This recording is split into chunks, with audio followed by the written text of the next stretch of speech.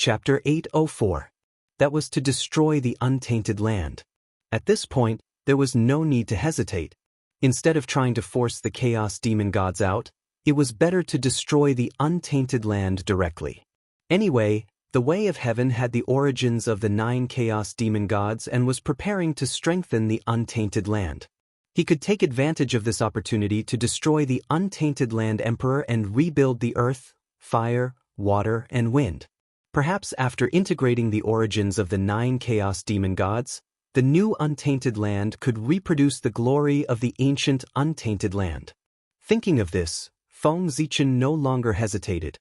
With a sudden movement, he descended from the sky and stepped on the untainted land. Merge! As soon as Feng Zichen's feet touched the ground, the supreme magic skill, Mount Buzhou seal, changed. Endless runes spread out and merged with the ground in an instant. Mount Buzhou was the root of the untainted land and could mobilize the origin power of the earth. Therefore, this magic skill, which was derived from Mount Buzhou, could only exert its greatest effect on the ground. However, once it was on the ground, the damage to the seal of Mount Buzhou would be shared with the untainted land. Feng Zichen was worried that the untainted land would be damaged. Therefore, when he used the seal of Mount Buzhou, he chose to do it in the air instead of on the ground. However, at this moment, since he had decided to destroy the untainted land, Feng Zichen naturally had no more scruples. He immediately connected the seal of Mount Buzhou with the untainted land and unleashed the real power of this magic skill. With the addition of the earth power, the power of the seal of Mount Buzhou soared in an instant. Under the continuous attacks of Panga's banner and the Taiji diagram, the defense seemed to be on the verge of collapse. At this moment, not only did it recover, but it also became stronger. Boom! The magic skill of the 3 pure ones blasted over. The seal of Mount Buzhou trembled and suddenly diverted most of the power to the untainted land. Rumble! In an instant, the entire ground began to tremble. Seeing that the 3 pure ones were unable to break through his defense, Feng Zichen's mind moved. His consciousness followed the connection between the Mount Buzhou seal and the origin of the earth, and continued to sink down. In just a few seconds, Feng Zichen's consciousness arrived at the origin of the earth.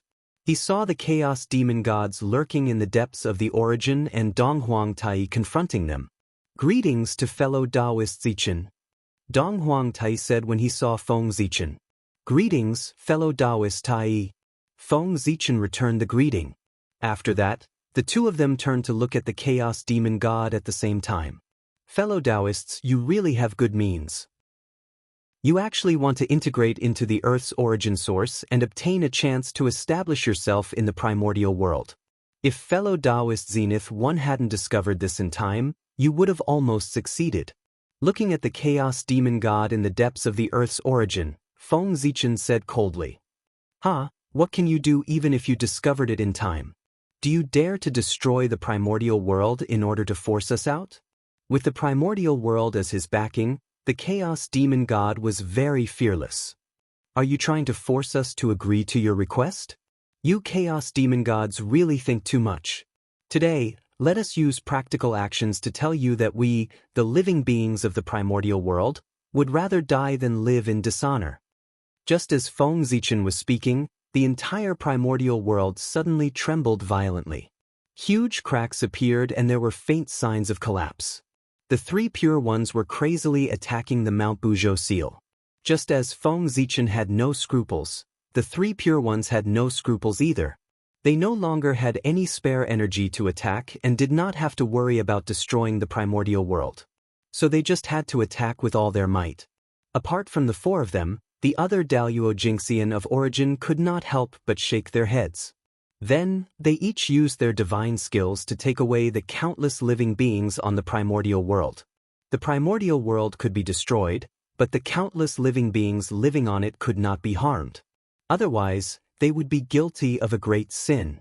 Damn it, do you really want to destroy the primordial world? Feeling the tremors of the earth, the 3 chaos demon gods in the earth's origin became anxious and shouted at Donghuang Tai and Feng Zichen in disbelief. Yes or no, let's wait and see. After saying this, Feng Zichen's divine thought left. because just now, he felt that the 3-day agreement was about to end. There were only 15 minutes left. Feng Zichen did not want to wait any longer. After entering his body, Feng Zichen surveyed the primordial world with his divine eye. He immediately discovered that there were no longer any traces of living beings on the primordial world. Feng Zichen nodded in satisfaction. Now that there were no living beings, he truly had nothing to worry about. Thinking of this, Feng Zichen suddenly put away the Buzhou seal and used all of his strength to power the formation of chaos. Before he could react, the formation of chaos shuddered and boundless qi of chaos surged in. Just as the 3 pure ones were about to make a move, the boundless qi of chaos vanished without a trace at the same speed as it had come. At this moment, Feng Zichen suddenly dispersed the formation of chaos and said to the 3 pure ones, "Thank you for going easy on me, fellow Taoists. I've won this round. Don't forget our agreement." With that, he poured all of the remaining power of the formation of chaos into the human Tao Emperor seal and pushed its power to the limit. The 3 pure ones had lost? How had they lost? The answer was the bead of chaos. It was the strongest treasure of time and space, even more powerful than the bell of chaos. Earlier, Feng Zichen had used all of his strength to activate the bead of chaos and forcefully speed up the flow of time, causing the final period of the 3-day agreement to end in an instant. Feng Zichen had acted too quickly and the remaining time was too short. The 3 pure ones didn't even have time to react before the time was up. The 3 pure ones weren't sore losers. After a moment of silence, they said, "Fellow Taoist, you're more skilled this time. You've taught us 3 brothers a lesson. Poor Wei and the others are willing to accept their loss. From now on, there will be no more karma between Poor Wei and the rest of the human cultivators." At this moment, the heavenly Tao was no longer present and the laws were shattered.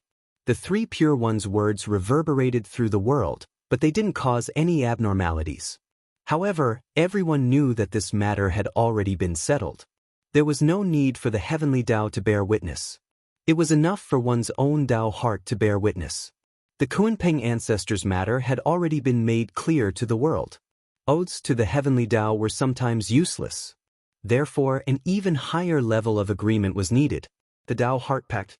It wasn't to let anyone bear witness but to bear witness with one's own Tao heart. If one went against it in the future, one's Tao heart would be damaged and there would be no possibility of improvement. For existences like the 3 pure ones and Feng Zichen, being unable to improve was simply more uncomfortable than being killed. This was the heaviest punishment. Therefore, a Tao heart pact was more effective than any oath. After the 3 pure ones, the 2 sages of the West also nodded and made a Tao heart pact. In this way, the karma between them was considered to have disappeared. The God investiture cataclysm was also coming to an end. The tribulation aura that filled the world dissipated at a speed visible to the naked eye. When the tribulation aura completely dissipated, the heavenly Tao would return to the eldritch world. It was also at this moment that Feng Zichen, the 3 pure ones, and the 2 sages of the West attacked at the same time. They all used their greatest abilities and blasted towards the eldritch world. If they didn't shatter the eldritch world before the heavenly Tao returned, they would all be attacked by the heavenly Tao when it returned. Rumble! Panga's banner vibrated and chaotic sword aura blasted out. The Taiji diagram spun and the power of yin and yang obliterated everything. The 4 immortal swords flashed and sword light shattered all things. The human Tao Emperor's seal turned into a giant finger bone and jabbed towards the eldritch world. Rumble! Under the joint attack of everyone, the entire wilderness shook. Then with a loud rumble, it broke apart into pieces. The eldritch world's essence was affected and trembled violently. The chaos demon god within was also affected and was gradually expelled from the eldritch world. Donghuang Tai made his move. Magical power surged wildly around him and poured into the bell of chaos, causing it to shake violently. Rumble! Under Donghuang Tai's full power, the bell of chaos blossomed with unprecedented light. The sun, moon, and stars, earth, water, fire, and wind revolved around the bell. Within the bell, mountains, rivers, and the eldritch world's myriad races could be vaguely seen. Scattered light of 5 colors flashed through the bell, and its fearsome heavenly might shook the universe. The Bell of Chaos was the most special of the 3 heaven-opening treasures. It could be used for both offense and defense. It had the power to suppress the world of Hongmeng, the power to reverse time and space, the power to evolve the mysteries of the heavenly Tao, and the ability to refine earth, water, fire, and wind. The sound of the bell was vast and mighty. The universe was brilliant, heaven and earth lost their color, and the universe shook. The power of the heaven-opening treasure was undoubtedly revealed.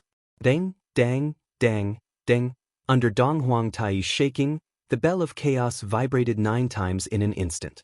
In an instant, a mighty force that suppressed the universe and the universe spread out, directly freezing the 3 chaos demon gods in the eldritch world's essence on the spot. It was also at this time that great Emperor Ziwei came with the Zhouxing diagram in his hand. Zhouxing appeared one after another on the diagram, forming the galactic cosmic light formation. Withdraw. He activated the Zhouxing diagram, and the galactic cosmic light formation was activated. It emitted an endless suction force to suck the 3 chaos demon gods out of the eldritch world's essence. Suppress. After great Emperor Ziwei, Goddess Hood also rushed over. The shadow of the 6 paths of reincarnation disk kept rising and falling behind her. It also emitted a powerful suction force to act on the chaos demon gods, assisting the Zhouxing diagram to pull them out of the eldritch world's essence. Gradually, under the effect of the 2 treasures, the 3 chaos demon gods' bodies kept leaving the eldritch world's essence. However, just as the 2 of them were about to succeed, the 3 chaos demon gods finally broke free from the suppression of the Bell of Chaos and woke up. Immediately, the 3 of them began to struggle with all their might, wanting to return to the depths of the eldritch world's essence. However, at this moment, the cauldron of heaven and earth descended from the sky and transformed into a vast universe world, once again suppressing the 3 chaos demon gods. At the same time, Dong Huangtai came with the bell of heaven and earth and supported the cauldron of heaven and earth, jointly suppressing the chaos demon gods. On the other side of the void city, Feng Zichen and 3 pure ones looked at each other and suddenly blasted toward a certain void. Umph! A muffled groan was heard, and a few streaks of blood appeared in the void. Then, the space suddenly began to disintegrate, revealing a humongous figure inside. Chaos Demon God. Another Chaos Demon God. Ahem, you guys still found out. The Chaos Demon God coughed softly and said helplessly. Feng Zichen and 3 pure ones surrounded the Chaos Demon God silently and completely blocked his escape route. However, just as Feng Zichen and the other 3 surrounded the Chaos Demon God, he suddenly revealed a creepy smile. Seeing that, Feng Zichen and the other 3 felt that something was amiss and hurriedly looked back. As far as their eyes could see, another Chaos Demon God appeared where the Eldritch World's essence was and blasted toward Goddess Nuwa and the rest from behind. There were not only 1 Chaos Demon God hiding in the dark, but 2. One was used to attract the attention of Feng Zichen, 3 pure ones, and the rest so that the other Chaos Demon God would have a chance to launch a sneak attack. That's right, a sneak attack.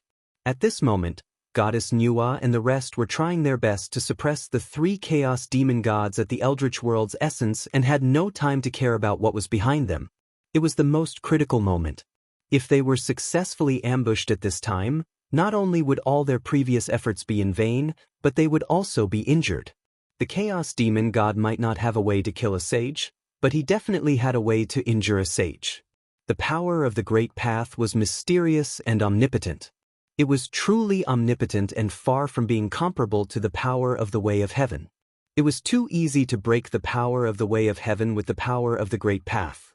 Seeing that the Chaos Demon God was about to succeed, the 2 sages of the West suddenly attacked from the side at the critical moment and blocked the Chaos Demon God. Looking at how lively they were, they did not look injured at all. The injuries that Feng Zichen had caused to the 2 sages of the West were difficult to deal with, but the sages were not easy to deal with. They had their own ways to deal with it. The 2 of them paid a price to recover from their injuries, but they did not show it. Instead, they hid at the side and quietly lurked. They thought that there must be a Chaos Demon God hiding at the side, waiting for an opportunity to attack. Therefore, They were like the mantis stalking the cicada, unaware of the oriole behind, lurking and waiting for the chaos demon god. Sure enough, they succeeded and really waited for a chaos demon god. With the help of the two sages of the West, Goddess Nuwa and the others had nothing to worry about. However, Feng Zichen's tightly knitted brows did not relax because of this. Instead, his frown deepened. If there was one and two, would there be a third?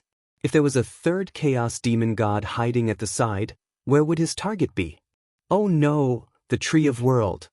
While thinking, Feng Zichen suddenly thought of a possibility. Then, without thinking, he turned and left, rushing in the direction of the Tree of World. Damn it. The Tree of World, he actually forgot about this. If he was a chaos demon god and wanted to weaken the untainted land, his first target would definitely be the Tree of World. Because as long as the Tree of World still existed, the untainted land would recover one day no matter how serious the damage was. Peace, damn it, this writer's assistant, I really admire you. You almost scared me to death. The finished manuscript suddenly disappeared. Damn it, I was dumbfounded. Fortunately, I found it back. Chapter 805. As the Chaos Spiritual Root, the Tree of World could continuously draw power from the endless dimensions and the chaos outside the realm to provide for the elemental world. This was the foundation of the elemental world. Only by destroying the Tree of World could the elemental world be seriously damaged. Feng Zichen was very fast. He arrived next to the Tree of World in an instant. At first glance, there was nothing unusual in this world.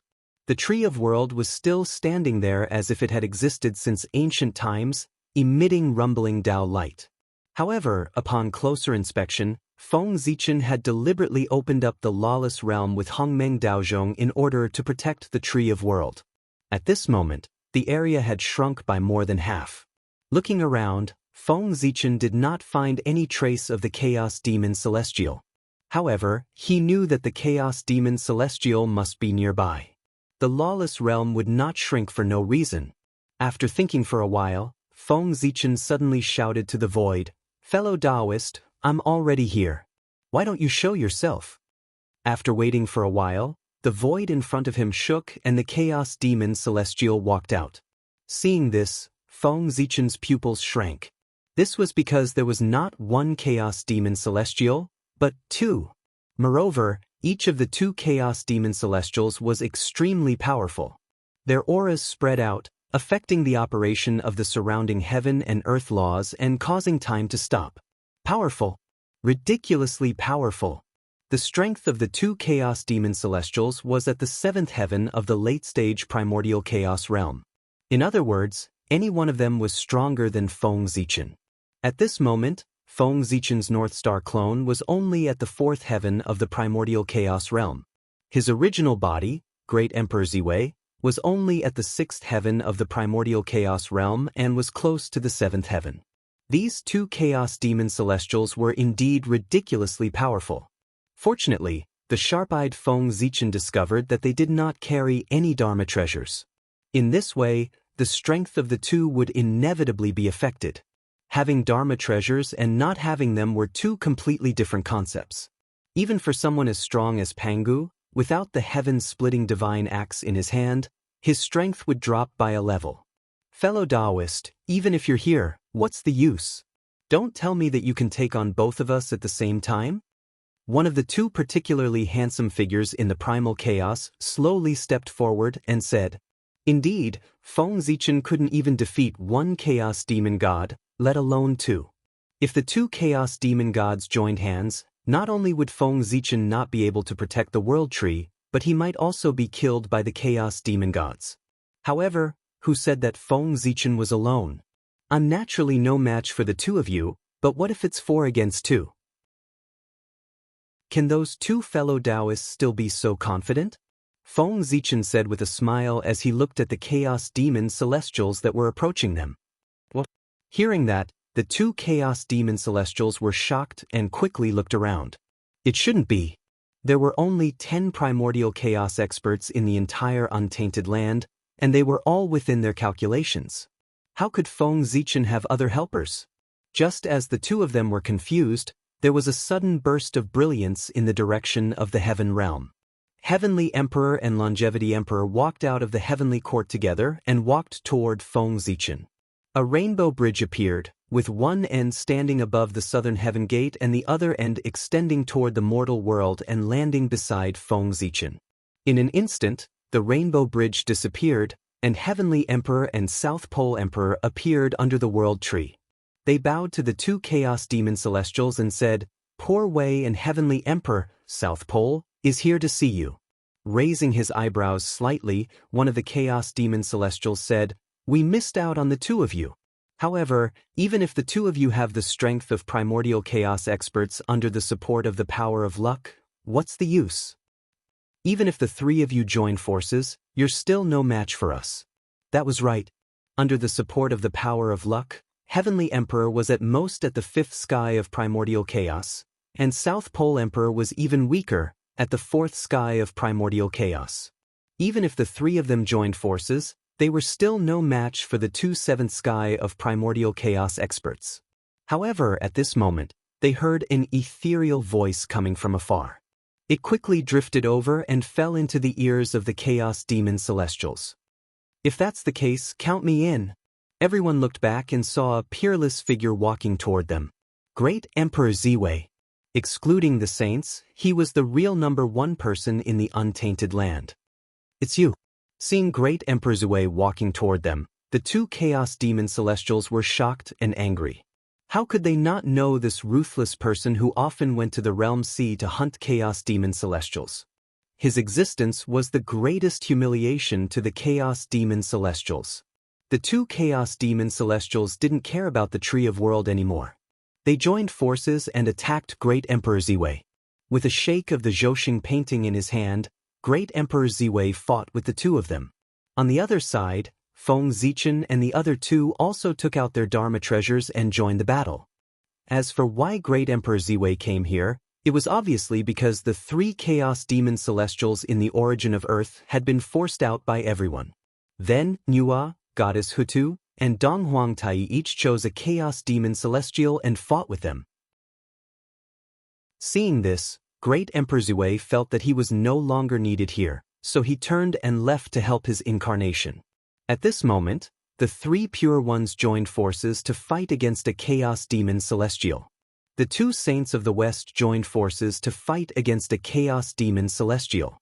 Nua, Goddess Hutu, and Dong Huangtai each fought against a Chaos Demon Celestial. Feng Zichen, Great Emperor Ziwei, South Pole Emperor, and Heavenly Emperor joined forces to fight against two Chaos Demon Celestials. At this moment, the experts of the Eldritch world came out together to fight against the seven Chaos Demon Celestials. The Eldritch world was not calm, and the distant chaos beyond the heavens was not calm either. In the sky, Tao Ancestor Hongjun and Patriarch Yang Mei were facing each other from a distance. Behind them, there were several terrifying figures. Behind Patriarch Yang Mei stood the Chaos Demon Celestials. As for the figures standing behind Tao Ancestor Hongjun, it was somewhat thought-provoking. There were a total of 9 people. In addition to the innate 5 elements sacred beasts, there were 4 extremely unfamiliar figures. Although they were unfamiliar, their auras were in the realm of primordial chaos Daluo Jinxian. These were 4 unfamiliar primordial chaos Daluo Jinxian. Their strength was not weak, and they had walked very far on the path of primordial chaos. They were at least in the middle stage or even the late stage. Oh, they were not too unfamiliar. If Feng Zichen were here, he would realize that one of the 4 unfamiliar Dao Lords was the one at the bottom of the northern underworld sea. He was the terrifying figure standing behind Patriarch Kuanping, Patriarch Northern Underworld Hun Ming. As for the other 3, they were also extraordinary. All of them had a great origin. They were the most ancient innate saints that were formed by the origin of heaven and earth. For example, the figure that was shrouded in darkness was called Taoist Tai Ming. He was an existence that was even more ancient than the Mahakala demon celestial of the demon sect. He was born from the true origin of darkness and was a supreme god that controlled darkness. When they were fighting the chaos demonic god in the primitive world, the most ancient primordial sages of the primitive world, who had stayed away from worldly affairs for a long time, walked out of their own secluded places and stood side by side with Ancestor Hongjun to resist the chaos demonic god. "I didn't expect the few of you to still be alive," Patriarch Yang Mei said emotionally as she looked at the few figures in her memory. "Poor Wei didn't expect you to be the reincarnation of the chaos demon Celestial," Taoist Yang Mei. "Now, you have chosen to be the enemy of the eldritch world," Taoist Tai Ming, who was opposite Patriarch Yang Mei, replied. "Ah." Patriarch Yang Mei sighed heavily and didn't say anything else. Although she had cultivated for a period of time in the eldritch world, those hundreds of millions of years were just a small splash in her long life. How could it be compared to the endless years of friendship during the Chaos Demon Celestial period? The danger of the chaos outside the eldritch world was far beyond the imagination of all living beings in the eldritch world. Even the Chaos Demon Celestials couldn't guarantee that they wouldn't encounter danger. Therefore, many Chaos Demon Celestials would support each other and pursue the Great Tao together. Such a friendship wasn't that easy to give up. Since Patriarch Yang Mei didn't say anything, Tao Ancestor Hongjun and the others didn't say anything either. They just remained silent and looked at each other while waiting for the outcome of the eldritch world. If the Chaos Demon Celestials won, the Chaos Demon Celestials outside the sky canopy would enter the eldritch world. If the eldritch world won, the Chaos Demon Celestials outside the sky canopy would leave. Therefore, it could be said that the victory of Feng Zichen and the others was extremely important because it concerned the future of the eldritch world. Although they didn't know the significance of this battle, everyone knew that this battle couldn't be dragged on and had to end it quickly. Otherwise, if the battle dragged on, the destructive power would become greater and greater, and it wouldn't be as simple as collapsing the eldritch world. In the end, the eldritch world might collapse as a whole, and even the origin of the earth would be affected. Then, everyone would have sinned greatly.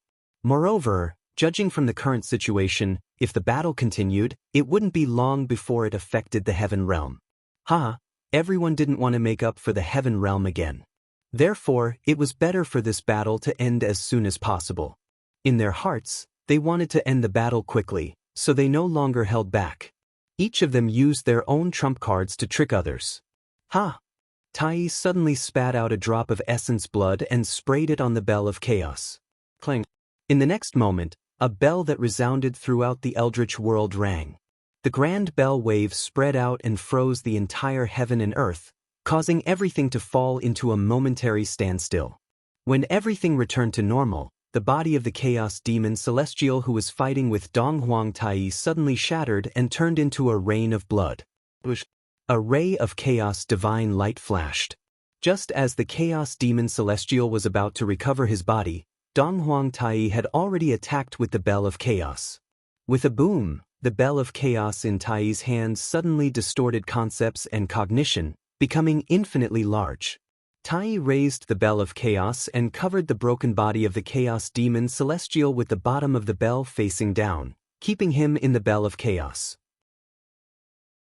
At the same time, Tai spat out another drop of essence blood and added it to the Bell of Chaos.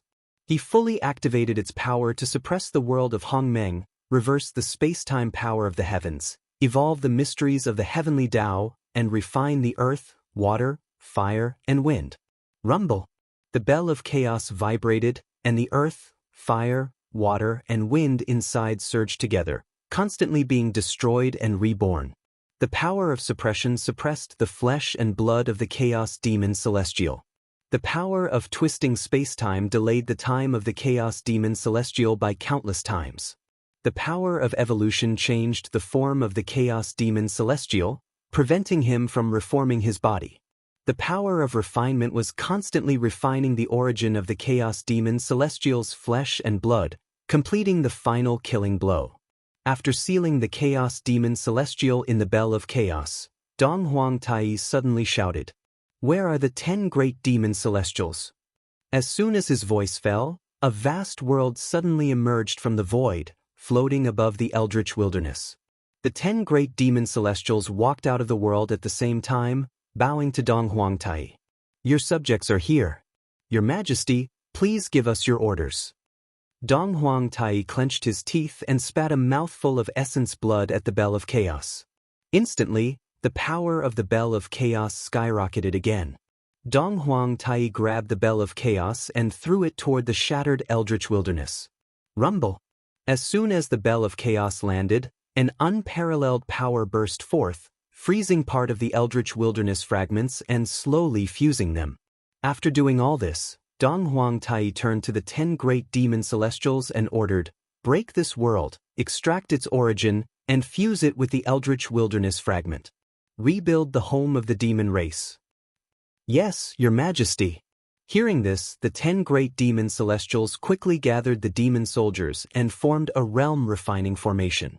They slowly refined the top-level Greater Thousand World that had accompanied the demon race for countless years and fused it with the eldritch wilderness fragment under their feet.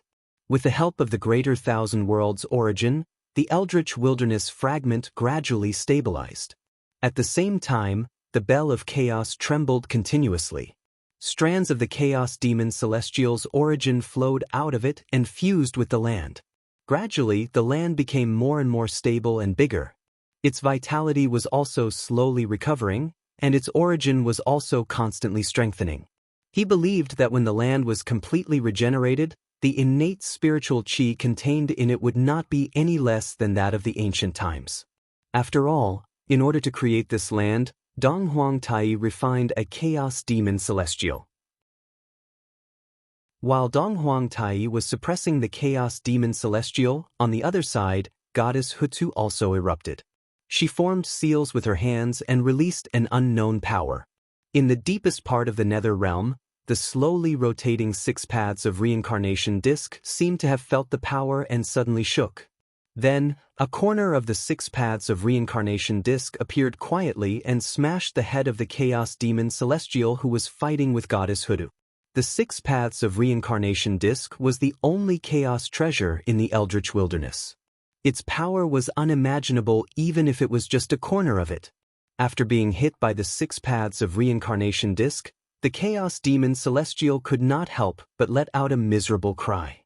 He lost his mind and fell down, smashing hard into the Eldritch Wilderness. Suppress! At the same time, the wizard race expert who had been prepared for a long time suddenly appeared. He activated the divine palaces of the 12 ancestors of sorcery and formed the 12 deities killing formation to suppress the Chaos Demon Celestial who had fallen on the ground. Chapter 806. Rumble. The 12 heavenly fiends formation was formed. Pengu's shadow loomed and suppressed the chaos fiend god deep in the ground, making him unable to move. At the same time, the shadow of the 6 paths of reincarnation appeared and fell into the ground. It enveloped the chaos fiend god and slowly rotated. Rumble. Every time the 6 paths of reincarnation rotated, the chaos fiend god weakened a little. Part of the origin power was refined and integrated into the ground that suppressed him. Buzz. The 12 ancestral sorcerer temples glowed and vibrated. They gathered the surrounding fragments of the primitive land and formed a continent vaster than the land of the demon race. After Goddess Hutu, it was Nua's turn. She changed her usual weak appearance and turned into a huge born Taoism aptitude with a human head and a snake body. She activated the power of the Cauldron of Heaven and Earth with all her strength and kept smashing the chaos fiend god that she was fighting. The Cauldron of Heaven and Earth was named after the universe, so its weight was obvious. Its full power was as if the primitive land was smashing down. Its power was simply terrifying. The chaos fiend god was smashed a few times by Nua with the Cauldron of Heaven and Earth. Although his physical body did not suffer much damage, his head was already a little dizzy. At a certain moment, the chaos fiend god lost his balance and fell into the broken primitive land. Seeing this, Goddess Nua's mind stirred. She coiled her snake body around the Cauldron of Heaven and Earth and smashed the chaos demonic celestial with it. She pressed the chaos demonic celestial on his body and firmly suppressed him under the broken earth. At the same time, Fuxi, Shenong, and Xinyuan, the 3 human emperors, who had been prepared for this, revived the 365 divine cities of the human race at the same time. They formed the cosmic light formation, condensed the shadow of the god of Pengu, and refined the chaos fiend god. Rumble. As Pangu's shadow took shape, the surrounding fragments of the primitive land gathered toward the human race's divine cities as if they were summoned. Soon, a vast land began to take shape. In another place, the three pure ones worked together and easily suppressed the Chaos Fiend God. It was also because that Chaos Fiend God was unlucky to have chosen the three pure ones as his opponents. He was only at the sixth firmament of primordial chaos. Even if the Chaos Fiend God's combat strength was heaven-defying, he could fight with an eighth firmament expert. However, when the three pure ones joined forces, their battle prowess was close to that of Wuji Daluo Jinxian. He could even fight experts at such a realm, let alone a Chaos Fiend Celestial who was only at the sixth firmament of primordial chaos. Once the three purities unleashed their full strength, they would be able to easily suppress them. Rumble. The immortal-slaying sword formation and Pangu's banner vibrated at the same time. An earth-shattering murderous aura and majestic chaotic sword chi erupted at the same time, sweeping toward the Chaos Fiend Celestial that they were fighting. Even though the Chaos Demon Celestial used all his means to defend himself, he still couldn't defend against the attacks of the two supreme treasures. In the blink of an eye, his body, which was comparable to a primordial treasure, was torn apart by the chaotic sword chi. Then, it was shredded into pieces by the immortal-slaying sword beam. In the end, the Tai Chi art rose and collected the Chaos Demon God's flesh and blood. With a slight stir, the innate yin and yang energy surged and injured the Chaos Demon God once again. Kunlun Mountain, Shoyang Mountain, Golden Turtle Island, come. After severely injuring the Chaos Demon God, the three pure ones summoned their own dojos and arranged themselves according to the positions of the primordial three talents, suppressing the Chaos Demon God's flesh and blood. Rumble. As the three sage dojos landed, the surrounding primeval land fragments immediately sensed it and gathered towards this place. Soon, another vast continent slowly took shape. After the three pure ones, it was the two saints of the West. These two saints were quite interesting. They knew that they didn't have powerful primordial treasures or powerful strength to help them. Therefore, when they fought the Chaos Demon God, there was no prelude at all. As soon as they attacked, they used their full strength and directly revealed their true forms, fighting fiercely with the Chaos Demon God. For other primordial chaos experts, this might not be a good idea, but for saints, it was the best way. Because in the primitive world, saints wouldn't be injured at all, and their dermic powers were endless. They could even kill the Chaos Demon God by force. The primordial Bodhi tree swayed and swung its branches at the Chaos Demon God. At the same time, the light of wisdom flickered on the branches, constantly weakening the Chaos Demon God's mind power. At the same time, Saint Jain also attacked. His mind power surged out and constantly shook the Chaos Demon God's mind, trying to pull him into the Nirvana realm. In the face of the Chaos Demon God's attacks, the two saints of the West didn't dodge and let the attacks hit their bodies. Anyway, they wouldn't die, so they could fight however they wanted. After the two sides exchanged hundreds of blows, the two saints of the West were covered in blood, but their aura didn't drop at all. On the other hand, the Chaos Demon God didn't have any blood on his body, but his aura was getting weaker and weaker. At a certain moment, the Chaos Demon God suddenly stopped breathing, and the hand that was attacking the two saints of the West also dropped powerlessly. Under the crazy attacks of the two saints of the West, the Chaos Demon God finally lost his mind and was pulled into the Nirvana realm by Saint Jain, sinking continuously. Mount Meru come. Summoning Mount Meru, the two saints suppressed the Chaos Demon God at the foot of the mountain. Then, without hesitation, they transformed into their true forms and went forward. The branches and roots wrapped tightly around the Chaos Demon God, constantly extracting his power and pouring it into Mount Meru.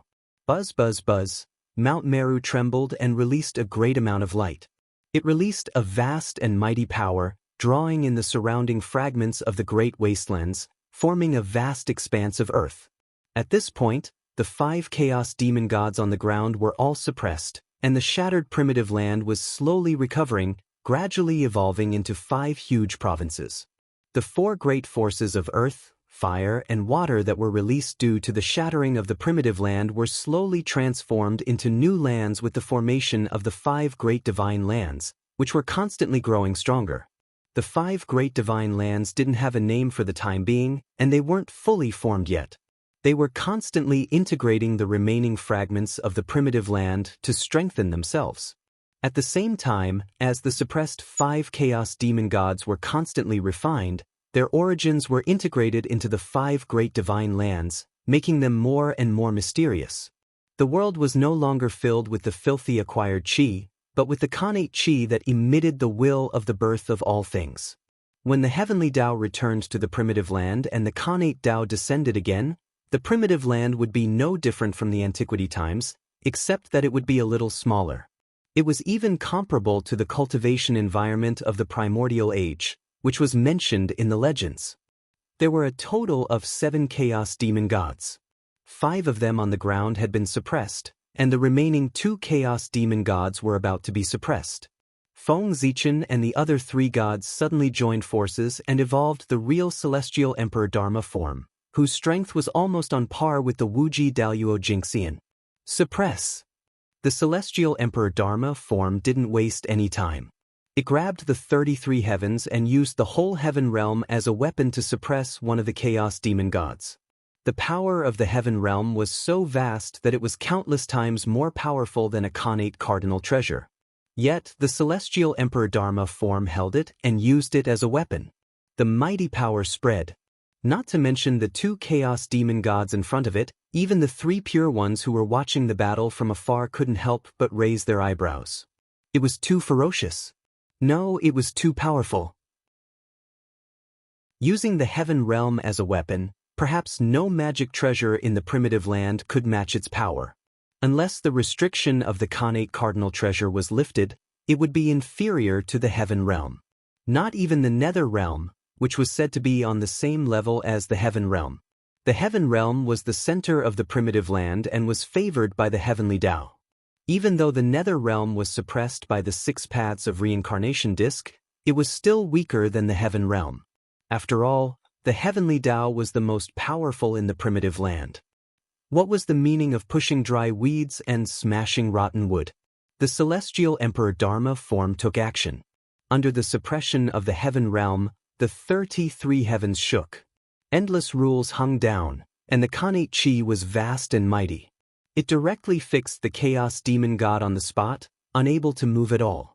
Bang! Before the heaven realm smashed on the chaos demon god, he couldn't bear the pressure and exploded. Pieces of flesh and blood flew everywhere, dyeing a large area of the sky red. Then, the heaven realm shook, and the 33 layers of celestial emperor pagoda appeared. It took away the flesh and blood of the chaos demon god and brought it to the origin of the heaven realm to be suppressed. In the next moment, the heaven realm was restored. A powerful force of backlash broke out, and the celestial emperor Dharma form disintegrated. Feng Zichen and the other 3 reappeared. As the center of the primitive land, how could the heaven realm be so easy to deal with?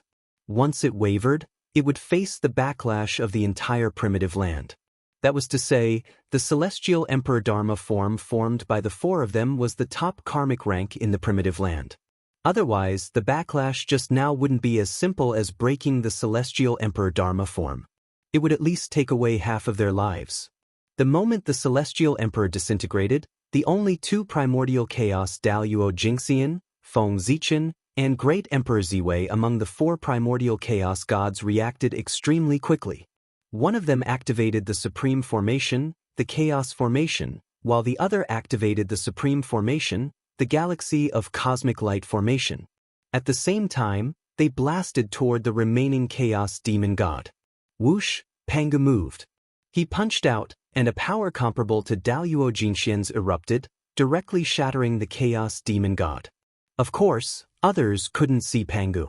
Therefore, when the scene fell into the eyes of the crowd, it was as if a galaxy had fallen and directly blasted the chaos demon god. This scene made the eyelids of the onlookers twitch. Since when did the boundless starry sky become so powerful? Rumble. The moment the chaos demon god's body shattered, the imperial court of human Tao reappeared. A chaotic divine light swept down, sweeping away the chaos demon god's flesh and blood, suppressing it in the chaos formation. At this point, the 7 chaos demon gods that attacked the Eldritch world were all suppressed by the crowd and became resources for the Eldritch world's advancement. Brothers, I'll take my leave first. After bidding farewell to Haotian and the others, Feng Zichen hurriedly left for the continent where the human race was located. Among the 6 forces, the other 5 forces each suppressed a chaos demon god. Only the human race suppressed 2 chaos demon gods with their own strength. This was a good thing, but at the same time, it was also a bad thing. If there was a problem with the seal of the 2 chaos demon gods, the human race would be in big trouble. Feng Zichen's departure was to completely eliminate this future trouble. Feng Zichen had urgent matters to attend to, and so did Emperor Haotian and the others. There was also a chaos demon god suppressed in the heaven realm.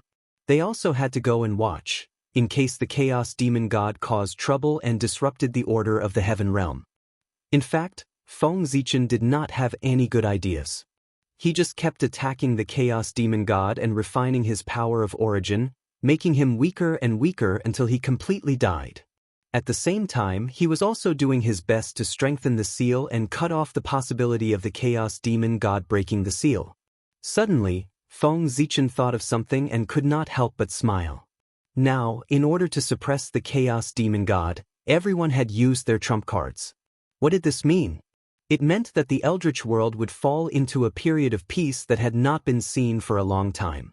If there was no urgent matter, no one would easily start a war.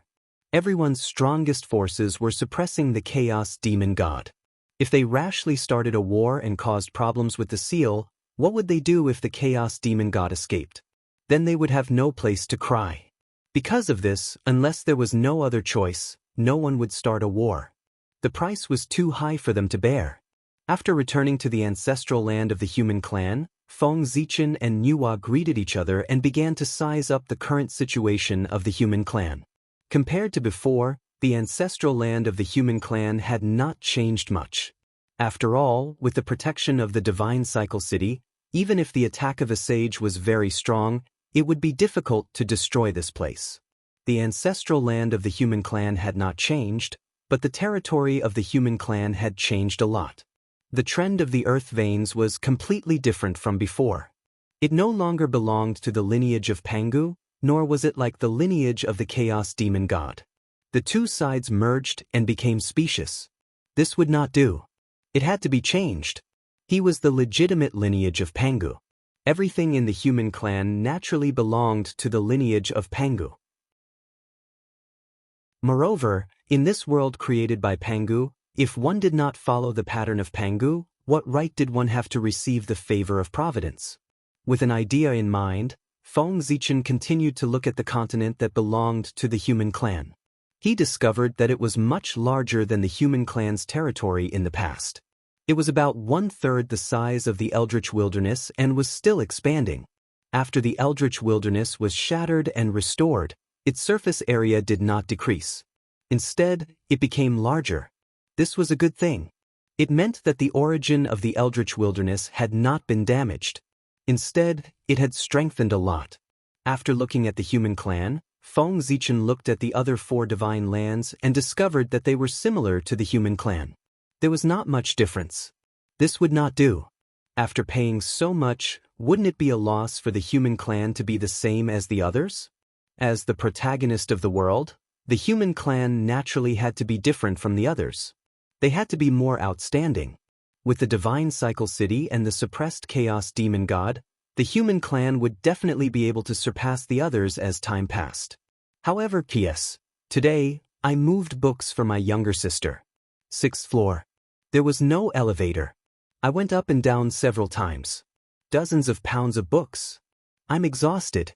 Not only did I have to go up and down the building, but I also had to move them to the school gate. For the first time, I discovered that a big school was not a good thing. The exhausted me begged for monthly votes. Chapter 807. Feng Zichen wanted the present, not the future. Now, he wanted the divine land of the human clan to surpass the other 4 continents. The future was full of too many uncertainties. Just like Feng Zichen, in order to plan the apotheosized tribulation, how many plans did he make that he thought were perfect? But in the end, all kinds of problems still occurred. No one could say for sure what would happen in the future. Grasping the present was the most important thing. Therefore, Feng Zichen now wanted the divine land of the human clan to be different from the other 4 continents. Feng Zichen did this not because of personal feelings, but because he had a great plan for the welfare of the human clan. Now that the untainted land had been shattered and turned into 5 more powerful divine lands, this was a good thing. But everything had a priority. No matter how extraordinary the 5 divine lands were, they had to be differentiated into good and bad. When the Way of Heaven returned, the good divine land would definitely receive more attention from the Way of Heaven and gain the favor of most of the Way of Heaven. In this way, this divine land that was favored by the Way of Heaven would far surpass the other 4 continents in terms of development and heritage.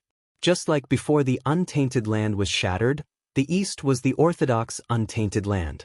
The Way of Heaven also focused on the East.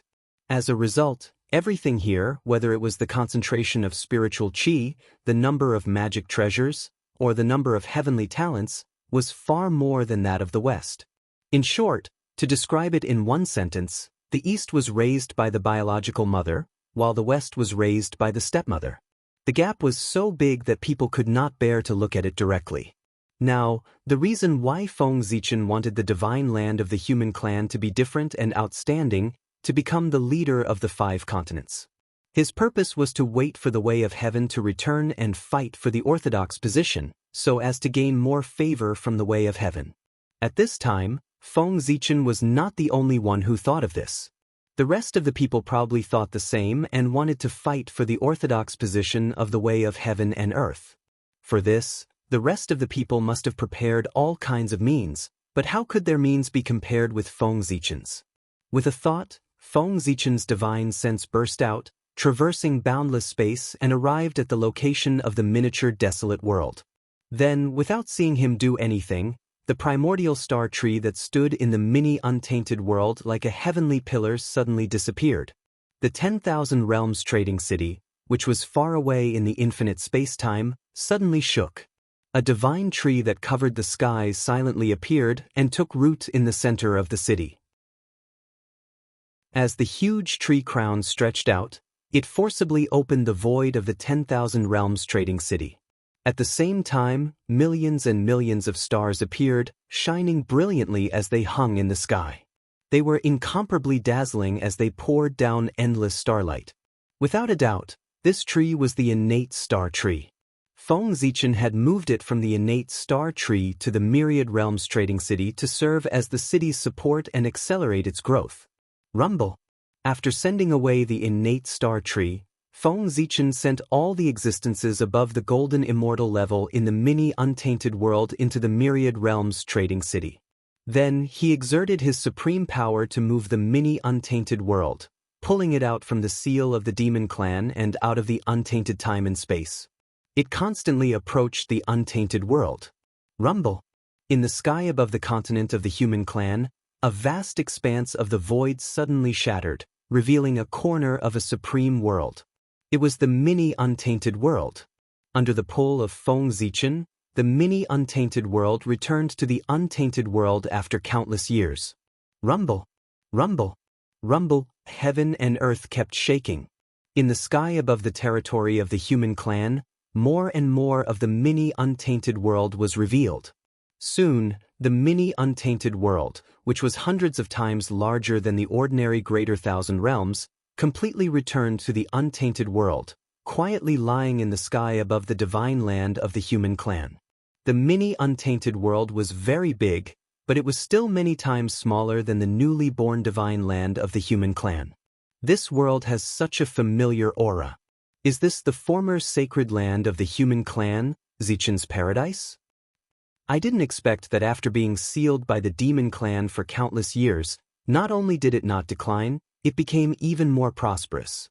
I don't know if I should say that the demon clan's means are not good, or that the human emperor's means are heaven-defying. Even this did not shake the foundation of the human clan, but made them even stronger. Some people recognized the origin of the mini untainted world. It was the former sacred land of the human clan, Zichen's paradise. They could not help but sigh as they recalled the past. In the end, the demon emperor's skills were inferior. The seal that was set in the past to cut off the human clan's inheritance did not have the desired effect. Instead, it created a vast world for the human clan, increasing their strength. Dong Huangtai would probably feel uncomfortable when he saw this scene. That was indeed the case. Even though he had already expected this, Dong Huangtai's face still turned ugly when he saw the mini untainted world. In particular, when he saw that there were many powerful human clan cultivators living in the mini untainted world, his face turned even uglier. If Dong Huangtai had known this would happen, he would not have had so many scruples. He would have done his best to slaughter the human clan instead of choosing to seal them. Why does this world look so familiar to the poor Wei? It's like the untainted land? It's not the untainted land of today, but the untainted land of the primordial age that was not affected by the calamity and was not broken. The terrain of this world is exactly the same as the untainted land of the primordial age. Some people found the mini untainted world more and more familiar. In the end, they seemed to remember something and suddenly shouted, revealing the origin of the mini untainted world.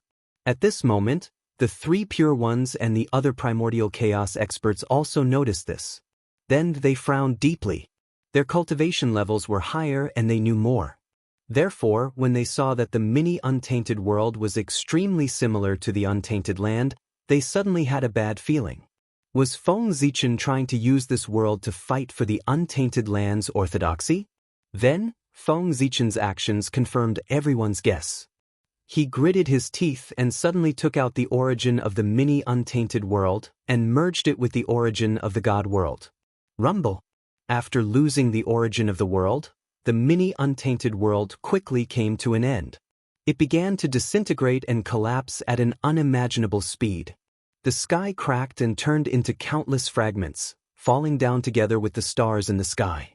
The earth also disintegrated and collapsed, turning into pieces of debris and heading towards destruction. However, before the mini untainted world was completely destroyed, Feng Zichen had already made his move. Rumble. Vast power gushed out from his body, giving birth to endless runes and turning into a huge furnace of the Great Path. It absorbed the disintegrating mini untainted world and began to refine it crazily. The flames of the Wei burned fiercely and the furnace shook. The mini untainted world was quickly refined and turned into the purest power that flowed into the God world, accelerating the fusion of the origin of the two worlds.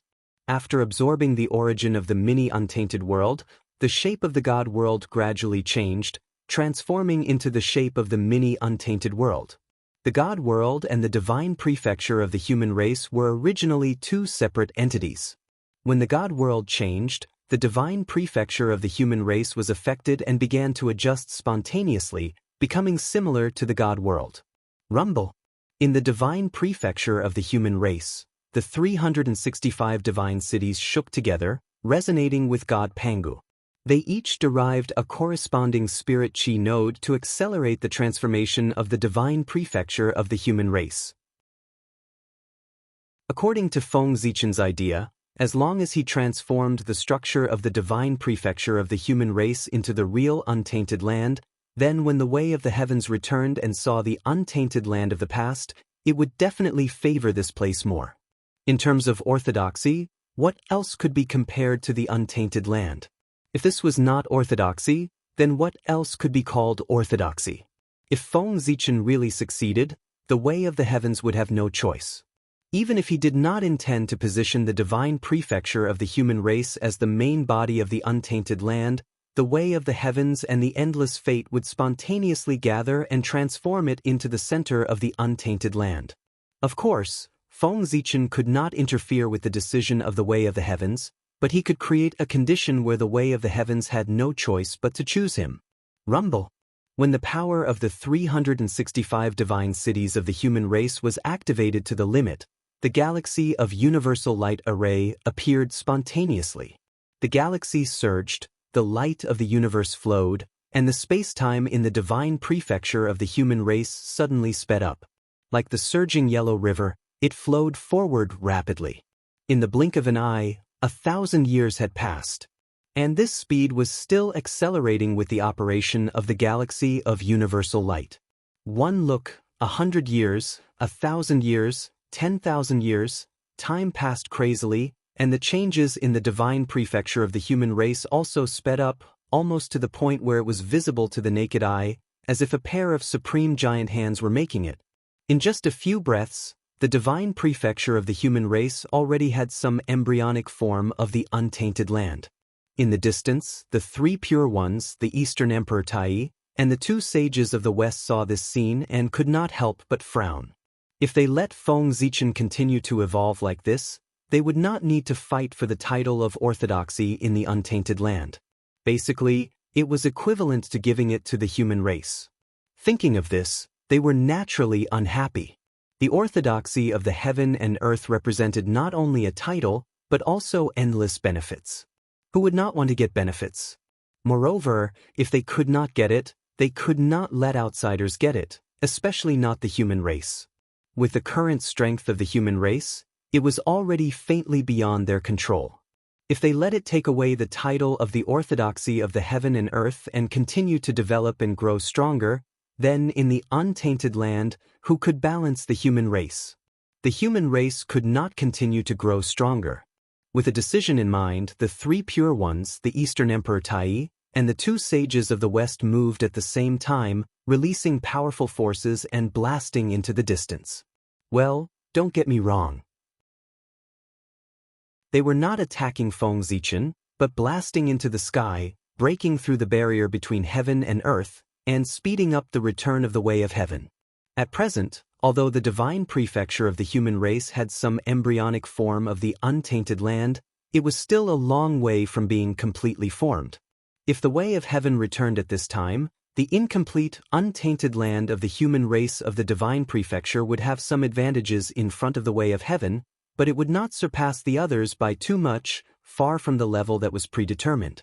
Seeing the movements of the six people, Feng Zichen obviously guessed their plans, but he could not stop them. He could only do his best to accelerate the evolution of the divine prefecture of the human race. Fortunately, evolving the divine prefecture of the human race into the untainted land was only one of Feng Zichen's 3 plans. In addition, he had 2 alternatives as a backup plan. If one plan did not work, then all 3 plans would be used together. Unless the 3 pure ones could rebuild Mount Buzhou, Feng Zichen's 3 plans could definitely fix the orthodoxy of the untainted land on the divine prefecture of the human race. Rumble! With a roar of heaven and earth, the way of heaven finally returned from the chaos outside the sky and took over the untainted land again. All of a sudden, the whole world was different, as if it had completely come alive and was full of vitality. But for a master of the origin like Feng Zichen, with the return of the way of heaven, they seemed to have an extra line of sight. Their actions were under the surveillance of the way of heaven, which made them feel very uncomfortable. But there was no other way. They were too strong and had the power to destroy the untainted land. How could the way of heaven leave them alone? Naturally, it had to monitor them. The way of heaven descended, and the broken order began to slowly recover. The operation of heaven and earth also gradually returned to normal. Because of the disappearance of the acquired Tao, the congenital Tao also emerged from the origin of heaven and earth and began to take over the world again. But this was not the main point at the moment. The main point was which of the 5 divine continents was the orthodoxy of the untainted land. In a trance, a purple vertical eye appeared between heaven and earth. It lowered its gaze and looked down at the 5 divine prefectures below. That was the eye of heaven punishment, the eye of the way of heaven. The way of heaven's gaze lingered on the 5 divine prefectures for a while. The first thing it eliminated was the continents controlled by the demon race and the Western sect. These 2 factions were really incomparable to Feng Zichen, the 3 pure ones, and the Lady of Earth. There was no need to compare the advantages and disadvantages of the continents. They could be eliminated directly from their identities. That was because Feng Zichen and the other 3 factions were the orthodox Pangu, while the demon race and the Western sect were not. The orthodox of the primordial world naturally had to be chosen from the orthodox Pangu. Only then would it be legitimate. To be honest, the way of heaven was really hesitating about which to choose. The three parties had the same identity and were all orthodox Pangu. There was no difference between them. Therefore, if their identities could not be compared, they could only compare the advantages and disadvantages of the three continents. However, in terms of advantages, the three continents were actually not much different. Firstly, Feng Zichen had an advantage. The human divine prefecture already had some embryonic form of the primordial world. That was his advantage. Next, it was the advantage of the Lady of Earth.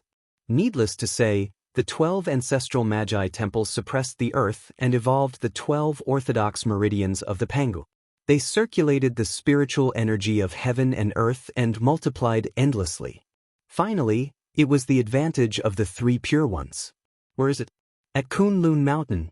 Before the primordial world shattered, the east was the orthodox of the primordial world. P.S. You didn't expect it, right? I stayed up late to write it.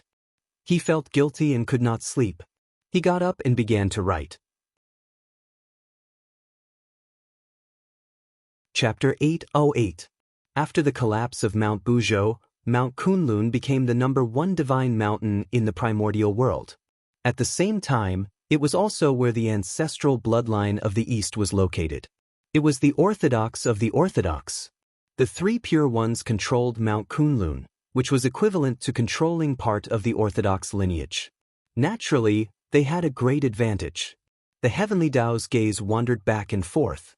Sometimes, it stopped on the divine land of the human race, sometimes it fell on the divine continent of the three pure ones, and sometimes it fell on the divine continent of the witch race. Now, he was very hesitant. He really didn't know what to choose. It was good that the heavenly Tao was hesitating because the longer he hesitated, the greater the advantage of the human race. The human race's divine land was still rapidly evolving into the primordial world. As time passed, the scales of victory would slowly tilt towards the human race. The three pure ones obviously noticed this problem. They didn't dare to hesitate at all. After realizing that the heavenly Tao couldn't make a decision immediately, they directly used their authority as saints and began to summon the power of the heavenly Tao. The biggest difference between Feng Zichen and the three pure ones was that the three pure ones were saints and members of the heavenly Tao. However, he was not. When the three pure ones released their authority as saints, it was equivalent to saying to the heavenly Tao, "Big brother, look at us. Your lackeys are here." One side was their own, and the other side was an outsider. Wasn't it obvious how the heavenly Tao would choose? Gradually, the power of the heavenly Tao began to shift towards the divine land where the three pure ones were. Seeing this, Feng Zichen narrowed his eyes and activated his first backup plan. There was a loud rumble. Above the firmament, all the stars in the sky vibrated. Boundless power of the stars poured down, surging toward the divine land where the human race was. At the same time, Zhouxing's position was also changing and gathering in the sky above the divine land of the human race. In particular, the Ziwei star appeared directly above the divine land of the human race. Wisps of imperial purple qi hung down and enveloped the entire divine land of the human race to show that he favored this place. With the support of Zhouxing, the status of the human race's divine land in the primordial world suddenly rose. The power of heaven and earth that was gradually shifting towards the divine land where the three pure ones were gradually began to flow back towards the human race's divine land. As for the Lady of Earth, she had never planned to fight with the two sides from the beginning. If the 12 ancestral sorcerers were all present, they could directly summon Pangu's true body. Then, there would be no need to fight for the orthodox battle of the primordial world. They would be the ones directly. Unfortunately, there were only 2 of the 12 ancestral sorcerers left. Their strength was greatly reduced, and they could not compete with the other party. Goddess Hudu was very open-minded. Since she couldn't win, why would she waste her energy to compete? Anyway, he had the netherworld in his hands. Even if he didn't fight for the orthodoxy of heaven and earth, he wouldn't be weaker than any other force. Seeing the power of the heavenly Tao shift, the three pure ones immediately panicked. The three of them first took out their respective Dao validation treasures, the dragon-headed scepter, the Qingping sword, and the tri-jade Rui scepter. The moment the three treasures rose, three powerful forces were entangled in the void. They gradually evolved into the aura of the green lotus of creation and spread out between heaven and earth. Sensing the aura of the green lotus of creation, the power of the heavenly Tao paused slightly, and the speed at which it moved towards the divine land of the human race gradually began to slow down. However, the aura of the green lotus of creation was not enough. The speed at which the power of the heavenly Tao was transferred to the divine land of the human race only slowed down but did not stop. Seeing this, the Grand Pure One and the Heavenly Lord of Primordial Beginning looked at each other. Suddenly, they took out the Taiji painting and the Panga banner. The power of the two heavenly Tao treasures spread out. The power of the heavenly Tao seemed to have been attracted by a fatal temptation. It directly abandoned the divine land of the human race and ran towards the divine land where the three pure ones were. The heavenly Tao treasures were treasures that had once split open the heavens. If that was not considered the orthodox of the primordial world, what else could be considered the orthodox of the primordial world? The three pure ones had always been high and mighty. Apart from being the orthodox of the Pangu, it was also because they had the heavenly Tao treasures. Look at the Grand Master of Heaven. If he followed the normal trajectory of history, he, who did not have the heavenly Tao treasures, would end up being imprisoned. The great Taoist priest's seal, rise.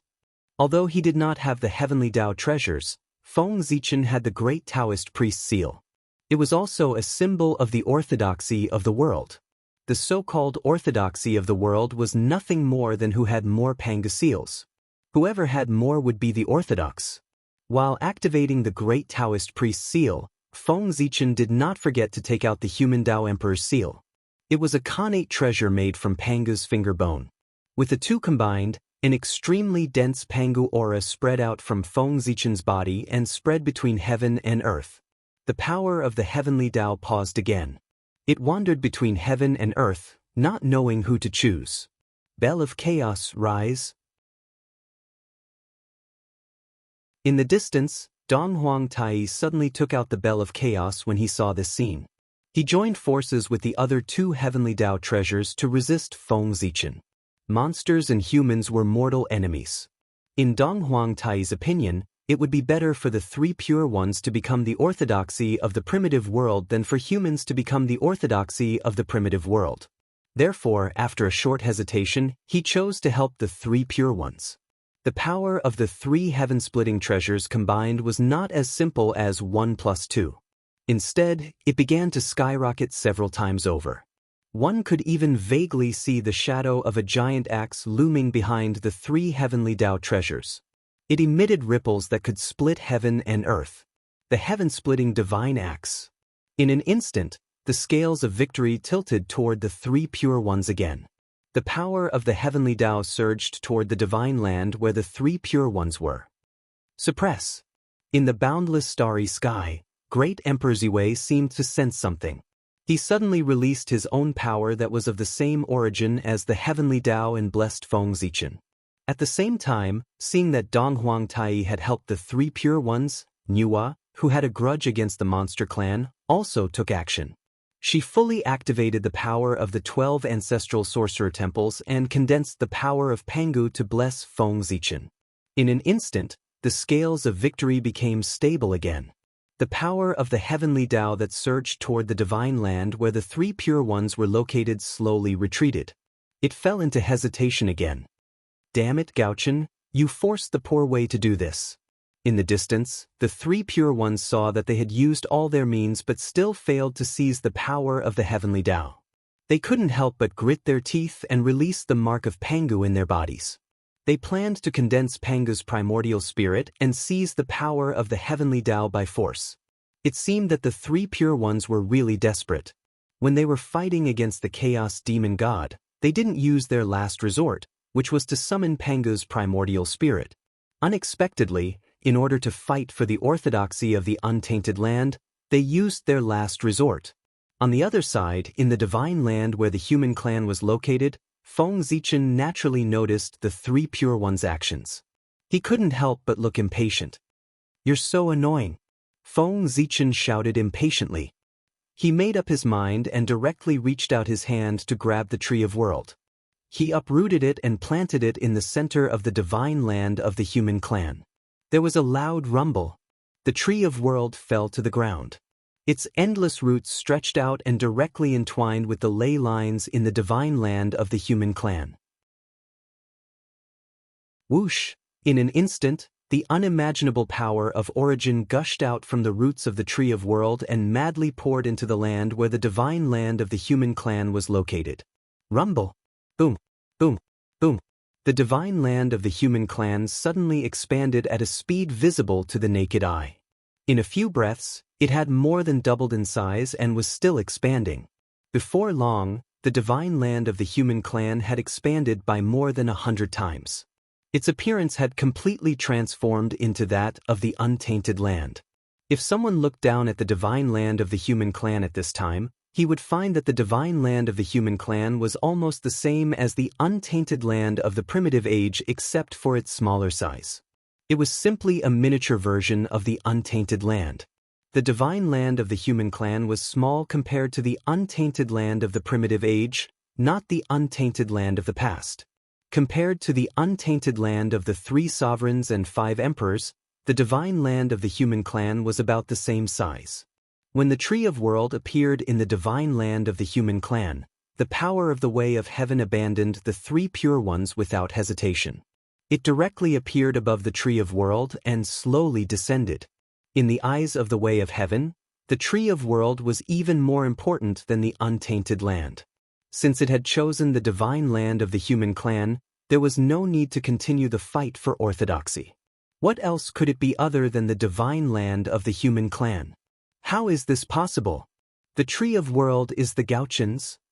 How is this possible? At this moment, the 3 Pure Ones and Dong Huangtai were all dumbfounded. They had never dreamed that the Tree of World would belong to Feng Zichen. They had always thought that the Tree of World was a treasure that belonged to the Way of Heaven, so they had never taken it seriously. However, they had never thought that it would end up like this. If they had known that the Tree of World was Feng Zichen's treasure, they would not have competed with Feng Zichen at all. Since he already had the number 1 treasure in the eyes of the Way of Heaven, there was no need to compete. Who could compete with him? This was such a trap. Ignoring everyone's shock, Feng Zichen just quietly stared at the divine land of the human clan. After receiving the blessing of the Tree of World, there were so many changes that Feng Zichen could not see them clearly. He only knew that the divine land was becoming more and more extraordinary. It seemed to be no weaker than the ancient untainted land, or even stronger. In terms of the density of the origin, it was comparable to the Archean era. In other words, the divine land already had the conditions to nurture innate gods and demons. Every inch of land and river was a treasure that was born from the innate essence and was filled with pure innate Taoist rhymes. Rumble. The will of heaven fell, and the benefits of being the orthodox, untainted land also came. 30% of the origin of the 9 chaos demon gods that the Way of Heaven controlled fell from the sky and merged with the divine land of the human clan. As for the other 4 continents, 10% of the origin of the chaos demon gods fell from the sky. As for the remaining 30%, 10% merged with the heavenly realm, and 10% merged with the nether realm. The Way of Heaven kept the remaining 10% as a backup. Rumble. With the blessing of the origin of the chaos demon gods, the 5 divine lands began to grow rapidly and gave birth to all kinds of mysteries. At the same time, their positions gradually changed. The divine land that belonged to the human clan stood at the center of the world and did not move at all. The divine land that belonged to the 3 Pure Ones, second only to the human clan's divine land, went to the east. Next was the divine land that belonged to the sorcerer clan. It was ranked 3rd and was placed in the south by the Way of Heaven. Next was the divine land that was ranked 4th. It was controlled by the demon clan and placed in the north by the Way of Heaven. Finally, the divine land that was ranked last in the west was still in the west. The moment the positions of the 5 great divine lands were completely determined, 5 pillars of light that connected the heavens and the earth suddenly rose from the heavenly Tao. The pillars of light hovered in the air for a long time before slowly condensing into 5 huge divine steels that landed at the borders of the 5 divine lands. The divine steels were very large, each of them hundreds of millions of feet tall. Different innate divine runes were engraved on them, and they were the names that the Way of Heaven had set for the 5 divine lands. They were the central divine land of the human clan, the Dongsheng divine land of the 3 pure ones, the Nanzhan divine land of the sorcerer clan, the north continent of the demon clan, and the Aparagodania divine land of the west. Although the 5 divine lands were of different sizes, they were all vast and boundless. If they were added together, their area would not be much smaller than the eldritch world of the ancient age of liches and demons. Among the 5 divine lands, the central divine land that had the world tree was the largest. It was almost as large as the other 4 divine lands combined. In addition to the 5 divine lands, there were countless islands of various sizes floating on the vast sea. They were all formed by the fragments of the eldritch world. Influenced by the aura of the 5 divine lands, these fragments became extraordinary and gave birth to innate chi. Yes, after the eldritch world was shattered, the 4 seas expanded countless times. Outside the 4 divine lands, it was almost all the sea that extended to the end of the world. In the next period of time, the strength of the Water Clan would probably enter a period of explosive growth. However, now that the eldritch world had undergone a great change, there was a trend of returning to the ancient age. Which force would not enter a period of explosive growth? Although the primary and secondary positions of the 5 divine lands had been determined, it did not mean that their changes had stopped. After suddenly obtaining so many origins, the 5 divine lands would have to evolve for a period of time before returning to peace. However, with the heavenly Tao presiding over this evolution, there was no need for Feng Zichen and the others to worry about it. Right now, they had more important things to do. That was to reopen the postnatal Tao and establish the postnatal system. Now, although the world had returned to the prenatal era, the world was filled with prenatal Qi, and the prenatal Tao had all descended. However, the living beings of this world had long degenerated into postnatal living beings. It was easy for postnatal living beings to degenerate into postnatal living beings, but it was difficult for postnatal living beings to transform into prenatal living beings. It was not something that could be done by absorbing prenatal Qi and living in a prenatal environment. It required many hardships. For specific details, please refer to the young Feng Zichen. As a postnatal living being, it was almost impossible for him to survive in the prenatal era. Even the most basic thing, absorbing prenatal Qi for cultivation, was difficult. In the prenatal era, there was no way for postnatal living beings to survive. P.S. I'm dying of heat. I've been in a daze all day. I must buy an air conditioner in the next 2 days. I must tighten my belt and save money to buy one. F***CK, this damn weather is getting hotter every year. It's gradually not suitable for human survival. Are there any big shots who have left Earth? Bring me along. Chapter 809. In an era dominated by postnatal living beings, they could not allow only the Khanate Tao to exist in the world. Otherwise, the consequences would be unimaginable. At this time, what Feng Zichen and the others had to do was to open up the Khanate Tao and give the postnatal living beings a way to survive. They had to let the Khanate Tao and the Khanate Tao coexist in the new untainted land. At that time, those who were talented could cultivate the Khanate Tao. Those who were not talented did not have to despair. They could cultivate the simpler Khanate Tao. In short, they could not let the postnatal living beings lose the hope of cultivation. Otherwise, the resentment of all living beings would rise and entangle Feng Zichen and the others.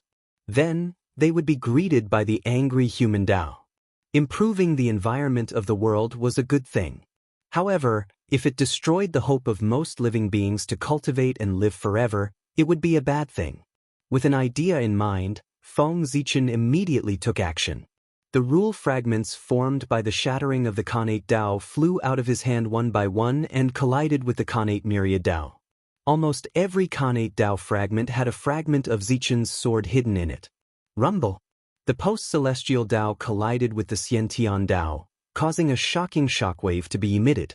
The newly restored void was once again shattered. Originally, the power of the Khanate Dao was no match for the Khanate Dao. No matter how they collided, they could not shake the Khanate Myriad Dao. However, among the Khanate Dao fragments, there were fragments of Zichen's sword and Feng Zichen's enormous Dharma power.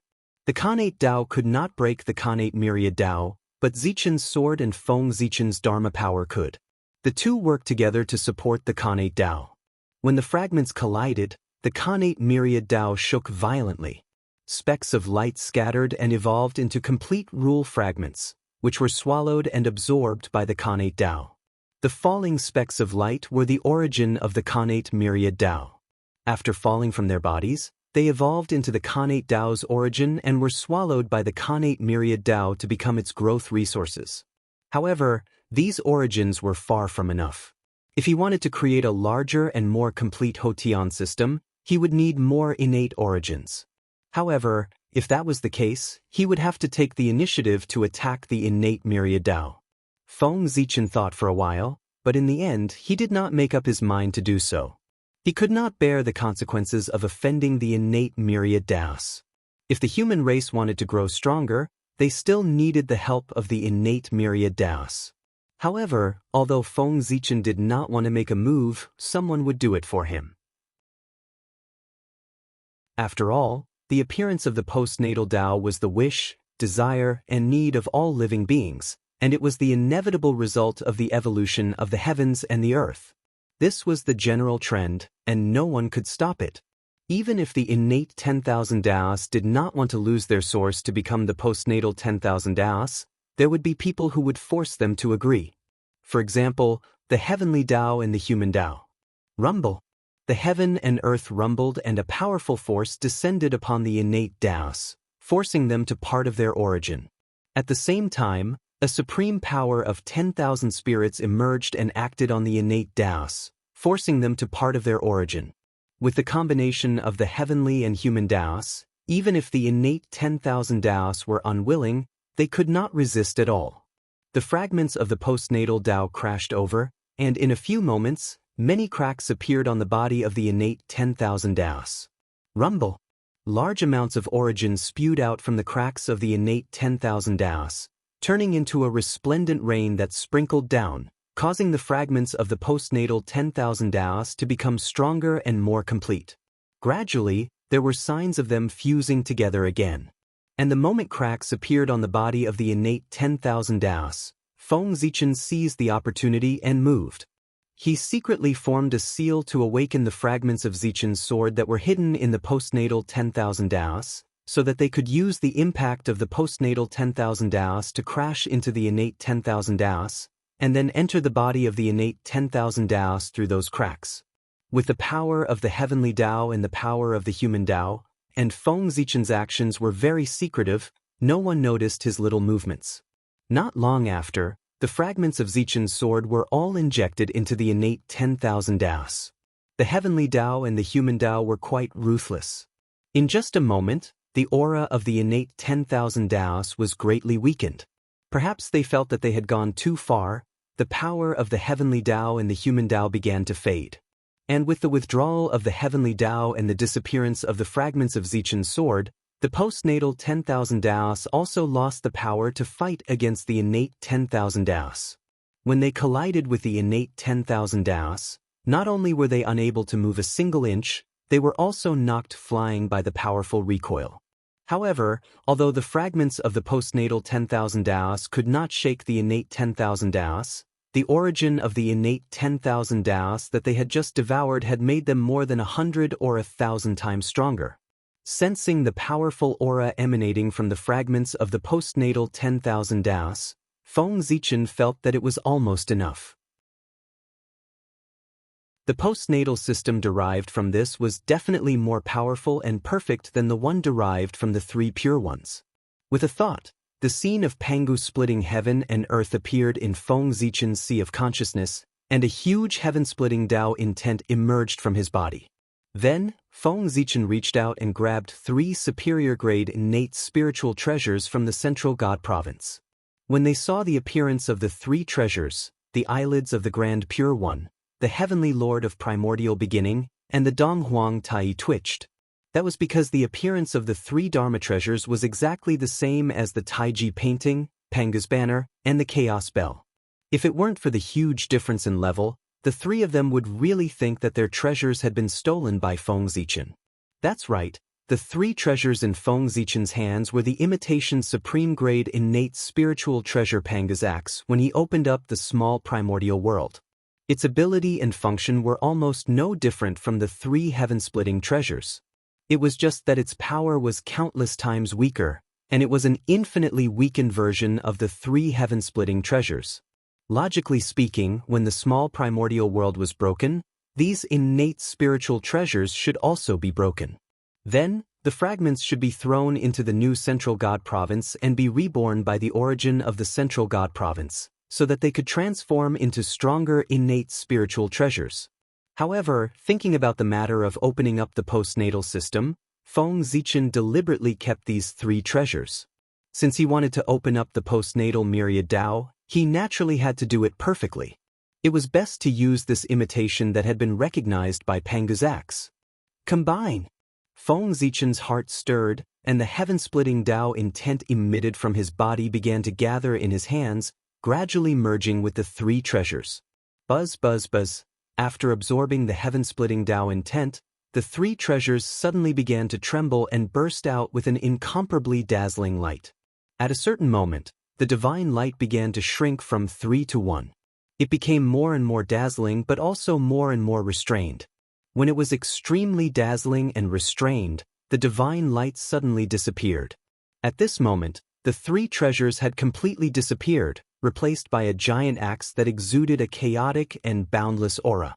The supreme-grade innate spiritual treasure Panga's axe, fake. Open. Grabbing Panga's axe, Feng Zichen swung it down forcefully.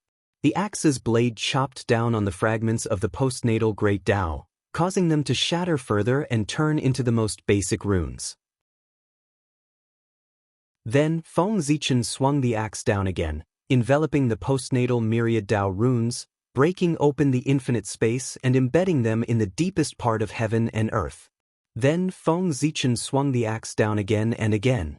The huge force acted on the postnatal runes, causing them to evolve and gradually intertwine into chains of laws, divine chains of order, spreading to every corner of heaven and earth. Every time Feng Zichen swung the axe down, the evolution of the postnatal runes sped up a little. After he swung the axe 49 times in a row, the new postnatal system could be considered to have been completely evolved. But even with Feng Zichen's strength, after swinging the axe 36 times in a row, he gradually became exhausted and could no longer swing the axe in his hand. In the distance, the eyes of the 3 pure ones, who had been watching Feng Zichen, lit up when they saw this scene. They felt that their opportunity had come.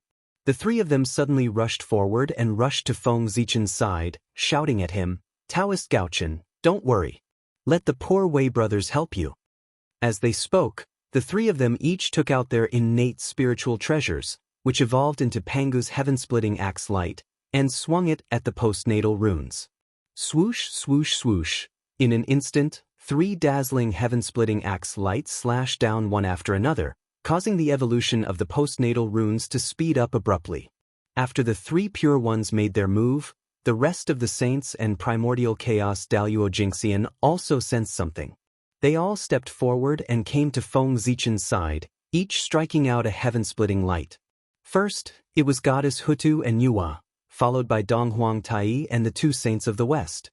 After that, Great Emperor Ziwei struck out an axe light from the boundless starry sky. The 7 saints and the 2 primordial chaos experts struck out a total of 9 axe lights.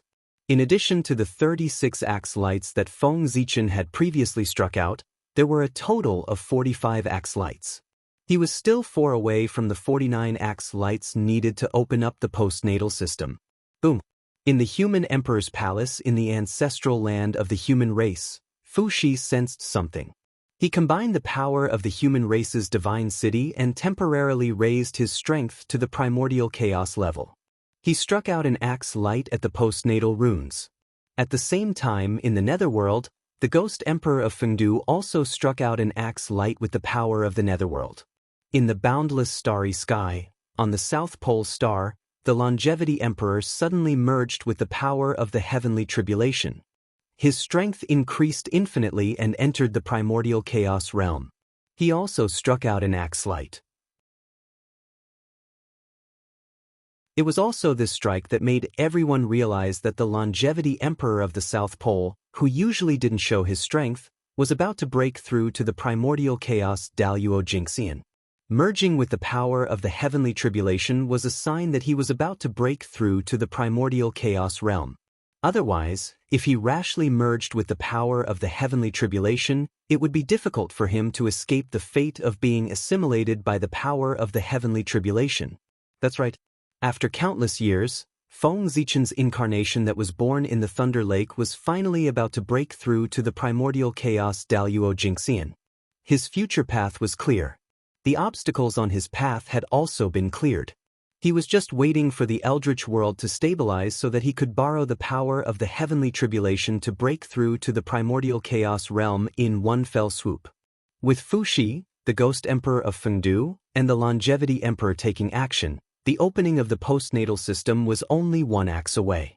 The three Pure Ones rolled their eyes and were about to join forces to strike again. However, at this moment, Feng Zichen suddenly used the power of the Tree of World to enhance his strength, causing his strength to instantly skyrocket to the 9th heaven of primordial chaos. Then, with lightning speed, he fiercely struck down with the axe and completely opened up the postnatal system. In fact, he could also strike out with the 50th strike. After all, the number of Dian was 50. 50 was the perfect number. However, the heavenly Tao wasn't perfect, but he made the postnatal system perfect. Who would be disgusted by this? Under the jealousy of the heavenly Tao, this perfect version of the postnatal system that had just been born would be destroyed by the jealous heavenly Tao. Therefore, 49 Daos was the best choice. One more would destroy it, and one less would make it less beautiful. Rumble. After the postnatal system was completed, the postnatal runes transformed into endless rules and orders in an instant. They spread between heaven and earth and quickly spread to every corner of the untainted land. This new postnatal myriad Tao was exactly the same as the connate myriad Tao. The only difference was that one emitted postnatal aura, while the other emitted connate aura. After the postnatal myriad Tao was completed, the connate myriad Tao didn't disappear and return to the origin of heaven and earth. Instead, it stayed and stuck closely to the postnatal myriad Tao, coexisting with it in the world. In this way, the postnatal myriad Tao was outside, while the connate myriad Tao was inside. In the future, when all living beings cultivated, the first thing they sensed was the postnatal Tao. Only those with extraordinary aptitude or excellent temperament could see through the cover of the postnatal Tao and see the true appearance of the connate Tao inside. It was a very good setting that took care of almost every living being. In the future, the untainted land would enter the era of the connate and postnatal myriad Tao. It was believed that the untainted land would become very exciting at this time. Crack, crack. After the creation of the postnatal myriad Tao, Feng Zichen's heaven-splitting axe, Pseudo, finally completed its mission. It shattered and turned back into 3 upper-grade connate spiritual treasures. They fell into the new central god province and disappeared completely. This wasn't a bad thing for them. After the creation of the postnatal myriad Tao and being nurtured by the origin of the central god province, their origins would be strengthened and they would be upgraded from upper-grade connate spiritual treasures to supreme-grade connate spiritual treasures. If he was lucky, Feng Zichen might be able to obtain another connate treasure. Looking away from the central god province, Feng Zichen no longer paid attention to the 3 treasures. Instead, he focused on the new postnatal myriad Tao. As expected, the postnatal myriad Tao created by the joint efforts of everyone was obviously different from the one created by the 3 pure ones. It was more powerful. The postnatal myriad Tao was filled with the qi of heaven and earth and everyone's qi.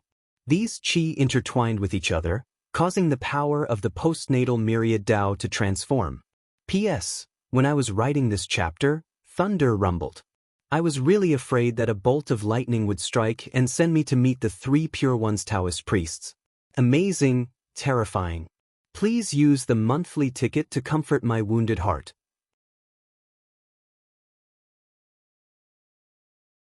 Chapter 8:10. Feng Zichen gave it a try and found that if he wanted to break the acquired universal Tao, he had to at least have the power of a great medium. If there were Daluo Taoist priests recklessly colliding with the acquired universal Tao, the remaining power of the crowd would erupt and blast the Taoist priests who dared to attack the acquired universal Tao into smithereens. Very good. Feeling the power of the acquired system, Feng Zichen couldn't help but nod with satisfaction.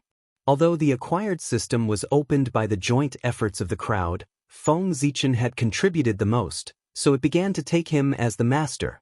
After all, he was the one who chopped down the first axe, the last axe, and more than 30 axes were also chopped down by him. More than half of the 49 axes needed to open up the acquired system were chopped down by Feng Zichen. If he wasn't in charge of the new acquired system, who would be in charge of it? Rumble. The acquired universal Tao spread out and enveloped every corner of the untainted land. The land also changed accordingly. Part of the congenital qi was infected by the acquired universal Tao and suddenly began to transform. It transformed from congenital qi to acquired qi, which reverberated between heaven and earth. The acquired living beings couldn't absorb congenital qi. Therefore, after the acquired universal Tao spread out, the first thing was to transform the corresponding acquired spiritual qi for the cultivation of the acquired living beings. The appearance of the acquired universal Tao undoubtedly promoted the further perfection of heaven and earth. The way of heaven evolved the 5 continents at a faster speed. The 5 continents, which had been stagnant, suddenly began to expand rapidly again. In a few days, they had expanded to twice their original size. At the same time, the heaven realm also underwent a huge change.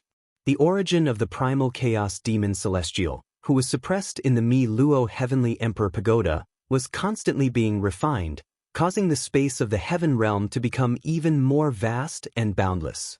It seemed like it was about to catch up with the 9 ancient heavens. At the same time, the boundless Heavenly Emperor Pagoda was also transforming. It was constantly absorbing the origin of the chaos demon god, causing it to become more and more solid. Endless Tao and truth intertwined on its body, emitting the aura of a supreme treasure. At this rate, it wouldn't take long, or even tens of thousands of years, the 33-layered Heavenly Emperor Pagoda, which was nurtured by the origin of the heaven realm, would truly be born and suppress the fate of the heaven realm. However, the Heavenly Emperor Pagoda was the Celestial Emperor's weapon and one of the symbols of his identity. How could the way of heaven allow the birth of the real Celestial Emperor? Not to mention the real Celestial Emperor, his weapon was not allowed to appear. Therefore, the Heavenly Emperor Pagoda was Celestial Emperor, Celestial Emperor, Celestial Emperor, Emperor, Emperor was to God, Emperor God. Therefore, as long as the Heavenly Tao didn't have the Emperor God, Emperor God, God, God, God, God, Emperor, Celestial Heavenly God. Therefore, when the Heavenly Emperor's supreme treasure, the 33-layered encompassing Heavenly Emperor Pagoda, showed signs of being truly born, the Heavenly Tao took action. Heavens to heaven, God, God to heaven, heaven, heavens, the heaven, heaven, heavens, heaven, heaven. There were 36 heavens. Therefore, the heaven realm was incomplete and should be filled up. The 36 heavens were indeed better than the 33 heavens. However, the way of heaven didn't give this order earlier or later. Instead, it gave this order when the Heavenly Emperor Pagoda was about to be born. Its purpose was obvious. Feng Zichen turned his head to look at the heaven realm. Sure enough, he saw Hao Yan's completely dark face. After being stabbed by the way of heaven, this old man's mood wasn't very good. With anger in his heart, Hao Yan directly sat on the dragon throne. His aura, which was comparable to primordial chaos Daluo Jingxian, suddenly erupted and swept through the entire primordial world. Hao Yan just wanted to sit here and watch. Without his cooperation, how would the way of heaven make up for the missing 3 heavens? The 36 heavens and the 33 heavens seemed to only have a gap of 3 heavens, but to make up for it was far from as simple as imagined. It wasn't something that could be done by just finding a few upper-class worlds. The 33 heavens of the heaven realm weren't as simple as the upper-class worlds. Each level of the heavens was hundreds or thousands of times larger than the top-class upper-class worlds. Moreover, in addition to being big enough, the world had to be a world formed by the innate clear chi. Otherwise, it couldn't merge with other heavens and become a part of the heaven realm. One had to know that the heaven realm was formed by the 9 heavens clear chi. It was the most noble. Not to mention the acquired chi, even ordinary innate chi couldn't get close to it. If the origin was different, it would be a dream to merge with the heaven realm. In the current primitive heaven realm, it was more difficult to find a top-class world formed by the 9 heavens clear chi than to create a world. Hao Qian didn't think that the way of heaven could find 3 top-class worlds that met the conditions of the heaven realm. However, Hao Qian forgot that there were no top-class worlds formed by the 9 heavens clear chi in the primitive world. However, there were 3 worlds that could become the heaven realm. They were the 3 pure heaven created by the 3 pure ones. They were the Taiching Saints' Dachi heaven, the heavenly Lord Yuanshir's Qingwei heaven, and the Tongtian sect leaders' Yuyu heaven. The 3 realms were the top-class worlds. They were created by the sages and were not much worse than the heaven realm. In addition, although the 3 realms were not formed by the 9 heavens clear chi, they were created by the 3 pure ones. Who were the 3 pure ones? At the beginning of the world, the first wisp of 9 heavens clear chi was formed by Pangu's primordial spirit. They were the real ancestors of the 9 heavens clear chi. The heaven realm was their junior. The world created by the 3 saints was tainted with their aura. Although it wasn't a world formed by the 9 heavens clear chi, it was similar. With the aura of the 3 pure ones, the origin of the heaven realm wouldn't reject the integration of the 3 heavens. As for whether the 3 pure ones would agree to the request of the way of heaven to integrate the world they created into the origin of the heaven realm, of course they would. They still remembered the grudge of the apotheosis tribulation. If it weren't for the meddlesome people in the celestial court, the apotheosis tribulation wouldn't have developed into the current situation and caused them to suffer heavy losses.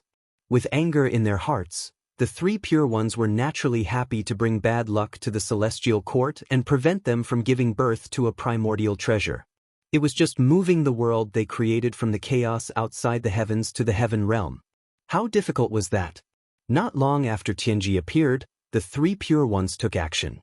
They each used their supreme magic power to move the worlds they created from the chaos outside the heavens and place them in the heaven realm. Rumble! In the roar of the heavens and the earth, the 3 top-class worlds shattered the endless void and descended from the chaos outside the heavens. With the support of the way of heaven, they turned into 3 heavenly domains filled with clear chi. They covered the top of the heaven realm and turned the 33 heavenly domains into 36 heavenly domains. In the end, the way of heaven took care of Hao Qian's face and didn't let the 3 pure ones land on his head. Instead, it was under his feet. After the 3 pure ones came to the heaven realm, Yu heaven turned into the 33rd heavenly domain, Qingwei heaven turned into the 34th heavenly domain, and Dachi heaven turned into the 35th heavenly domain. As for Hao Qian's Mi Luo heaven, it automatically rose by 3 heavenly domains from the original 33 heavenly domains to the current 36 heavenly domains. It was still the highest heavenly domain. This was probably the last bit of dignity the way of heaven gave him. Hao Qian's expression turned ugly when he saw the 3 pure ones take action. After the 3 pure ones merged with the heaven realm, the Mi Luo heavenly emperor pagoda that was about to be born was affected. In a short instant, it rose by 3 more levels. With 3 more levels, the Mi Luo heavenly emperor pagoda's power was undoubtedly stronger. However, its birth time was also extended indefinitely. After 3 more levels, the Mi Luo heavenly emperor pagoda's body, which was originally incomparably solid, suddenly became somewhat illusory. The heavenly Tao patterns that permeated its body also disappeared quite a bit. This is really interesting. It would be strange if Hao Qian doesn't hate the 3 pure ones to death now. Seeing this scene from afar, Feng Zichen silently ridiculed in his heart. The Khanate cardinal treasure was about to be in his hands, but it was destroyed by the three pure ones. No matter how much Haotian could endure the hatred of destroying such an opportunity, it would be difficult for him to swallow this anger. He had to get back at them. The commotion in the heaven realm was like the waves in the sea. It didn't cause much of a commotion in the wilderness. Under the control of the Way of Heaven, the 5 great continents continued to evolve. However, when the area expanded to a certain extent, which was 3 times the initial area, the speed of expansion of the 5 great continents stopped.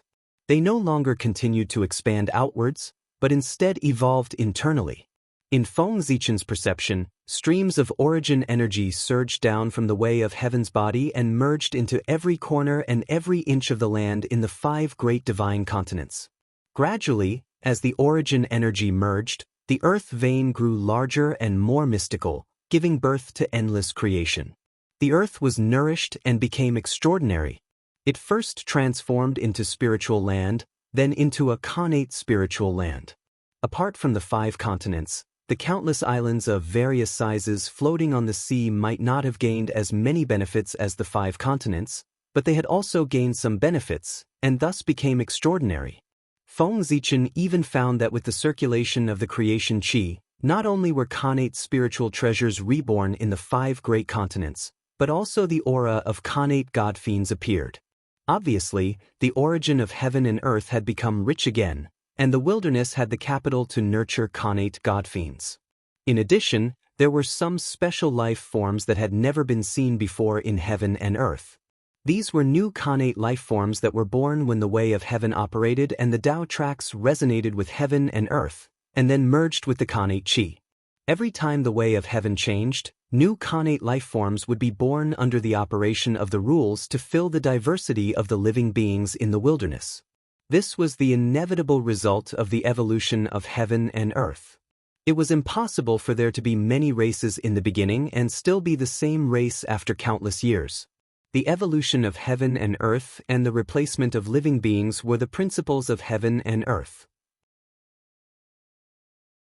However, when the Way of Heaven changed in the past, it did not coincide with the overall promotion of heaven and earth, so there were not many Khanate life forms born. It was far from like now, when the origin of heaven and earth was abnormally rich, and there were more than 1 million Khanate life forms born. It was not an exaggeration to say that there were hundreds of races. Those who did not know would think that this was a repeat of the primordial age, when the laws of heaven and earth changed, and countless Khanate life forms were born. By the time these Khanate life forms were born, there would be at least 100 more races in the wilderness. By then, the wilderness would be lively, and there would be a lot of trouble caused by the new and old forces. Putting aside the unstable factors, the whole untainted land was developing in a good direction. It was getting stronger and stronger, and this was a change that could be seen with the naked eye. Rumble. At a certain moment, the evolving central divine land suddenly shook violently, and endless Khanate Tao light rose, illuminating a large area of the void. Then hundreds of millions of mysterious runes appeared and lined up. They covered the entire central divine province and covered everything. The 9 states cauldrons. Are the 9 cauldrons about to advance? Feng Zichen sensed something and hurriedly looked in the direction of the 9 cauldrons. As expected, when his gaze landed there, he saw the 9 cauldrons rising from the ground and floating in the air. The dazzling Khanate Tao light had risen from them, and the billions of mysterious runes had also come from them. All of this was because they were advancing, transforming from superior to supreme-grade Khanate spirit treasures. The advancement of the 9 cauldrons as a whole also meant that if they were united, they would become Khanate peerless treasures. This transformation was not the transformation of superior to supreme-grade Khanate spirit treasures, but the transformation of supreme-grade Khanate spirit treasures to Khanate peerless treasures. Feng Zichen sensed that the auras of the 9 great masters sealed in the 9 cauldrons had completely disappeared. Clearly, they had been refined by the cauldrons and turned into the foundation for their advancement. That was not all. The chaos demon god suppressed by the imperial court of human Tao, the divine city of the human race, and the chaos demon god's origin bestowed by the heavenly Tao had all flowed into the 9 cauldrons. That was why the 9 cauldrons could refine the 9 great masters they'd suppressed so quickly, completing the final transformation and becoming Khanate peerless treasures. Rumble. As the 9 cauldrons rumbled, boundless power poured out and formed a huge barrier in the sky above the central divine region. This was the boundary of the 9 province. With the transformation of the human domain into the central divine land, it had grown many times larger. When the boundary of the 9 province opened, it could no longer envelop the entire human race. Fortunately, the 9 cauldrons had already begun their advancement. Their power grew rapidly, and the boundary of the 9 province expanded rapidly as well. Soon, it covered most of the central divine land. Rumble, 9 earth-shaking booms rang out one after another, shaking the entire wilderness. The 9 cauldrons had finished their advancement and were rapidly withdrawing their power. Soon, the 9 cauldrons looked no different from ordinary treasures. They hovered quietly in the air. However, the boundary of the 9 province expanded abruptly, enveloping the entire central divine land in an instant. Khanate peerless treasures. The central divine land was so large that only legendary Khanate peerless treasures could completely envelop it.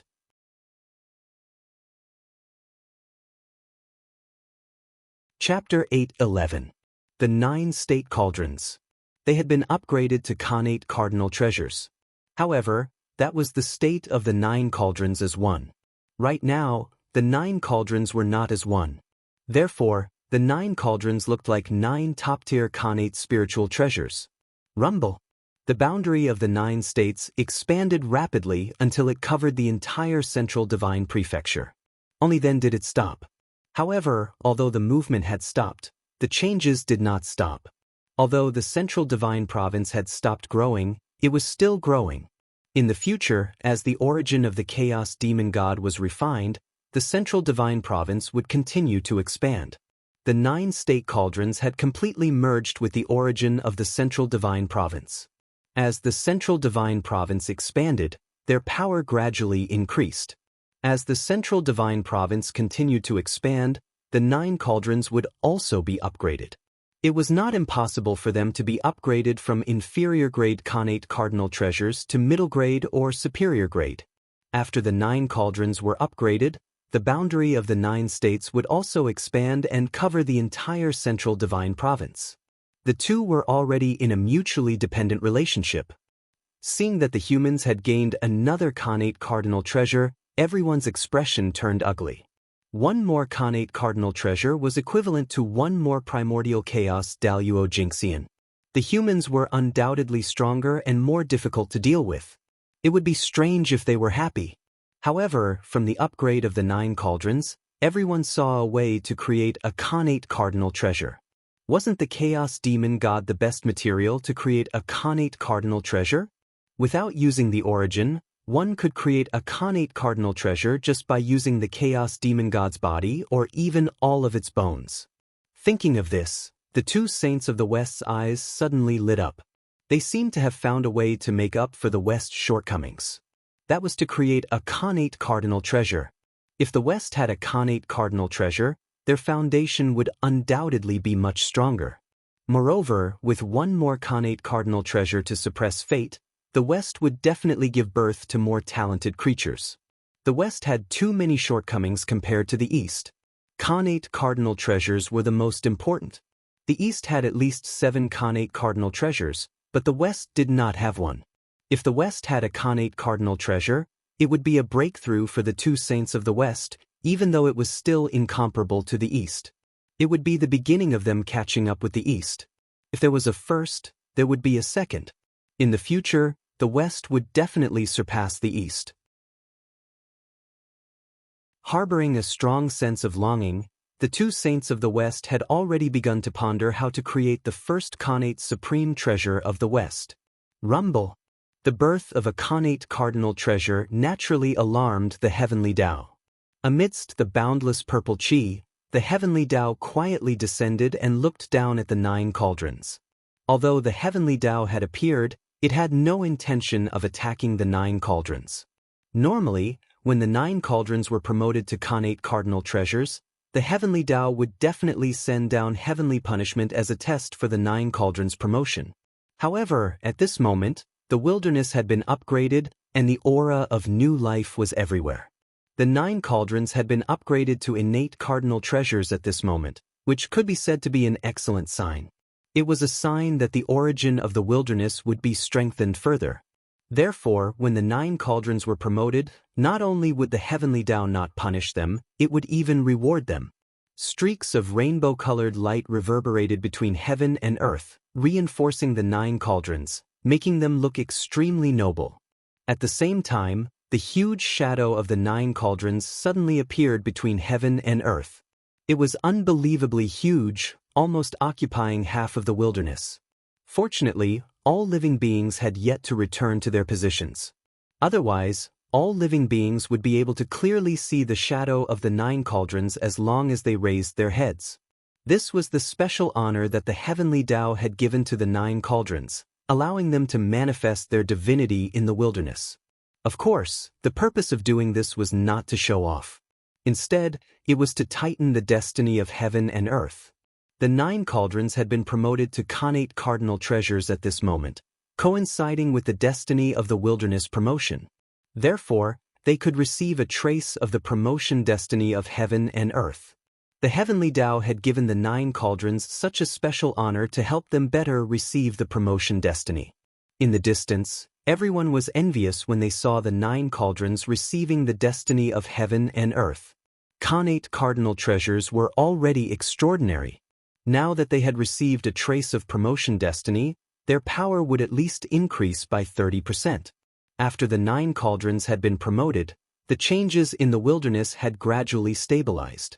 It would not be long before the changes in the wilderness turned from light to dark.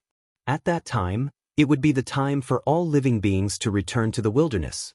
Well, since the wilderness had evolved until now, except for the primordial chaos experts present, the thousands of great mediums, and the Daluo Taoist priests who were silently guarding at the side, there was no other living beings living in it.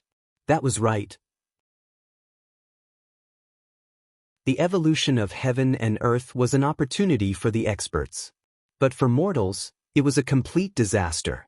They could not leave mortals in the current wilderness. Otherwise, under the operation of the successive heavens chi, countless living beings would be crushed and turned into the initial primordial chi. With the heavenly Tao presiding over the evolution of heaven and earth, no one would take the initiative to intervene. They just watched quietly from the side, waiting for the evolution of heaven and earth to end. At the same time, they were also observing the evolution of heaven and earth, silently comprehending, trying to understand the principles of the operation of the heavenly Tao. Just like that, the minutes and seconds passed. In the blink of an eye, 1,000 years had passed. The evolution of the primordial world gradually reached perfection. The surging power of earth, fire, water, and wind completely calmed down and turned into the purest connate chi that merged with heaven and earth. The successive heavens' essence energy also stopped transforming. It gradually became gentle and suitable for people to absorb. The rules of heaven and earth also became very perfect. It was like a huge net that covered the entire primordial world.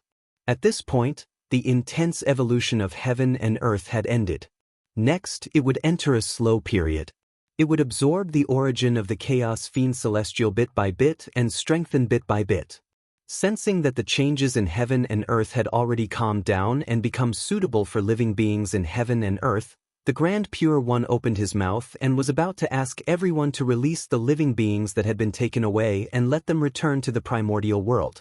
However, at that moment, a change occurred in the boundless sky. Resplendent starlight erupted and interrupted the Grand Pure One's actions. Sensing that something was amiss in the boundless starry sky, everyone hurriedly looked up and saw stars in the primordial world. The resplendent Zhosheng appeared and hung in the sky. At that moment, the starry sky appeared and illuminated the entire primordial world.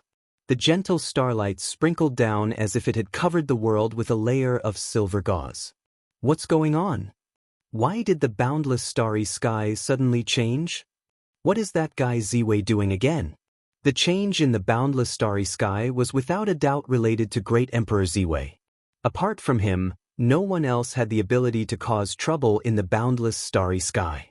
With doubts in their hearts, everyone released their divine consciousness one after another and looked in the direction of the boundless starry sky. They wanted to see what great Emperor Ziwei was doing. However, before their divine consciousness could reach the boundless starry sky, they saw the Zhouxing in the sky suddenly shining brightly and releasing unprecedented starlight. Rumble! For a moment, starlight fell like rain, covering the sky and covering the earth as it fell towards the primordial world. Just as everyone's divine consciousness approached the boundless starry sky, before they could react, it collided with the starlight that poured down. Then, everyone's divine consciousness that could easily kill Daluo Taoist priests was actually melted by the resplendent starlight. Above the primordial world, the expressions of the three pure ones and other primordial chaos experts changed the moment they came into contact with the starlight. This was because, in their perception, the power contained in the starlight was far beyond their imagination.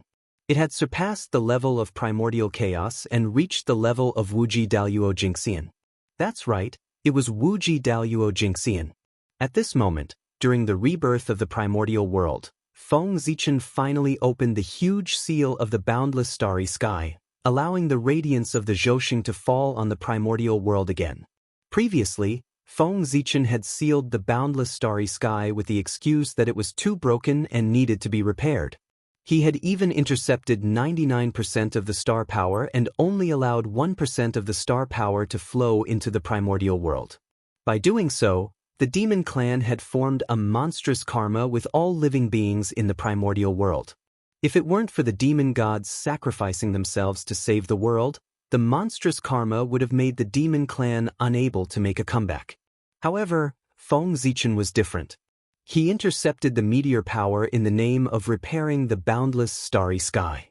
Even if he intercepted 99% of the meteor power, he would have no problem intercepting 99% of the meteor power. Of course, the premise of all this was that Feng Zichen really repaired the boundless starry sky. As long as he repaired the boundless starry sky, it would be a trivial matter for him to intercept the meteor power. The way of heaven wouldn't care about it at all. However, if Feng Zichen failed to repair the boundless starry sky, it would be a big deal for him to intercept the meteor power. Even if his identity was said to be the noblest in the primordial world, the monstrous karma would knock him down from the throne of great Emperor Ziwei. Fortunately, the boundless starry sky was under Feng Zichen's control. Not only was it repaired, but it was even one step closer. Its origin was more than 100 times stronger than before. It could be said that ever since Feng Zichen took over the boundless starry sky, this place had been in the process of becoming stronger. The power of the falling star power had reached the level of the Wuji Daluo Jingxian. This was the best proof. If it hadn't been promoted, how could Zhouxing's star power have reached the level of the Wuji Daluo Jingxian? In fact, the boundless starry sky had been completely repaired many years ago. Not long ago, the boundless starry sky had completed a breakthrough.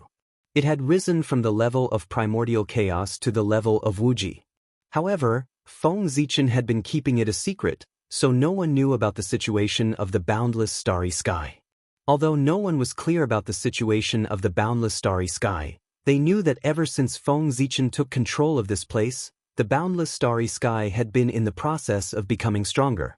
This could be seen from how he had borrowed the power of the boundless starry sky to suppress the saints and the chaos demon gods several times.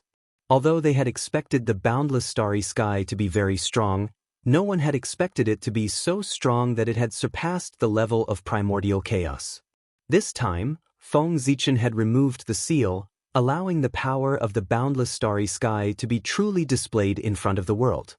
It could be said that it had stunned everyone. It was really too strong. Rumble. Feng Zichen had released the star power that had accumulated for countless years.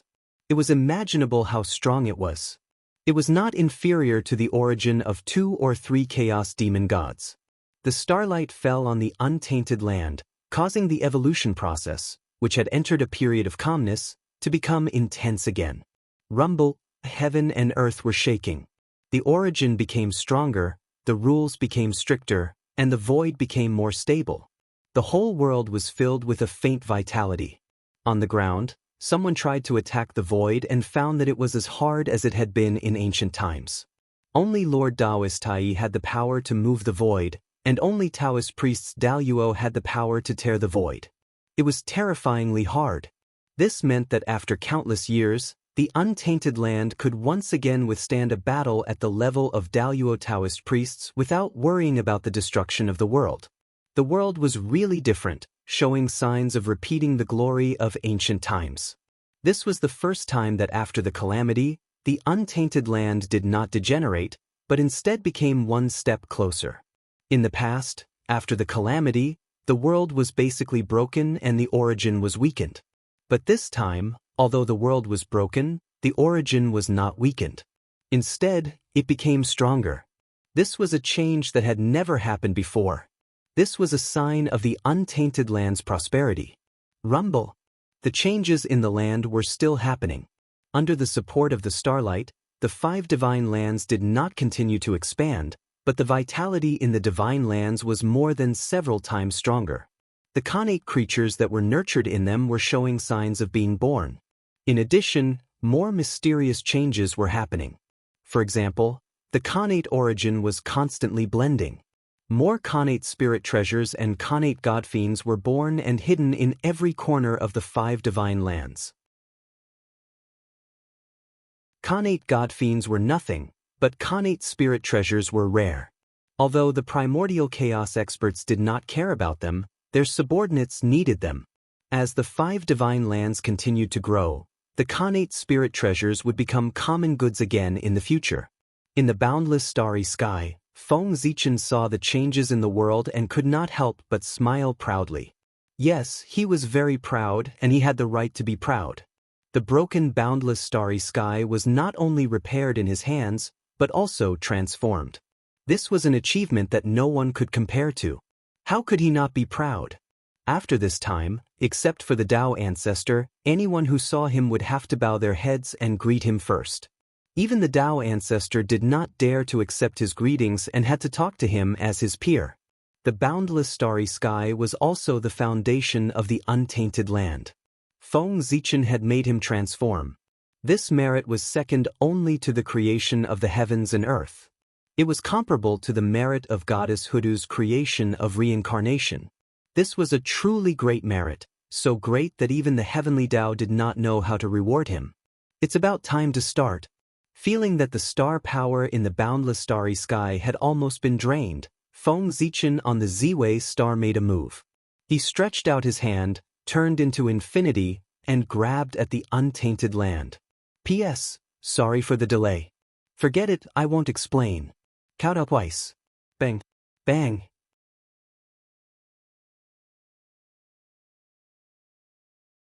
Chapter 8:12. Rumble. As the giant hand fell, the entire eldritch wilderness shook. Then, divine palaces surrounded by starlight emerged from all over the land. They were grabbed by Feng Zichen's hand and flew toward the boundless starry sky. Those were the universal divine palaces. In the past, Feng Zichen had left 2 sets of universal divine palaces in the human race to sort out the earth veins of the eldritch wilderness. He had left the smaller set in the human race to suppress the earth veins of the human race. As for the larger set, he had left it for the myriad races to suppress the earth veins of the eldritch wilderness. Not long ago, in order to shatter the eldritch wilderness and not increase the difficulty for the people, Feng Zichen had not used the power of the universal divine palaces to forcefully stabilize the eldritch wilderness. Because of this, after the eldritch wilderness was shattered, the 365 universal divine palaces that were located all over the eldritch wilderness were scattered to various places along with it. As the eldritch wilderness was restored and transformed into the 5 great continents, as well as countless continents and islands of various sizes, the scattered universal divine palaces were naturally useless. In the current eldritch wilderness, apart from the central divine land, the other 4 great continents had long become specious and completely different from the eldritch wilderness. Even if the 365 universal divine palaces landed on the 5 great continents, they would not be able to suppress the earth veins of the eldritch wilderness. Moreover, even if the universal divine palaces could suppress the earth veins, the masters of the other three great continents, the three pure ones, the two sages of the west, the Eastern Emperor Tai, and the others, might not let the treasures that belonged to Feng Zichen even take half a step into this place. Therefore, after much consideration, Feng Zichen decided to take back the 365 universal divine palaces. Their destiny had come to an end, and it was time for them to complete their final transformation. What transformation? Go against the Khanate and transform into Khanate spiritual treasures. In the boundless starry sky, there were still 365 Khanate spiritual treasures in the eldritch wilderness that were in the process of being nurtured. In order to strengthen the human race, Feng Zichen had repeatedly consumed the origin of the boundless starry sky, causing their nurturing time to be greatly delayed. Who knew how many years it would take for the universal divine palaces to be completely formed or even be born? Feng Zichen simply could not wait. Therefore, he came up with some bad ideas. For example, turning the 365 universal sacred palaces on the ground into offerings and fusing them into the Khanate sacred palaces that were being nurtured to speed up the process of nurturing these Khanate spiritual treasures. Even though the universal sacred palaces on the ground were all postnatal utmost treasures, Feng Zichen had put in a lot of effort when creating them. Not only were they made of the corresponding star divine gold, but they were also fused with many corresponding origins of Zhousing in each of them. Just from this point alone, these universal divine palaces could be said to be peerless amongst Hotian's supreme treasures. In terms of might, it was absolutely not inferior to a Khanate magic treasure in the slightest. Later on, these universal sacred palaces had been placed on the ground by Feng Zichen to suppress the desolate earth vein. It was connected to the starlight in the sky above and the energy of the earth below. In the middle, it was operated by the celestial being of Pangu. After being tempered by these three energies for countless years, the 365 cycle divine palaces had undergone unimaginable changes. Although they were not Khanate spiritual treasures, their power was comparable to that of Khanate spiritual treasures. The density of their Khanate origins was not inferior to that of Khanate spiritual treasures at all. In fact, it was even 30% stronger. After all, the Khanate origins contained in the universal sacred palaces were condensed by the celestial being of Pangu. How could their quality not be high? Feng Zichen had fused these universal sacred palaces into the Khanate sacred palaces that were being nurtured by Zhousing. It would not be long before the Khanate sacred palaces absorbed the Khanate origins contained in these universal sacred palaces and were completely born. Moreover, the level of each universal sacred palace would not be lower than that of a superior Khanate spiritual treasure.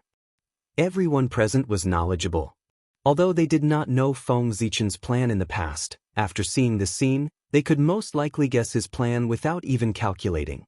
I didn't expect the boundless starry sky to flourish in the hands of the emperor. Looking at the aura of Zhousing, it's actually several times stronger than when he was at his peak. How astonishing! Someone exclaimed in the void. The emperor was referring to Great Emperor Ziwei. In his hands, the boundless starry sky had reached an unprecedented level of glory and pinnacle. It could even replenish the primeval world and make the origin of heaven and earth even more dense. Everyone respected his merits, so they no longer addressed him by his name. Instead, they addressed him as the emperor to show their respect for Great Emperor Ziwei. In the North Continent, Donghuang Tai's expression turned even uglier after hearing everyone's exclamations. However, he could not say anything. After all, even if he did not want to admit it, he had to admit that Great Emperor Ziwei was far superior to him, and Dijun, putting everything else aside, the time that the two of them had ruled the boundless starry sky was definitely longer than Great Emperor Ziwei. However, in the hands of the two brothers, not only did the boundless starry sky not become stronger, but it was also declining. It was a stark contrast to when it was in the hands of Great Emperor Ziwei. Wasn't this a sign that the two brothers were inferior to Great Emperor Ziwei? In contrast to Donghuang Tai's ugly expression, the three pure ones, two sages of the West, and the others were extremely solemn when they saw this scene. 365 Heavenly Cycle Sacred Palaces. Could it be that the boundless starry sky is going to give birth to 365 innate spiritual treasures? Moreover, since the heavenly cycle can give birth to innate spiritual treasures again, I'm afraid they can also give birth to innate god fiends again. 365 innate spiritual treasures, 365 innate god fiends, hiss. On the ground, the 5 sages all gasped when they thought of this. Although they did not want to believe this, judging from the aura that Zhouxing released now, their guess was 80% likely correct. Perhaps there were not as many as 365 innate god fiends, but there were definitely more than 200 of them. 200 innate god fiends was not a small number. No, it was quite a lot. It could be said that this was a very terrifying force.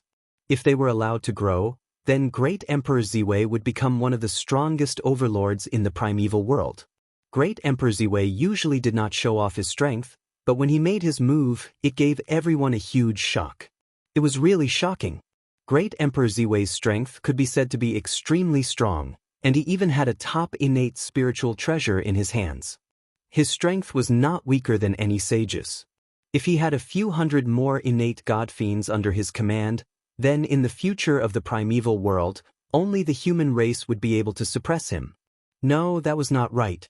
With the boundless starry sky as his backing, it was not impossible for Great Emperor Ziwei to surpass the human race and become the strongest overlord in the primeval world.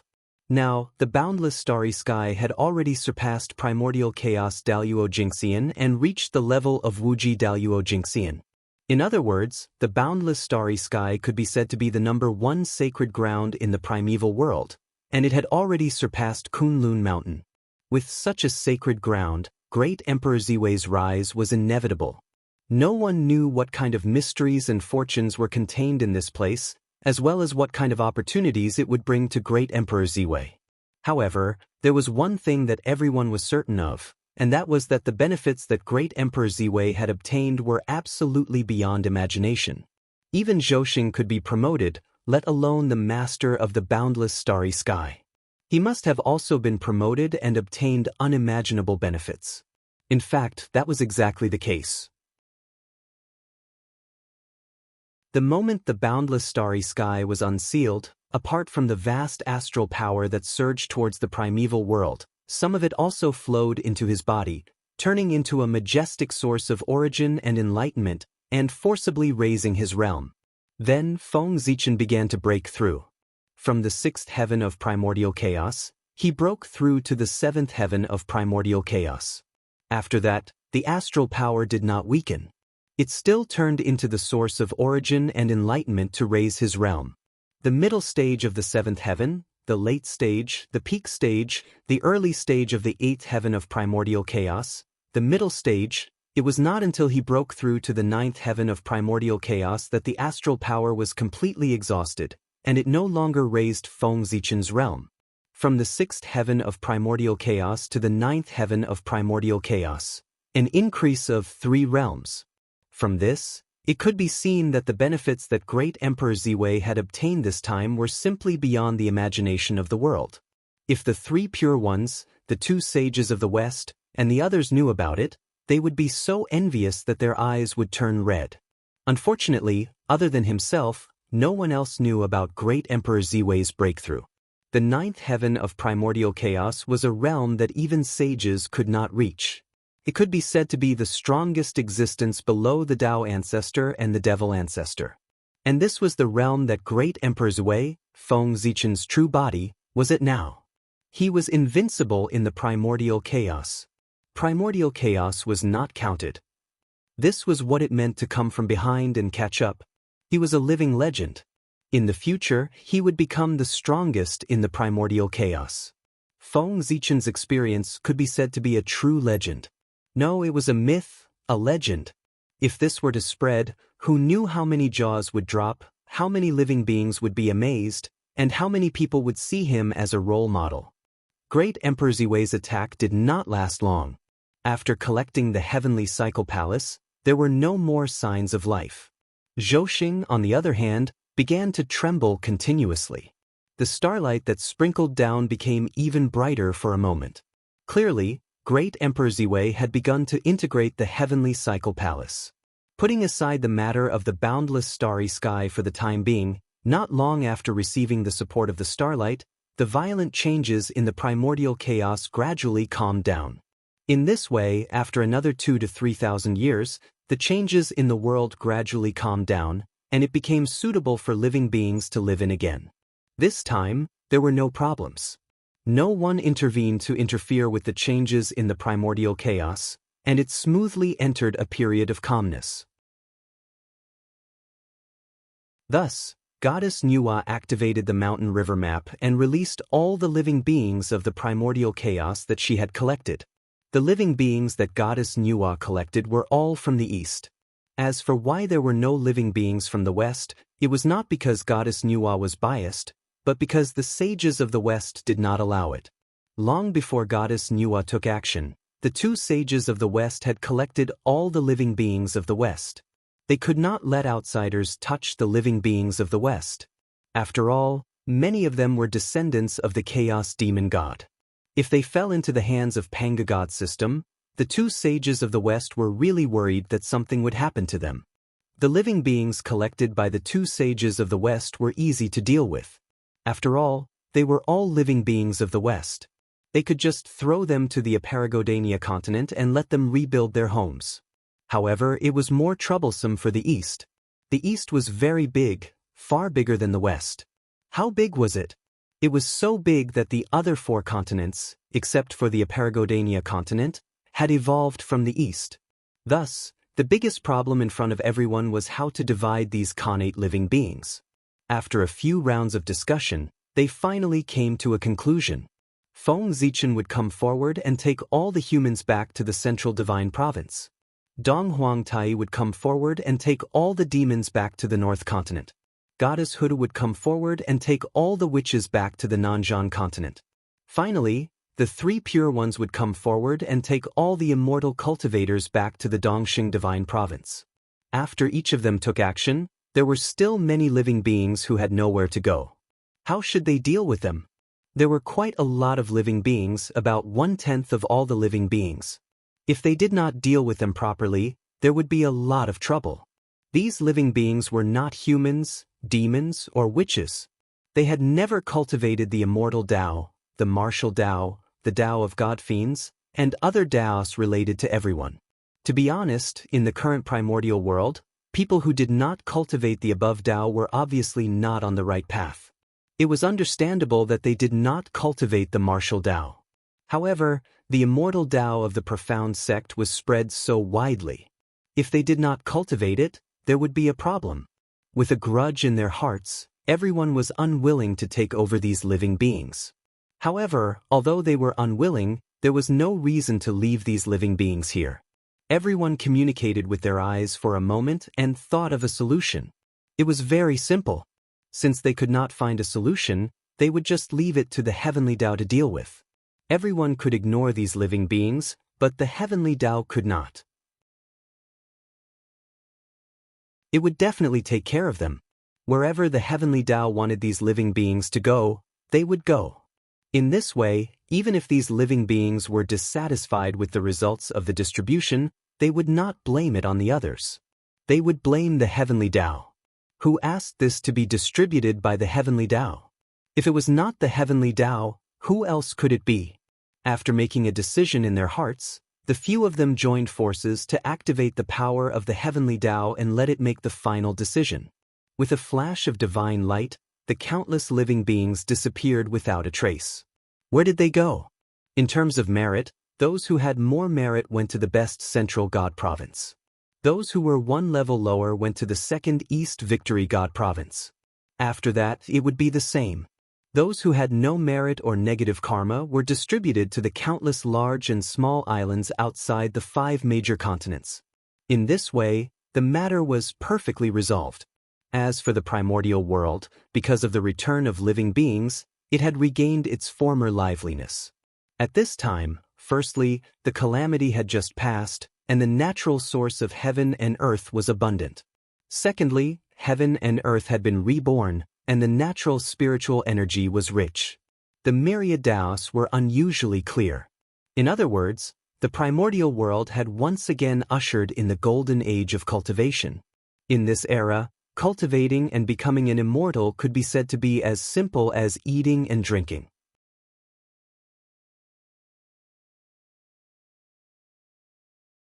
Chapter 8:13. Wasn't that the case? The chi of successive heaven was so dense that one could breathe it in just by breathing it in, let alone deliberately absorbing it. In the past, one needed to calm down and concentrate to absorb the spiritual chi from the void. Now, one also needed to concentrate. However, the goal was to control the amount of spiritual chi that one absorbed, so as to prevent one from exploding from the majestic spiritual chi. The difference between them could not be measured by reason. It was too big. Apart from that, the difference between the successive heaven and the myriad Tao was more than billions. In the past, everyone searched for it bitterly, but they might not be able to see the true appearance of the laws. But now, as long as one focused slightly, one could clearly see the densely packed chains of laws that spread between heaven and earth. It could be said that in this era, even a pig could cultivate to become an immortal. They were truly standing at the edge of the wind and caught up with the environment. It was like the beginning of heaven and earth. The living beings living in this world had really picked up a treasure. Not to mention sky immortals, mystic immortals and golden immortals, even Daluo Jingxian could easily become a golden immortal. Even the Daluo Taoist priests, who had almost become a legend, could easily become 100 times, or even 1,000 times more powerful in this era. Such a special environment also created a large number of experts. In just a few thousand years, more than 1 million immortals were born in this world. Even Daluo Jingxian was born no less than 100. After another 1,000 years, even a Daluo Taoist priest was born. The superior environment of this world was simply beyond the imagination of the people. Almost all the orthodoxies, regardless of whether it was martial arts, immortal Tao, pill Tao, equipment Tao, demon Tao, celestial demon Tao, or dozens of other cultivation paths, all began to flourish in the Eldritch world. The long-awaited golden age of cultivation. Everything was recovering, everything was rising, and everything was becoming stronger. But all the powerful people who were paying attention to the Eldritch world knew clearly that the golden age was really coming. Later on, even the ordinary cultivators knew that the golden age was coming. All the orthodoxies were reviving, and the Eldritch world would return to its ancient glory. In this era, everyone had the possibility of becoming a Tao. Daluo Taoist priests were everywhere, and the era of quasi-saints was about to return. Everyone was happy to see the untainted wilderness prospering. However, there was one person in the boundless starry sky who couldn't help but frown after seeing this. It was the god of the South Pole, the Thunderlock, the Southern Extremity Longevity Emperor. Seeing the current situation of the untainted land, not only was he not happy, but he was also greatly worried. It was not that he could not bear to see the primordial world doing well. The untainted land was a good thing for everyone. They could also benefit from it. Naturally, the Thunderlock was happy to see the untainted land become better. However, at this moment, it was not a matter of whether the world was good or not. It was just that there were too many immortals in the untainted land. There were so many that even the heavenly Tao was a little displeased. Immortals seemed to be free and unfettered, but to heaven and earth, they were a great disaster. They were the parasites of heaven and earth. Why did he say that? Because they wouldn't die. Birth, old age, sickness, and death were the cycle of heaven and earth. They were also the foundation of the endless cycle of heaven and earth.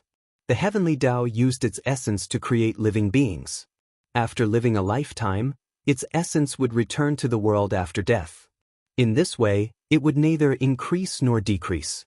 It would not lose the power of the heavenly Tao at all. It could even strengthen the power of the heavenly Tao. It was a perfect and balanced process. However, the appearance of the immortals broke this balance. They went against the heavens and obtained longevity. From then on, they could live forever and stay in the world forever. This made it so that the heavenly Tao could not take back the essence that was used to create them. As the immortals continued to improve, they were also constantly devouring the power of heaven and earth. The higher the realm of the immortal, the more power of heaven and earth they would devour. Naturally, they were not liked by heaven and earth. When cultivators cultivated, they only entered and did not exit. They were getting stronger and stronger, but heaven and earth were getting weaker and weaker because of this. In such a situation, how could the heavenly Tao not see immortals as parasites of heaven and earth? Those who harmed heaven and earth to enrich themselves were all parasites of heaven and earth. They were both going against the heavens. There were too many immortal cultivators who could write novels. Novels also knew the content of output. However, immortal cultivators only entered and did not exit. They were really ruthless. The more immortals there were in heaven and earth, the angrier the heavenly Tao was. This was because the drawbacks of the increasing number of immortals had begun to appear. The simplest example was that the speed of the increase of spirit chi in heaven and earth had begun to slow down. This was very abnormal because the essence of the chaos fiend god had not been completely refined. The spirit chi in heaven and earth should be increasing faster and faster. But now it was slowing down. What was the problem? The simple reason was that the spirit chi in heaven and earth was being consumed in large amounts. This caused the growth of spirit chi to become slower and slower. And the spirit chi that was being consumed was being absorbed by the immortals. It might not be obvious now, but as the number of immortals increased in the future, the spirit chi in heaven and earth would become thinner and thinner. When the heavenly Tao could no longer tolerate it, a new calamity would erupt. The immortals would then face the calamity and die in large numbers. The essence would return to heaven and earth. The heavenly Tao would return to its peak and heaven and earth would welcome a prosperous era again. Then, a large number of immortals would appear again. Then, the heavenly Tao would be angry and the calamity would erupt. Round after round of reincarnation. As the one who controlled the power of the heavenly tribulation, Lei Zhe could feel the wrath of the heavenly Tao more directly than anyone else. In his vision, the power of the heavenly tribulation was surging wildly, entangling the rules and intertwining with unparalleled lightning. And the lightning was formed by the wrath of the heavenly Tao. When the heavenly Tao was angry, the power of the heavenly tribulation that Lei Zhe had set up earlier would increase by 30%. The immortal ascension tribulation was really getting more and more difficult. But even so, it still could not effectively stop the birth of immortals. It had been an aeon since the heavenly tribulation appeared. Although the people did not dare to say that they completely understood the heavenly tribulation, each of them had their own ways to deal with it. Although they did not dare to say that they could completely restrain the heavenly tribulation, they could still reduce some of its power. Since the heavenly tribulation appeared, it was no longer as intimidating as it was when it first appeared. Everything in the world had its own counter. Since the heavenly tribulation had appeared, there was naturally a way to restrain it. This was the truth of the heavenly Tao. The heavenly Tao was really contradictory. Looking at the rolling power of the heavenly tribulation in the void, as well as the connate lightning that was crazily surging in the rules, the southern extremity longevity emperor, also known as Lei Zhe, knew that his opportunity to attain the Tao had arrived. It was not to break through to the primordial chaos Daluo Jingxian, but the opportunity to become a sage. Yes, he was not mistaken. It was to become a sage. Although Lei Zhe did not have the Hongmeng purple qi, which was known as the foundation of becoming a sage, he still saw the opportunity to become a sage in the power of the heavenly tribulation. If he became one with the power of the heavenly tribulation and became the existence that controlled the heavenly tribulation, helping the heavenly Tao to reduce the number of immortals in the world, there was no doubt that the Hongmeng purple qi, which was known as the foundation of becoming a sage, would descend in front of him in an instant. Lei Zhe did not care much about reducing the number of immortals. Because if he really did make a move, those great mediums would not become enemies with him because of this. They would even secretly help him. The so-called immortal Tao had always been about the quality and not the breadth. If not for this, there would not have been the birth of the God-conferment tribulation. The so-called God-conferment tribulation, although Feng Zichen had done so many things, caused its scope to be very wide. It almost included the three realms of heaven, earth, and man, as well as all the great sections. However, its original intention was only to clean up the immortal Tao by Tao ancestor Hongjun. It was just that Feng Zichen had played it a little bigger, and in the end, it gradually got out of the control of everyone. Tao ancestor Hongjun used the God-conferment tribulation to remove those with shallow fortune from the immortal Tao, leaving only the elites behind. His purpose, other than to make the immortal Tao purer, was also to reduce the power of the tribulation. The more immortals there were, the greater the harm to the world. How could Tao ancestor Hongjun not know this principle? Therefore, from the beginning, the immortal Tao had taken the path of the elite. Only those with great perseverance, great luck, and great wisdom could cultivate the immortal Tao of the Xian sect. However, in order to fight for luck, the later generations simplified the immortal Tao of the Xian sect. This went against Tao ancestor Hongjun's original intention, and lowered the high and mighty threshold of the immortal Tao. This was how it became a common thing that everyone could cultivate. Since the beginning of the ancient times, the immortal Tao was exclusive to the innate fiend gods.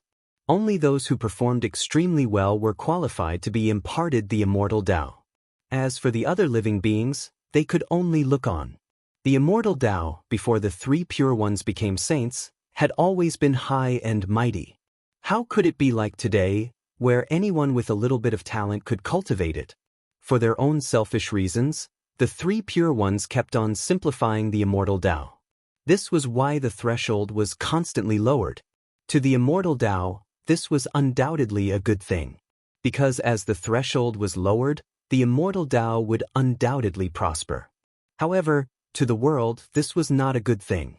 When there were more immortals, the world would weaken. When there was prosperity with the heavenly Tao, all living beings would suffer. When there was prosperity with all living beings, the heavenly Tao would suffer. It was hard to tell who was right and who was wrong. The human race also had vested interests. Feng Zichen could not say that the three pure ones were wrong. However, no matter what, it was true that the three pure ones had gone against Tao ancestor Hongjun's original intention.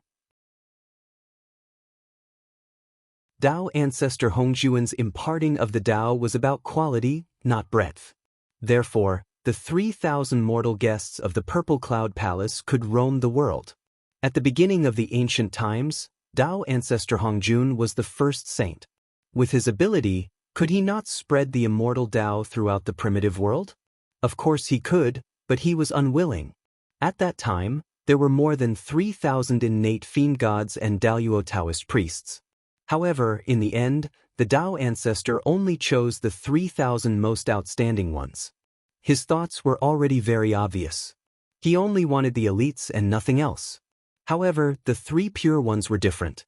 In order to seek providence and spread the immortal Tao, they imparted the Tao in quantity, not quality. Yes, other than the Grand Master of Heaven, the three pure ones did not take in many disciples. However, did they have to take in disciples to impart the Tao?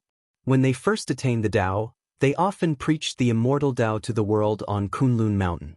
Wasn't that spreading the immortal Tao? Without a doubt, the reason why the current cultivation world of the primitive world was so prosperous and full of flowers was related to the three pure ones' disregard for the preaching of the Tao back then. The reason why the three pure ones were called the three pure ones by some people was not only because they were powerful. It was also because they had made indelible contributions to the development of the cultivation world of the primitive world. That was also the reason why Feng Zichen could not shake the three pure ones even though he had repeatedly slapped them in the face. Their contributions were too great. Moreover, these contributions were basically obtained by going against the heavenly Tao. In order to impart the Tao to all living beings, the three pure ones really went against the heavenly Tao. They endured great pressure, which created the current cultivation world. It could be said that all living beings in the primitive world owed the three pure ones karma. Even Feng Zichen could not deny that the human race had benefited a lot from the three pure ones in the early stages of development. More than 80% of the early experts of the human race had heard the three pure ones preaching and received the three pure ones grace. And Feng Zichen was even more amazing. He had secretly learned all the inheritance of the three pure ones. His strong foundation was laid from this. To be honest, it was a little embarrassing.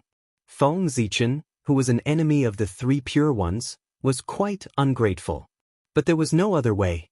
Who asked the three pure ones to be so determined to plot against the human race? If there were no humans, Feng Zichen would probably be able to be a Xianqing in peace and silently contribute to the development of the Shen sect. But there was no choice in one's birth. Since he was born as a human, he should be proud of it. He should be indomitable.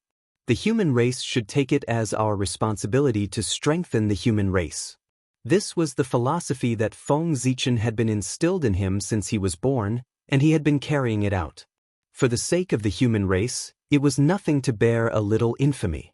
In order to develop the human race, before Feng Zichen, countless human pioneers had fallen on the road and sacrificed their precious lives. These people were really dead when they died. Even Feng Zichen could not resurrect them because that was the last glorious period of Mount Buzhou. No one could interfere with the past. Compared to those martyrs who had sacrificed their lives, Feng Zichen bearing a little infamy was nothing. Moreover, if he did not take the initiative to expose his relationship with the Xianqing, he would not be able to bear even a little infamy. Very stable. Old cunning. There was no hatred in the world for no reason. The reason why the heavenly axiom tried so hard to break up the three pure ones might not be without a reason. When the disciples made mistakes, the master had to think of a way to clean up their mess. Therefore, Tao ancestor Hongjun had been looking for opportunities to simplify the immortal path. The God investiture tribulation was only one of his many methods. The others, such as supporting other orthodoxies or even supporting the fiendish path to fight against the immortal path. It was not that Tao ancestor Hongjun had not done it before. The immortal path had 6 saints. If not for Tao ancestor Hongjun's secret support, which orthodoxy could fight against the immortal path? He could destroy it with a wave of his hand. As for the heavenly axiom not allowing it, there were many things that the heavenly axiom did not allow. At most, they would hide a little. They said that Feng Zichen was cunning because they did not understand Tao ancestor Hongjun. He was the biggest cunning person in the primordial world. Feng Zichen's cultivation was still a little lacking. In order to clean up his disciples' mess, Tao ancestor Hongjun thought of a way to reduce the number of immortals to delay the arrival of the tribulation. P.S. I was too anxious. I almost posted it in my new book. It's so exciting.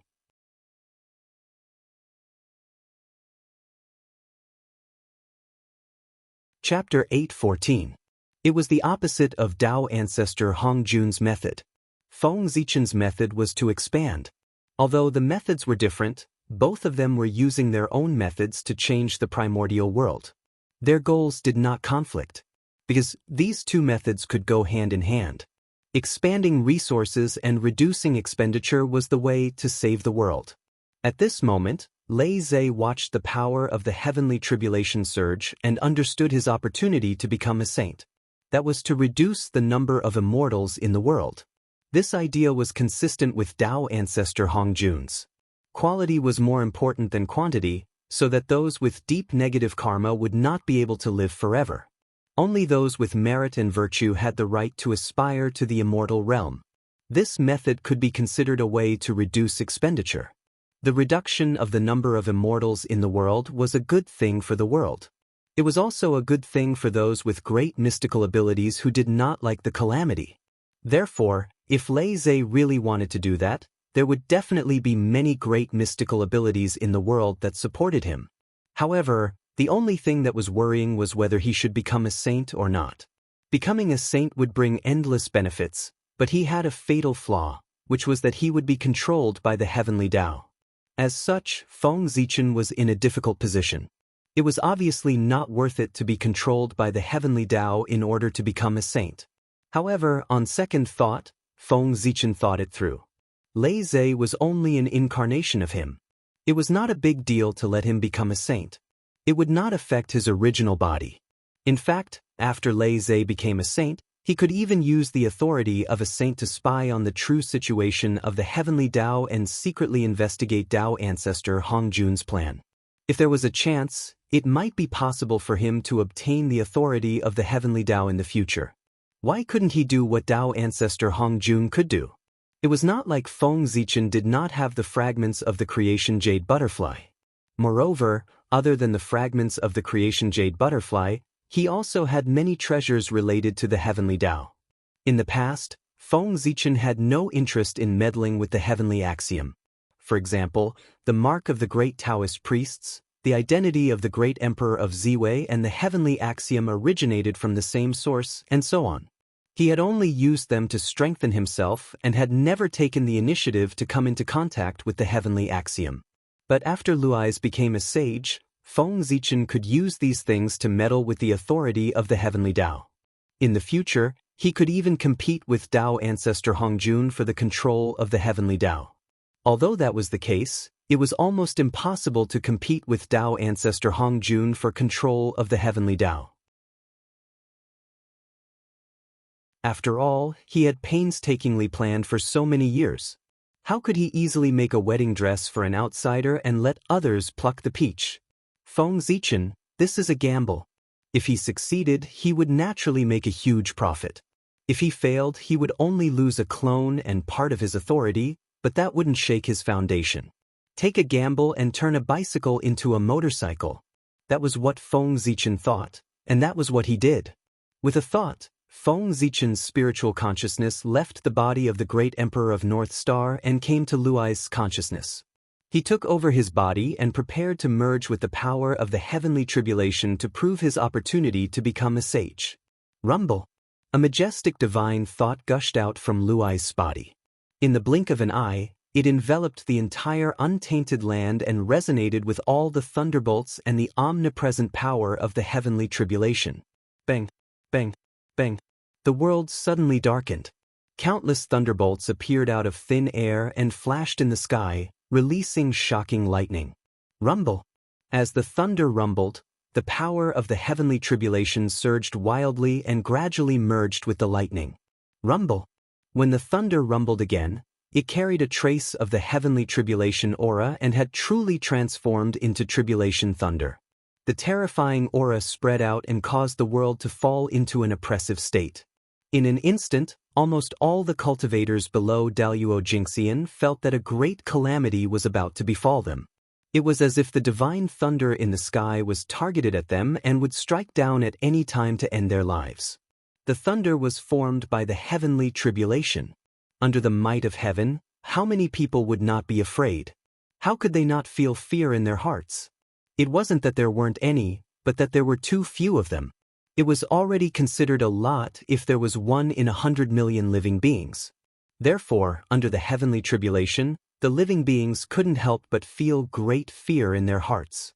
In an instant, fear spread between heaven and earth, causing the atmosphere to become even more oppressive. All of the living beings present began to tremble with fear.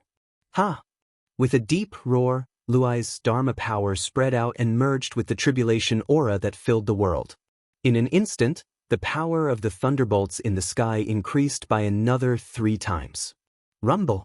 In the roar of heaven and earth, Luai's body slowly disintegrated and turned into a huge amount of energy that poured into the eye of tribulation. Buzz! Buzz! Buzz! Luai's origin was extremely powerful. When it was all merged into the eye of tribulation, the enhancement it brought was undoubtedly beyond imagination. In the dazzling Tao light, chains of order flew out of the eye of tribulation's body like a net that seemed to envelop the world. Whoosh! In an instant, the eye of tribulation became infinitely large. It stood erect between heaven and earth so that all the living beings in the untainted land could see it clearly. The purple vertical eye towered between heaven and earth. From afar, it looked like a huge crack had split open between heaven and earth. It looked extremely terrifying and sent chills down one's spine. At the same time, with a whoosh, a beam of Tao light appeared and shrouded the entire untainted land. Then, the tribulation aura that filled the world seemed to be guided and crazily surged into the eye of tribulation's body. Vaguely, a blurry figure slowly took shape in the eye of tribulation's pupil. It was Luai's. He was reforming his Tao body with the tribulation aura of heaven and earth. It was called the indestructible body, also known as the saint body. He wanted to attain Tao and become the saint who controlled the calamities. He wanted to be the spokesperson of the heavenly Tao and the executioner. With lightning in one hand and calamities in the other, he wanted to bring endless calamities to all living beings. If Luai's attained Tao, he would be the 8th saint of the untainted land, the tribulation saint. Rumble. More and more tribulation aura surged and became a part of Luai's indestructible body. It kept strengthening him. Vaguely, a supreme saint aura spread from Luai's body. Is the Southern Extremity Longevity Emperor about to become a saint? But he doesn't have the Hongmeng purple chi. How can he achieve the final step of merging his primordial spirit with the heavenly Tao? Sensing the movement between heaven and earth, especially when the supreme saint aura spread out, the crowd could roughly guess what had happened even if they didn't want to know. The Southern Extremity Longevity Emperor, one of the 4 deities of the heavenly court, was about to become a saint. But how was that possible? Everyone knew that one couldn't become a saint without the Hongmeng purple chi. As for the Southern Extremity Longevity Emperor, the crowd could basically conclude that he didn't have the Hongmeng purple chi. Then how was he going to take the final step? Puzzled, the crowd stared at Luai's closely. They wanted to see what methods he used to become a saint. No one doubted that Luai's would fail. Because the phenomenon of becoming a saint had appeared. It meant that the heavenly Tao had recognized Luai's as the saint. If that was the case, how could Luai's fail? As time passed, more and more tribulation aura surged toward the eye of tribulation. One could see that Luai's figure was becoming clearer in the eye of tribulation. But he was still a long way from being fully formed. The tribulation aura surging toward him was far from enough. Luai's needed more. Thinking of this, Luai's suddenly opened his eyes and shouted with a loud voice, "Heavenly Tao, today I, Luai's, the god of Luai's, see that the laws of heaven and earth are incomplete. I am willing to set up the 3 calamities and 9 disasters to make up for the path of tribulation. I hope the heavenly Tao will bear witness to this." His voice was so loud that it reverberated through the entire eldritch world. Everyone could hear him clearly. All of a sudden, a bad premonition arose in the hearts of everyone present. Although they didn't know what the 3 calamities and 9 disasters were, they instinctively felt that this was very unfavorable to them and would affect their future. Terrified, the crowd wanted to object. But in the face of the heavenly Tao's might, how could they dare to speak? Just as the crowd was hesitating, another loud voice resounded in heaven and earth. What are the 3 calamities and 9 disasters? The voice was emotionless and cold. It was the heavenly Tao's voice. It was asking Luai's what the 3 calamities and 9 disasters were. It was normal for the heavenly Tao to have questions that it didn't understand. This was because the heavenly Tao was incomplete. If the heavenly Tao was omniscient, omnipotent, and perfect, why would it need a saint? The purpose of a saint's existence was to help the heavenly Tao to make up for the inadequacies of heaven and earth. Hearing the heavenly Tao's question, Luai seemed to be answering the heavenly Tao and explaining to the crowd. He replied with a loud voice. The so-called 3 calamities and 9 disasters are the tribulations that one must encounter on the path of cultivation. Cultivation is originally a path that defies the heavens. Therefore, stepping on this path will inevitably lead to countless tribulations. On this path, only those with great perseverance, great luck, and great wisdom can reach the peak. The 3 calamities and 9 disasters are the tribulations on the path to immortality. They are specially used to select the above 3 categories. At the same time, it is also to tell the masses that immortality is not easy. Longevity is even rarer. Since you have achieved so much, you should cherish what you have. Don't let your tens of thousands of years of cultivation go to waste. After lamenting, Luais finally began to explain the 3 calamities and 9 disasters. The three calamities are divided into three major and minor calamities. The three minor calamities are the tribulations that mortals have to overcome before they reach immortality. They are the tribulations of weapons, plague, and famine. Mortals are weak. If there is a slight disturbance, they will die and their souls will enter the netherworld. Therefore, only by overcoming the three minor calamities can one be qualified to seek immortality. The three major calamities are the tribulations of those who achieve immortality. After becoming immortal, there will be three calamities. The immortal Tao is an unusual Tao. Therefore, after the Tao is achieved, ghosts and gods will not tolerate it. Although you can preserve your youth and live longer, 500 years later, when lightning strikes you, you have to see your nature clearly and avoid it in advance. If you can avoid it, you will live as long as the heavens. If you can't, you will die. 500 years later, a fire will burn you. This fire is not the heavenly fire, nor is it an ordinary fire. It is called the Yin fire. It burns from the Yongquan acupoint in your body and goes all the way to your Niuan palace. Your organs will turn to ashes and your limbs will rot. It will turn your 1,000 years of ascetic cultivation into an illusion. 500 years later, a wind disaster will hit you. This wind is not the wind from the east, south, or west. It is not the wind from the north, nor is it the wind from the willows, pines, and bamboo. It will blow from the fontanelle into the 6 organs, pass through the dantian, pass through the 9 orifices, and dissipate the flesh and bones. After the 3 calamities, there are 9 calamities. The 9 calamities are also divided into big and small. The small 9 calamities are the difficulties of seeking Tao. Before the great medicine is formed, it is difficult to resist the cold and heat. Within a year, clothes are needed for the 4 seasons. Before the true Qi is formed, there is still hunger and thirst. Within a day, 3 meals are needed. Those who follow the Tao suffer from clothing and food. This is the first calamity. The fate of the husband is heavy. It flows into this world to fill it up. Taking leisure in the midst of work is restrained by the elders. Restrained by the elders and unable to bear to escape, it has always been a rare leisure time. Those who follow the Tao suffer from the elders' invitation to stop. 2 calamities. Those who follow the Tao suffer from the entanglement of love. 3 calamities. Entangled by fame and fortune. 4 calamities. Calamities occur without restraint. 5 calamities.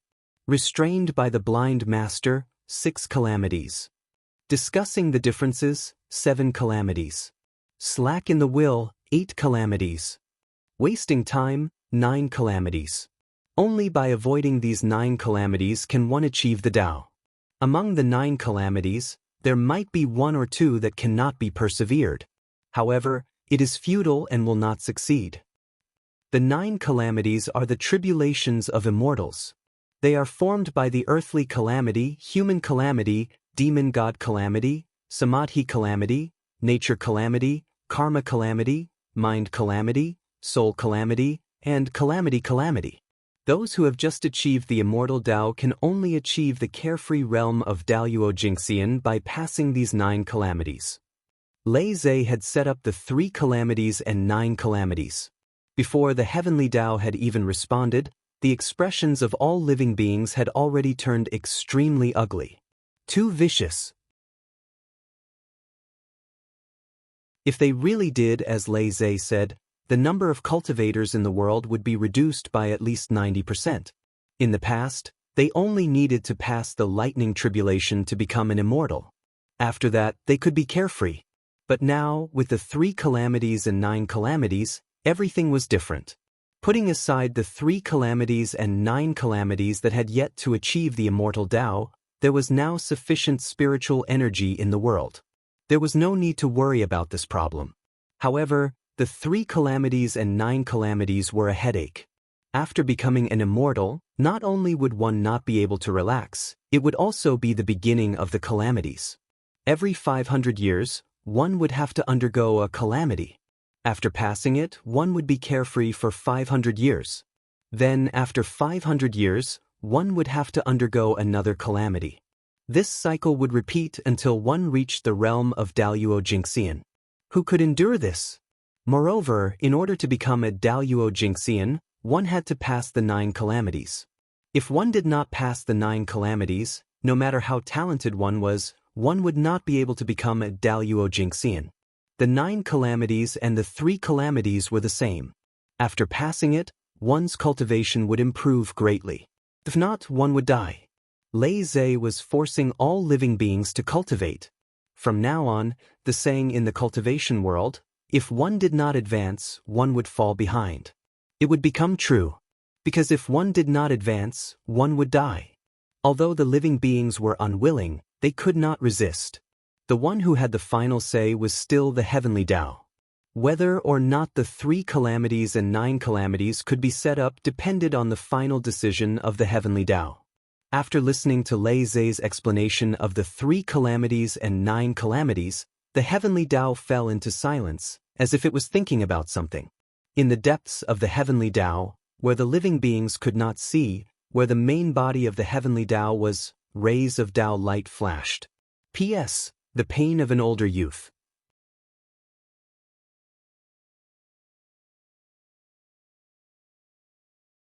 Chapter 8:15.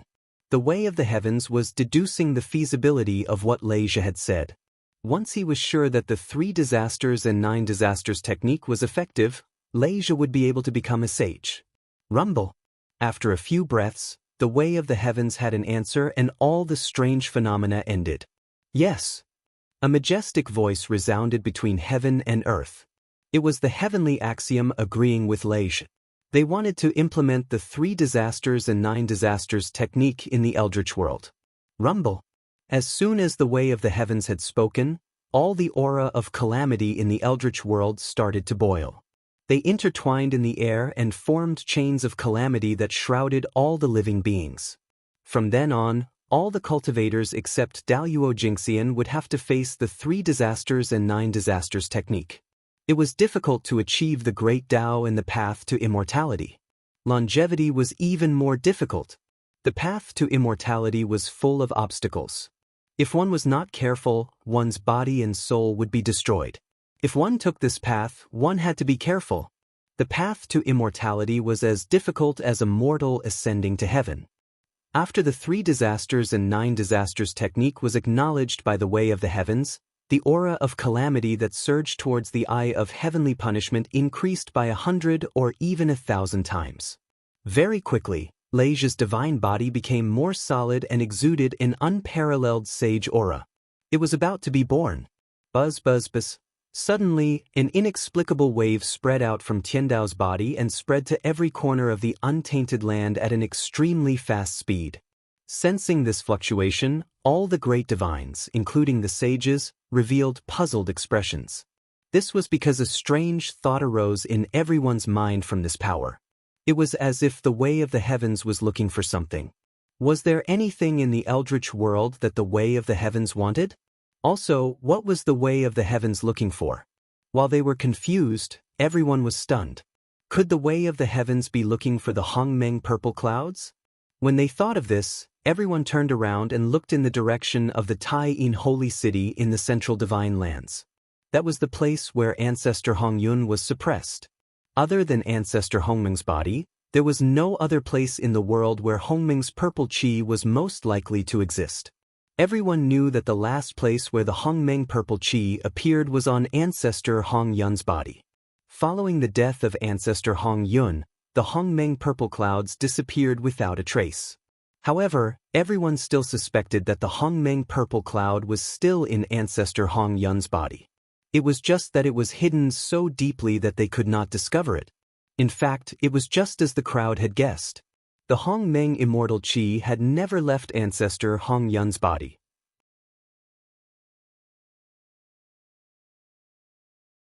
Even after he had fallen, it was still there. However, it was a pity that the Hongmeng purple qi that no one could find was about to leave ancestor Hongyun under the power of the heavenly way. Without any warning, the power of the way of the heavens brushed past ancestor Hongyun's body. The Hongmeng purple qi left ancestor Hongyun's body and flew towards the sky where Lei Zhe was. Perhaps it felt that it was unfair for Ancestor Hong Yun to take away the Hong Meng purple qi. Therefore, when the Hong Meng purple qi left Ancestor Hong Yun's body, his true spirit also disappeared and escaped from the suppression of the Tai Yin holy city. The power of the Way of the Heavens appeared out of nowhere and disappeared along with Ancestor Hong Yun's innate indestructible true spirit. Its intention was obvious. To compensate Ancestor Hong Yun, it reincarnated with his innate indestructible true spirit. Feng Zichen saw all of this, but he did not stop it. Right now, Lei's priority was to become a sage. Feng Zichen would not do anything that might affect this matter. Furthermore, Feng Zichen would be able to end the karma of Lei taking away Ancestor Hong Yun's Hong Meng purple qi with his freedom. No matter what, this was a gain for him. Hong Meng purple qi. Seeing the appearance of the Hong Meng purple qi, the half-step to primordial chaos Daluo Jingxian became excited. Their eyes were filled with fervor and even their breathing became heavier. The Hong Meng purple qi was the foundation of becoming a sage. If they obtained it with their strength, they would be able to become a sage in no time. Looking at the fervent expressions of the great masters, the Hong Meng purple qi was not obtained by the Way of the Heavens, but by Lei. Then, there was no doubt that these great experts would definitely swarm over and snatch the primordial violet qi. The temptation of becoming a sage was so great that it was almost impossible for anyone to resist it. Unless that person was like Feng Zichen, who was 100% sure that he could become a primordial chaos Daluo Jingxian. Only then could he resist such a great temptation. Becoming a saint did not only mean great power, but also the possibility of immortality. Although the great masters were strong, if the eldritch world was destroyed, or when the immeasurable calamity came, they would not be able to escape death, just like the other living beings. However, sages were different from primordial chaos Daluo Jingxian. They were truly immortal. Even if the immeasurable calamity came, it would not be able to do anything to them. Even if the eldritch world was destroyed, it would not be able to hurt them. At most, they could reopen this world and create a new universe. They could just establish earth, fire, water, and wind. Without mentioning how the great masters were envious, the Hong Meng purple qi flew in the air for a while and came to the side of the eye of the heavenly tribulation. However, it was not in a hurry to enter the Thunder Lock's body. Instead, like a naughty child, it circled around the Thunder Lock a few times, as if it was confirming something. Then, it escaped from the Thunder Lock's side. Like a fish, it swam around happily in the Thunder Sea. The Hong Meng purple qi was not being naughty. It was preparing to use the power of the Thunder Tribulations to wash away the Ancestor Hong Yun's qi in its body. After all, if it wanted to merge with the Thunder Lock, it would bring Ancestor Hong Yun's qi into its body. As the Hong Meng purple qi swam in the Thunder Sea, the Heavenly Way was helping it to wash away the Ancestor Hong Yun's qi in its body. It had to ensure that the Hong Meng purple qi merged with the Thunder Lock without any hidden dangers. Rumble. With the help of the Heavenly Way, the Hong Meng purple qi looked brand new. It was as if it had returned to its initial state. Other than the qi of Tao, there was nothing else. With a swoosh, the Hong Meng purple qi rose from the Thunder Sea and rushed into the eye of the heavenly tribulation at an extremely fast speed. It merged with the Thunder Lock inside. Instantly, the Thunder Lock felt that there was an additional purple qi in its consciousness. A boundless and mysterious aura exuded from its body, causing its true spirit to tremble nonstop. It was enlightened and its true spirit rose. The Hong Meng purple qi was indeed the foundation of the Tao. It had not merged with the Thunder Lock yet, and it had already brought such great benefits to the Thunder Lock. If it had really merged with the Thunder Lock, what would it be like? Furthermore, the Thunder Lock could feel a trace of the mysteries of the Hong Meng Tao from the Hong Meng purple qi. This qi could help him understand the mysteries of the Hong Meng Tao. If he had known about this earlier, Feng Zichen would not have waited until today. He would have already made his move on the Hong Meng purple qi. The power of Hong Meng was at the same level as the power of the Tao. It was also at the level of eternity. It was even more mysterious than Pangu's power. This was the key to Feng Zichen's future. Whether he could break the constraints of Pangu, walk his own path, and attain the eternal Tao was naturally very important to Feng Zichen. What Pangu wanted to achieve was the supreme realm of the great Tao. Feng Zichen was different from him. What he wanted to achieve was the origin of everything, the primordial chaos realm where there was a beginning and there was no end. The two were both at the eternal realm, but their performances were completely different and did not conflict. Otherwise, Feng Zichen and Pangu would have to compete for the great Tao in the future. It was different from the Khanate Tao. The supreme realm was really like a carrot and a hole. If one person achieved the great Tao, then the rest of the people who walked on the same path as him would have no chance of competing for the great Tao in this lifetime. Therefore, in the end, the existence of the same path was bound to have a life and death battle. The battle for the great Tao was so cruel. There was no good or bad, right or wrong. There was only success and failure. Without any hesitation, the Thunder Lock opened his mind and allowed the Hongmeng Purple Qi to merge into his true spirit. Rumble. The Hongmeng Purple Qi entered his body as if a bridge had been built in the Thunder Lock's true spirit. It allowed him to connect with the most mysterious place in the Hongmeng Purple Qi and reach there through the bridge formed by the Hongmeng Purple Qi. Rumble. In a trance, endless power surged from the void and poured into the Thunder Lock's body. In an instant, the illusory divine body of the Thunder Lock was completely formed. At this moment, the eighth sage of the primitive world was born. Terrifying divine aura spread out and filled every corner of the primitive world. Everyone in the world couldn't help but bow down and worship him. At the same time, all kinds of strange phenomena appeared in the world. The Khanate Tao and the rules of heaven and earth vibrated together to congratulate the birth of the heavenly tribulation sage. That's right, the Thunder Lock had become a sage. Becoming a sage was so fast. There was still a process to break through to the primordial chaos Daluo Jingxian, but not to become a sage. The power of the heavenly way could be completed in one breath. In a trance, the Thunder Lock's true spirit left his body and came to a world formed by Tao. The Khanate Tao gathered here and all the mysteries appeared clearly in front of the Thunder Lock. It wasn't an exaggeration to say that cultivating here for a day was more than 10,000 times faster than cultivating outside for 100 years. This was the space of the heavenly way, the most mysterious place in the primitive world. Under this space, the vast power of heaven and earth flowed. This was the origin of the sage's endless dermic powers. The sage placed his true spirit here and could use the power of the heavenly way at will. Thus, he didn't have to worry about running out of dermic powers. There were so many people who wanted to become a sage.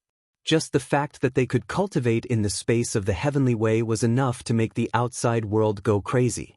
Not to mention, there were all kinds of indescribable benefits to becoming a sage. Thunderlock looked at the space of the heavenly way for a while and saw someone beside him. It was the Tai Ching sage. Before the Thunderlock could speak, the Tai Ching sage spoke first. "Poor Wei greets Taoist Thunderlock. I haven't congratulated you on becoming a sage. We have another comrade." After him, 5 more people appeared. They were the other 5 heavenly way sages, the primordial lord of heaven, the prime of heaven, the 2 sages of the west, and the Nuwa goddess.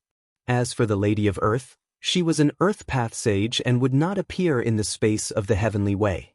After the 6 of them appeared and greeted Thunderlock, the Tai Ching sage said, "Fellow Taoist Thunderlock, you have just become a sage. I think you still have many things to deal with. Poor Wei and the others won't disturb you anymore. It's not too late to talk about our matters when you're free."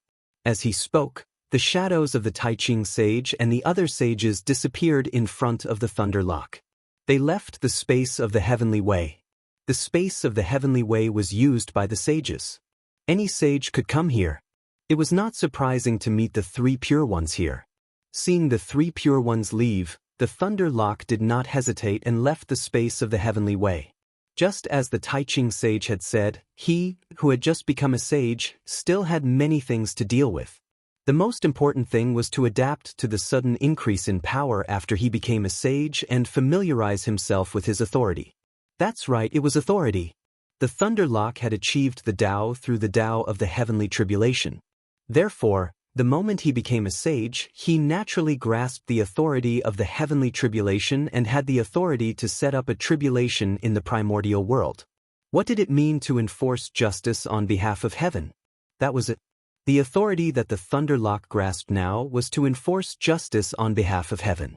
The true spirit left the space of the heavenly way and returned to his body. Instantly, the Thunderlock felt that his body had changed drastically. Especially in terms of power, it had increased countless times. He could easily destroy the Great Thousand World with just a thought. It was not an illusion. He truly possessed such power. At the same time, the Thunderlock's vision began to increase infinitely. He could look down at the primordial world and the countless living beings from a high point of view. Even the river of destiny and the river of time and space were under his feet. They rumbled and surged, but they could not shake him at all. That was the biggest difference between the sage and the primordial chaos Daluo Jinxian. The saints were the masters of the untainted world. Therefore, their vision was high and mighty. They could look down on everything with a gaze that overlooked everything. On the other hand, the primordial chaos Daluo Jinxian was a transcendent. Therefore, he was free from the primordial chaos and looked at everything from a bystander's point of view. In the same realm, different positions created two different perspectives. It had to be said that watching the primordial world from two different perspectives at the same time was a very wonderful experience. In the primordial world, perhaps only Feng Zichen could have such an experience. He was both the primordial chaos Daluo Jinxian and a sage. After comprehending the changes in his body, the Thunderlock turned his attention to his authority and great Tao. With a thought, a great Tao formed completely by lightning rose from the back of the Thunderlock.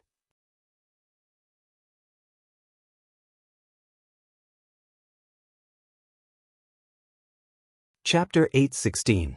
The great path was purple and dazzling. Countless lightning runes flowed on it, and it was about 3,000 miles long. It was the symbol of the third sky of Hunyuan realm. It was easy to distinguish the 12th sky of Hunyuan realm from the length of the great path manifestation. 1,000 miles was the first sky of Hunyuan realm, and 3,000 miles was the third sky of Hunyuan realm. Lei Zhe was extraordinary. Once he broke through, he was already at the third sky of Hunyuan realm. It showed how deep his accumulation was.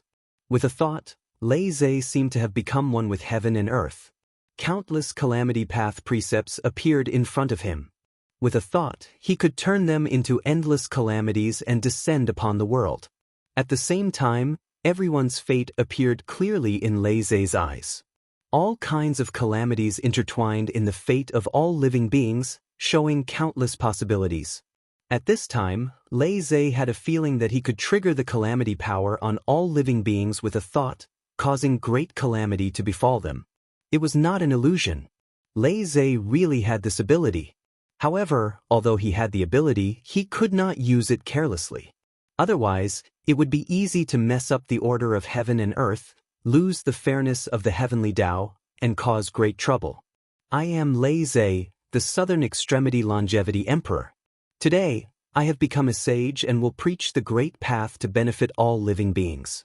10,000 years later, anyone who is fated can come to divine firmament to listen to my preaching, Lei Zhe suddenly said after experiencing all the changes after his breakthrough. That was right. After becoming a sage, it was customary to preach the great path to all living beings. It was the same when Nuwa became a sage. It was the same when the 3 pure ones became sages, the 2 sages of the West became sages, and Goddess Hutsu became sages.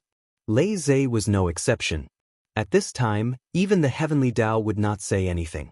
This was because this would undoubtedly deepen the sage's influence in the hearts of all living beings. The heavenly Tao should be supportive of this. Lei Zhe's preaching was a normal process. There was nothing wrong with it. All the sages had gone through this. Even when Lei Zhe was preaching, the saints would rush over to support him. At first, no one felt that there was something wrong. However, as they thought about it, they realized that something was wrong. There was nothing wrong with preaching, but it was not the right time. What was the current situation? The primordial world had just finished its transformation and regained its former glory.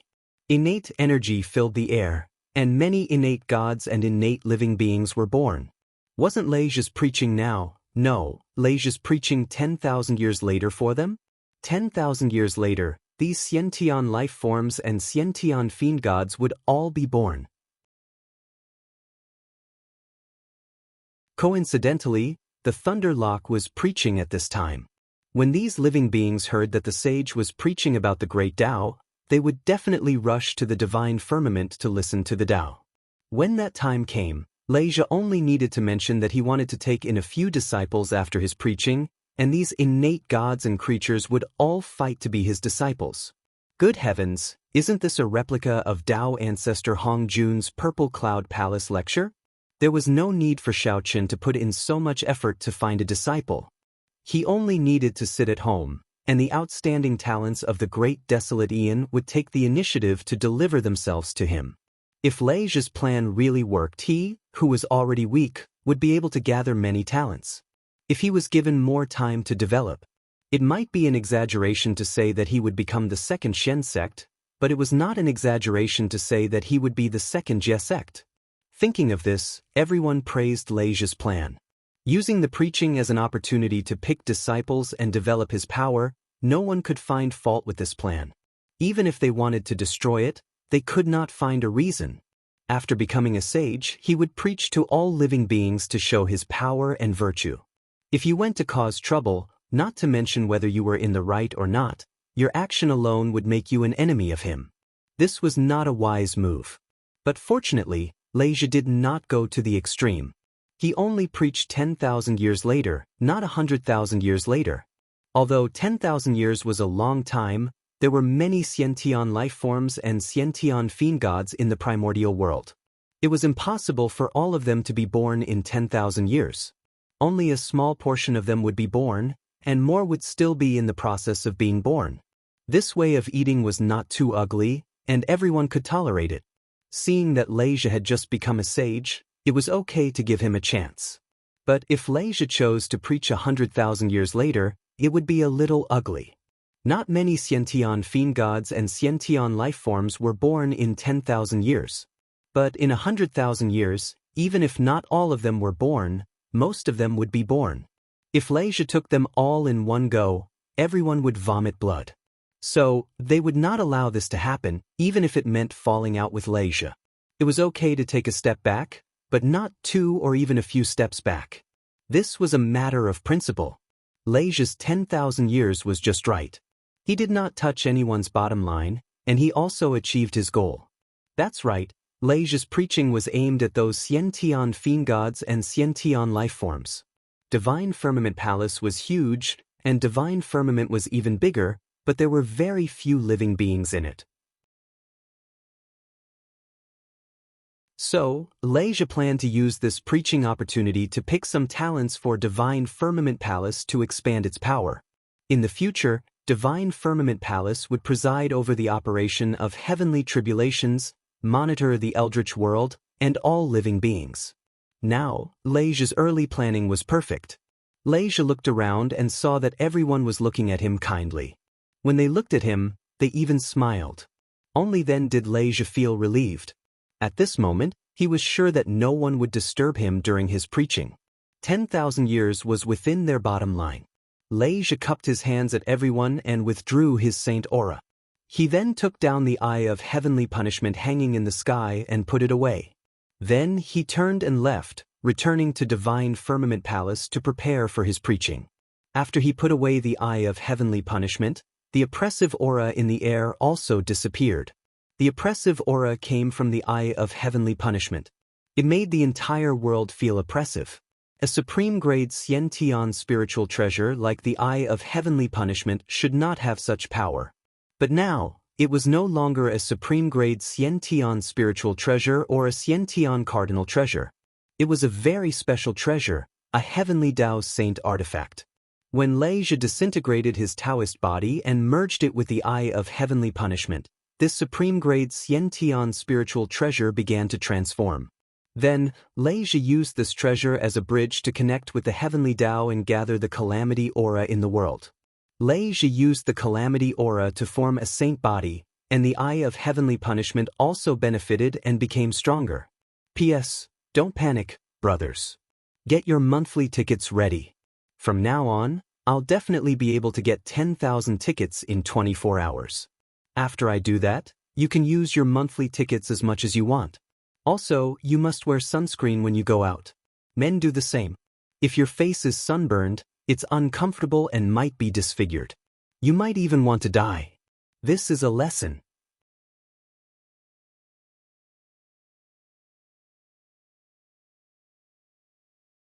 Chapter 8:17. In the end, Luis became a saint and attracted the power of the heavenly way.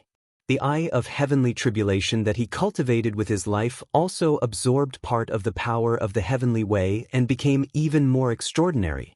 It even fused with the Tao of heavenly tribulation vaguely.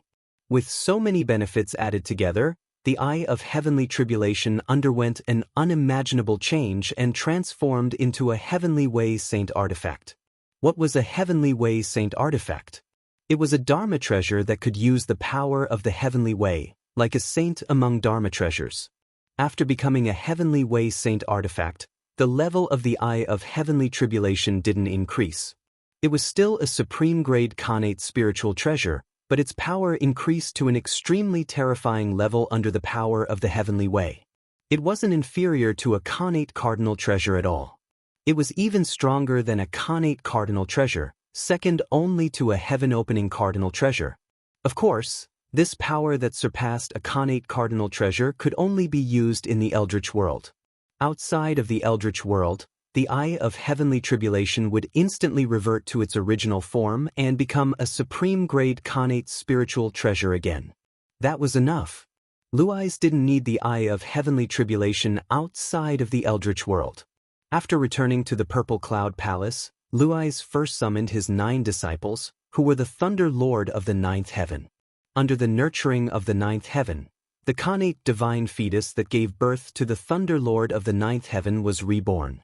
Back then, after Feng Zichen killed the world devastator Taoist, he intercepted part of the Thunder Lord's origin and injected it into the connate divine fetus that gave birth to the Thunder Lord of the 9th heaven. After absorbing the world devastator Taoist's origin, the karma of the Thunder Lord of the 9th heaven disappeared and he was born again soon after. The Thunder Lord of the 9th heaven was already extraordinary, and after being nurtured by the 9th heaven's origin, he became even more extraordinary. After being born, each of them was a top-tier connate god fiend with the cultivation of Tao Lord of Tai. With the same origin and the grace of being reborn, the Thunder Lord of the 9th heaven became Luis' disciple. Luis was happy to have 9 top-tier connate god fiends as his disciples, so he didn't reject them. This was his destined disciple, and he could not reject it even if he wanted to, unless the Thunder Lock was willing to give up on him. After all, to Luis, Feng Zichen was just an outsider. Thunder Lord of the 9th heaven was his real son. If Feng Zichen didn't accept them as his disciples and chased them out, Leisha might cause some trouble. At that time, Feng Zichen would be in big trouble. Since that was the case, he might as well take them in as disciples. Anyway, to Feng Zichen, taking the Thunder Lord of the 9th heaven as his disciple would only bring him benefits and no harm.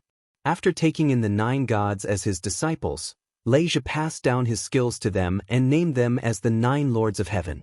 Each of them was in charge of a heaven. Their 9 brothers also worked hard. After being born for less than 10 million years, they transcended the long river of fate and cultivated to the realm of the Daluo Taoist priests. There was nothing surprising about this. Innate gods were favored by the heavenly Tao, and even more so for the top innate gods. As for the top innate gods, if they were formed from the innate lightning origin, they would be even more impressive. Even the heavenly Tao would treat them as half a sun. Lightning was the heavenly Tao's anger, and also its weapon. It was also its method of ruling over the wilderness. As such, the heavenly Tao had always been biased towards the innate gods of the lightning lineage. As half a son of the heavenly Tao, it was not surprising that the Thunder Lord of the 9th heaven could cultivate to the realm of the Daluo Taoist priests in 10 million years. Since he was half a son of the heavenly Tao, it was not surprising that he could cultivate to the realm of the Daluo Taoist priests. But if he couldn't, That would be strange.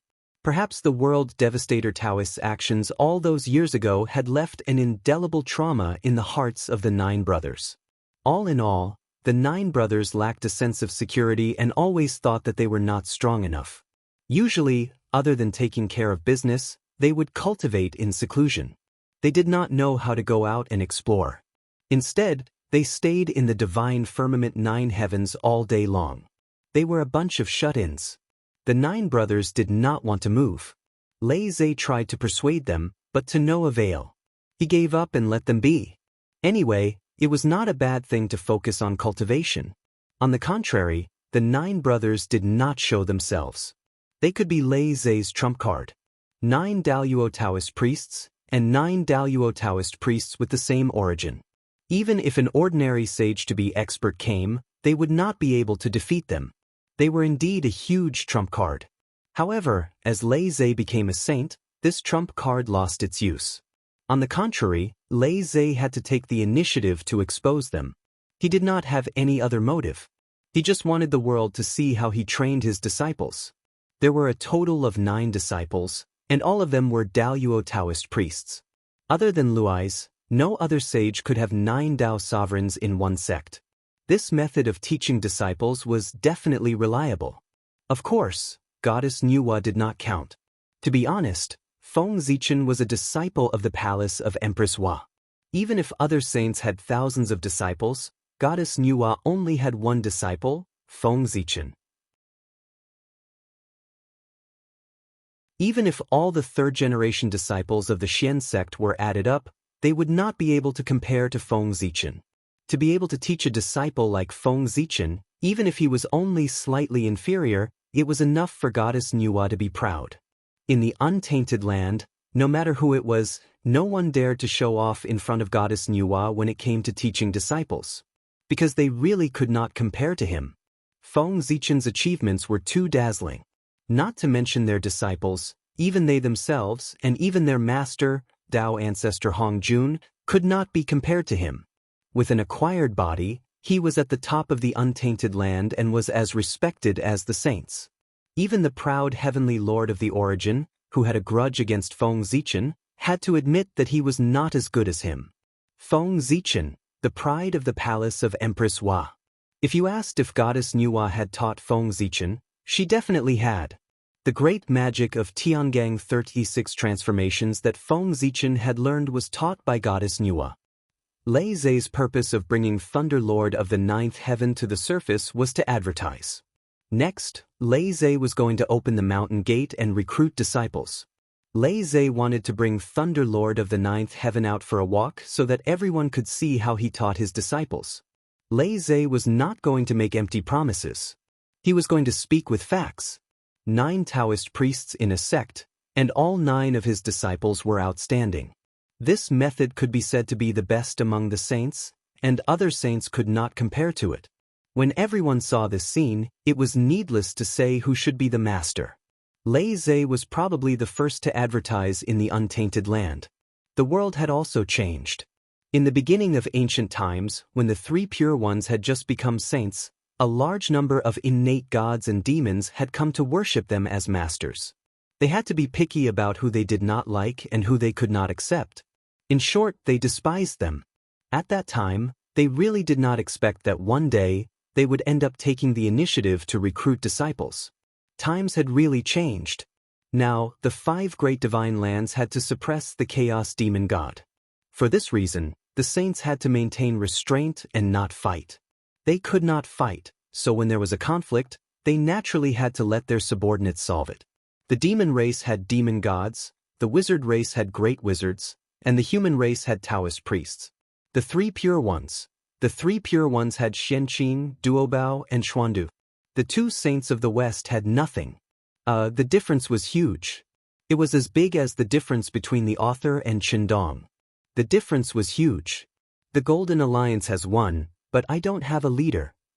When one's power was inferior to others, they had to develop.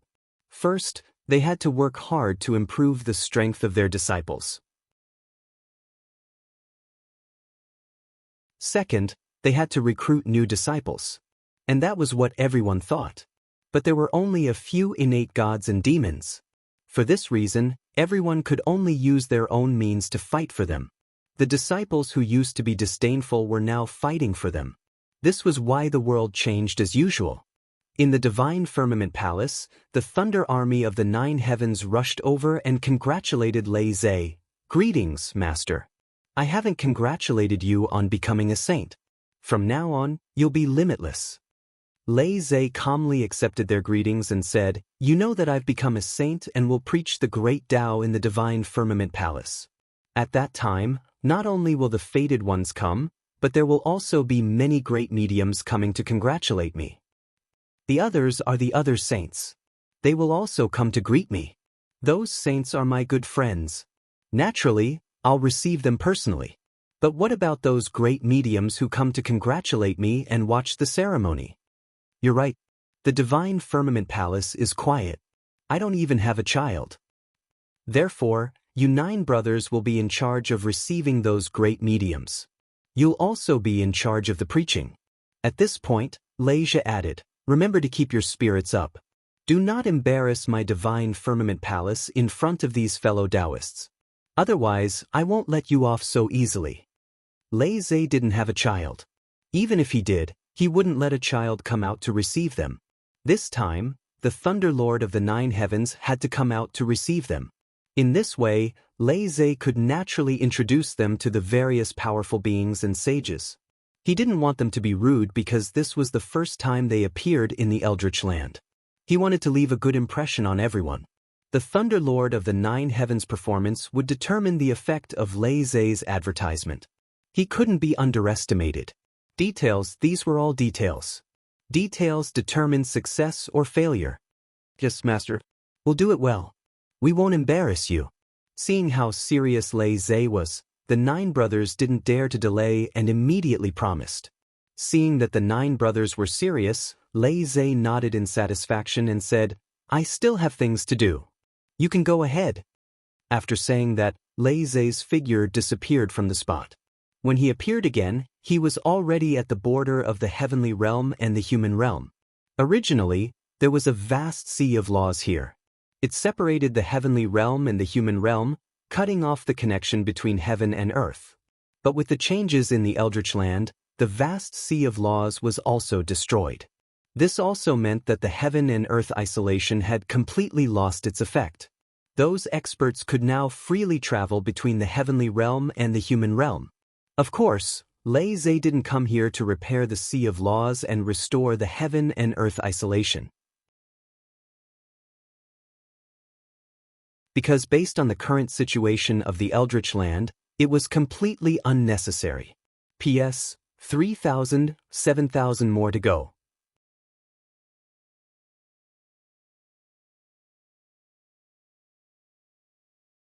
Chapter 8:18.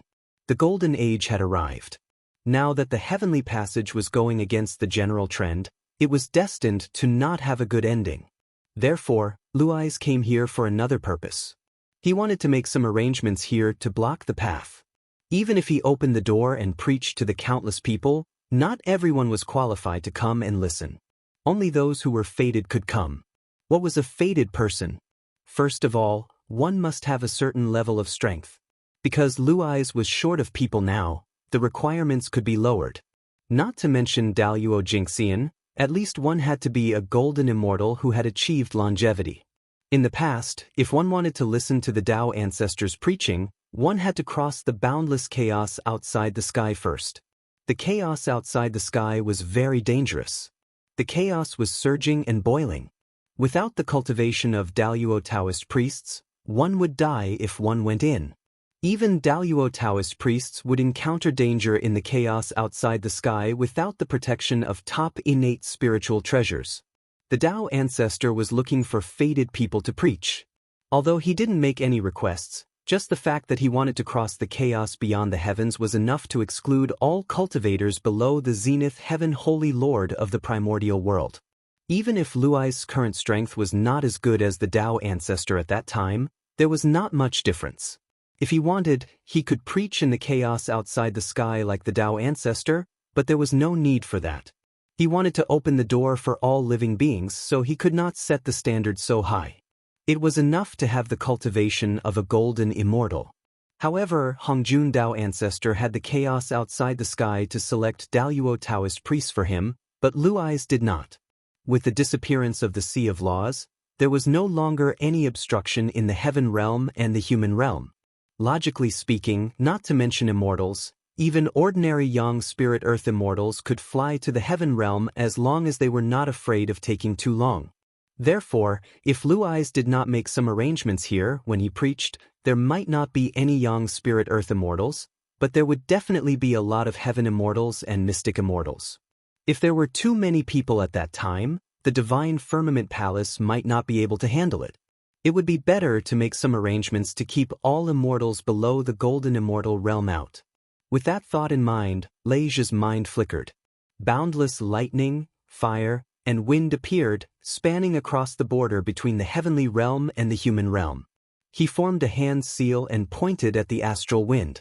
The astral wind suddenly elongated and thickened until it was as long as the sky. It was about 30,000 miles thick.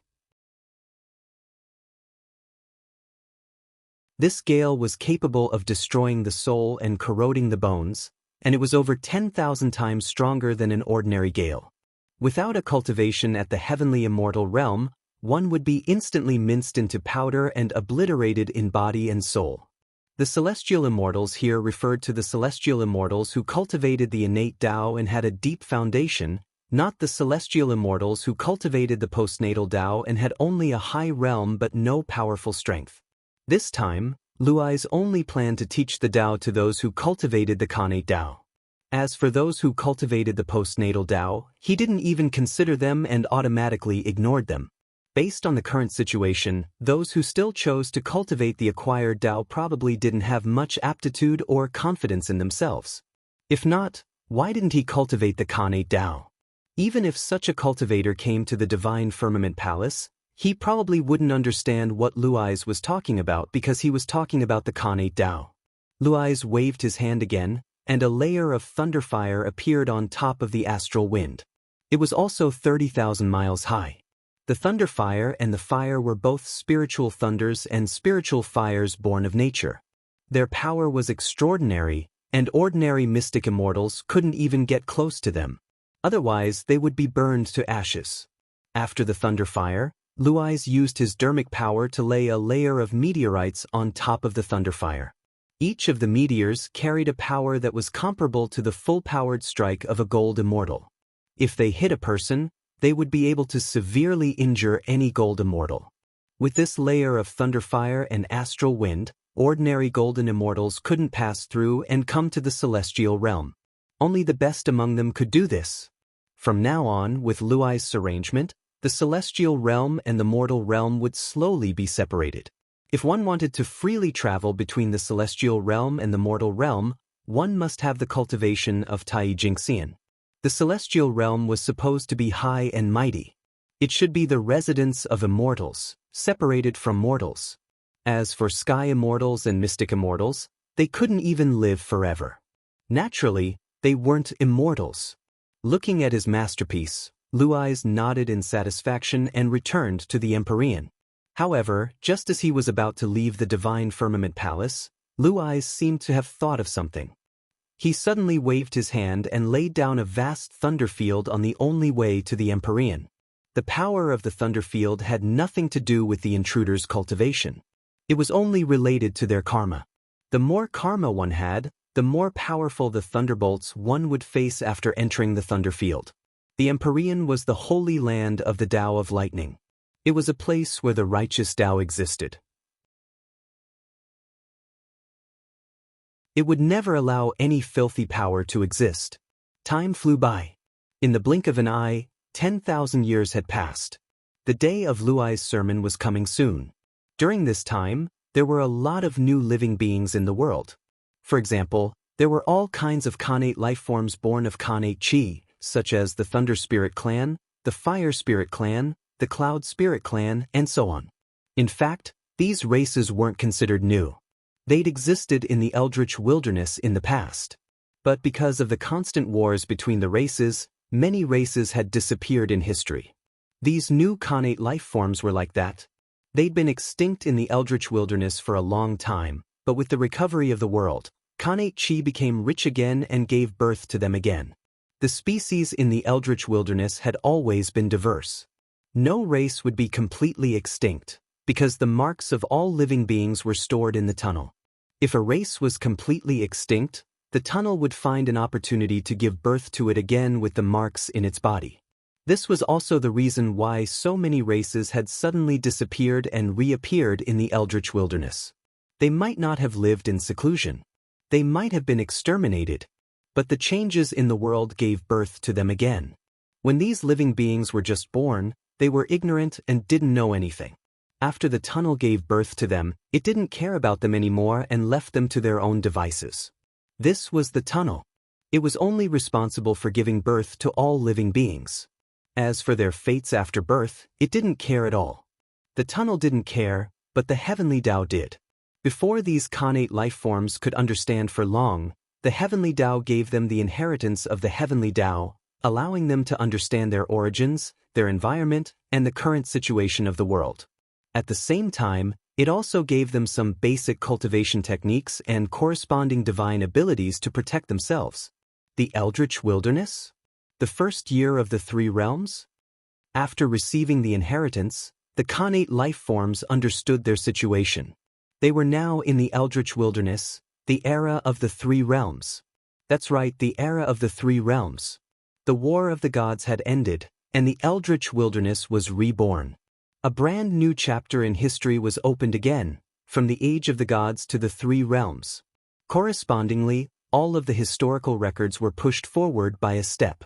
For example, the primordial age was now called the Age of Creation, or the Age of Gods and Demons. The reason why it was called Gods and Demons was because in any era, those who walked the Eldritch Wilderness were all Khanate gods and demons. The era of the three ancient races became the primordial age. The primordial age of liches and demons became the primordial age. The era that had just passed was called the primordial age, the Age of the Gods.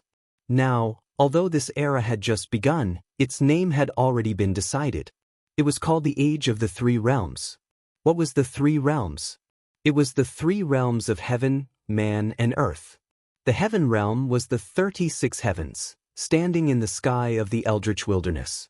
The mortal realm was the Eldritch Wilderness, with the 5 divine lands as the core and countless islands as support. It also included the boundless sea, located in the middle of the Eldritch Wilderness. The earth realm was the underworld, located at the bottom of the Eldritch Wilderness. The Eldritch Wilderness now had 3 worlds. When everyone saw this scene, they thought about it and directly called this world the Three Realms to save trouble. As for the name of the three realms, the saints and many great divine abilities discussed it for a long time. Not long after Luiz became a saint, Tao ancestor Hongjun called everyone to the Purple Cloud Palace. After all, the birth of the 8th saint in the Eldritch Wilderness was a major event, representing the prosperity of the Eldritch Wilderness. As the Lord of the Eldritch Wilderness, it was impossible for Tao ancestor Hongjun not to appear. In the Purple Cloud Palace, Tao ancestor Hongjun congratulated Luiz and then encouraged him. Finally, it was the usual, and also everyone's favorite segment of the Tao ancestors' Tao preaching. Every time Tao ancestor Hongjun called people to the Purple Cloud Palace, he would not let them come for nothing. At the end, he would preach the Tao, as if this way, everyone would not be at a disadvantage. The Tao ancestor also had a cute side. After the preaching segment, everyone chatted for a while. For some reason, they talked about the current Eldritch Wilderness. After chatting for a while, they decided on the name of the three realms. Heaven, earth, and man were the 3 talents of the Khanate realm. What a nice name. Then, it was difficult for everyone to calculate the date of the 3 realms. Some flatterers suggested that they start counting from the day of Tao ancestor Hongjun's birth. However, as soon as it was proposed, Tao ancestor Hongjun rejected it. He was already in a state of retirement, so there was no need to fight for this title. After that, someone suggested that they start counting from the birthdays of the 3 pure ones. After all, the Pangu was orthodox and had a righteous name. As soon as this suggestion was made, it was rejected by someone again. The three pure ones were Orthodox Pangu, so was Goddess Hu, Great Emperor Ziwei, and Great Emperor Gaochen. If they started counting from the birthdays of the three pure ones, it would be difficult for people to accept it. After the three pure ones, someone suggested that they start counting from the day the human race was born. After all, the human race was the protagonist of the world, so they should enjoy this honor. As soon as this suggestion was made, someone said that if the human race could do it, so could Goddess Nuwa. After all, the human race was created by Goddess Nuwa. Then, someone suggested that they start counting from the day Goddess Hoodoo transformed into reincarnation. P.S. I'm still 4,000 short. I have to wait until dawn. Damn it, I'll go on a blind date later. Wish me success.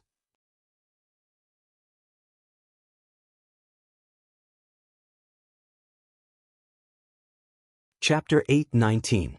The Lady of Earth transformed into reincarnation, and her merit was boundless. Some people also suggested counting from the day Feng Zichen set up the World Tree. The appearance of the World Tree marked the beginning of a new chapter in the Eldritch world. In short, there were all kinds of suggestions, and they all had sufficient reasons. Everyone was arguing over this. At a certain moment, everyone finally reached a consensus. They would count from the day Great Emperor Ziwei ascended to the boundless starry sky. When Great Emperor Ziwei first appeared in the world, he appeared in front of the world as a savior. But this time, not only did he restore the already broken and boundless starry sky, he even made it undergo a transformation and take a step closer. In terms of merit, Great Emperor Ziwei was the most outstanding in the Eldritch world. No one could compare to him. It was most appropriate to count the day he ascended to the boundless starry sky as the beginning of the era of the three realms. In the face of everyone's suggestions, Feng Zichen wanted to reject them. The status of Great Emperor Ziwei had already reached the peak of the Eldritch world. It was not inferior to the status of Dao Ancestor. He no longer needed other honors to improve his status.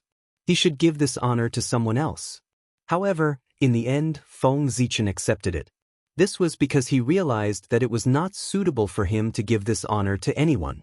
If he gave it to Goddess Nuwa, he would offend Goddess Hutu. If he gave it to Goddess Hutu, he would offend Nuwa. If he gave it to Gaochen, he would be giving it to himself. This would seem a little pretentious. Therefore, Feng Zichen thought about it and decided to show the demeanor of a great senior and give it to a special living being. After the establishment of the three realms, the first living being born would also be the first innate godfiend. Anything that was related to being first would become extraordinary. The heavenly secrets showed that after the establishment of the three realms, the first living being born would be a top-notch innate godfiend. This living being was born with a wisp of the three realms' destiny. It gathered the fortune of heaven, earth, and people in its body. It could be said to be the son of the era. In the future, it was destined to become a great cultivator. It was even possible for it to reach the primordial chaos realm. For details, he could refer to the first connate life form of the primordial world, Dao Ancestor Hongjun, and the first postnatal life form of the primordial world, Feng Zichen. Both of them were number one and had achieved unimaginable achievements. That living being was born from the karmic luck of the three dimensions. Even though it couldn't compare to these two great figures, it still couldn't be underestimated. After all, the era of the three dimensions was the only era since the primeval times had been split open, and it contained unimaginable karmic luck and fortune. This living being was the child of karmic luck, and being born in this era was already bound to be extraordinary. Therefore, Feng Zichen decided to form a good relationship with him and let him have this special honor. The day he was born would be the first year of the three realms, the beginning of the three realms era. It was a very good idea, a very good reason, and it even created the image of a reliable senior. When that living being succeeded in its cultivation and understood the cause and effect, it would definitely be very grateful to Feng Zichen. This special honor wasn't just a special honor, it represented a strand of the karmic luck of the three dimensions. If there were no real benefits, Why would everyone fight for this?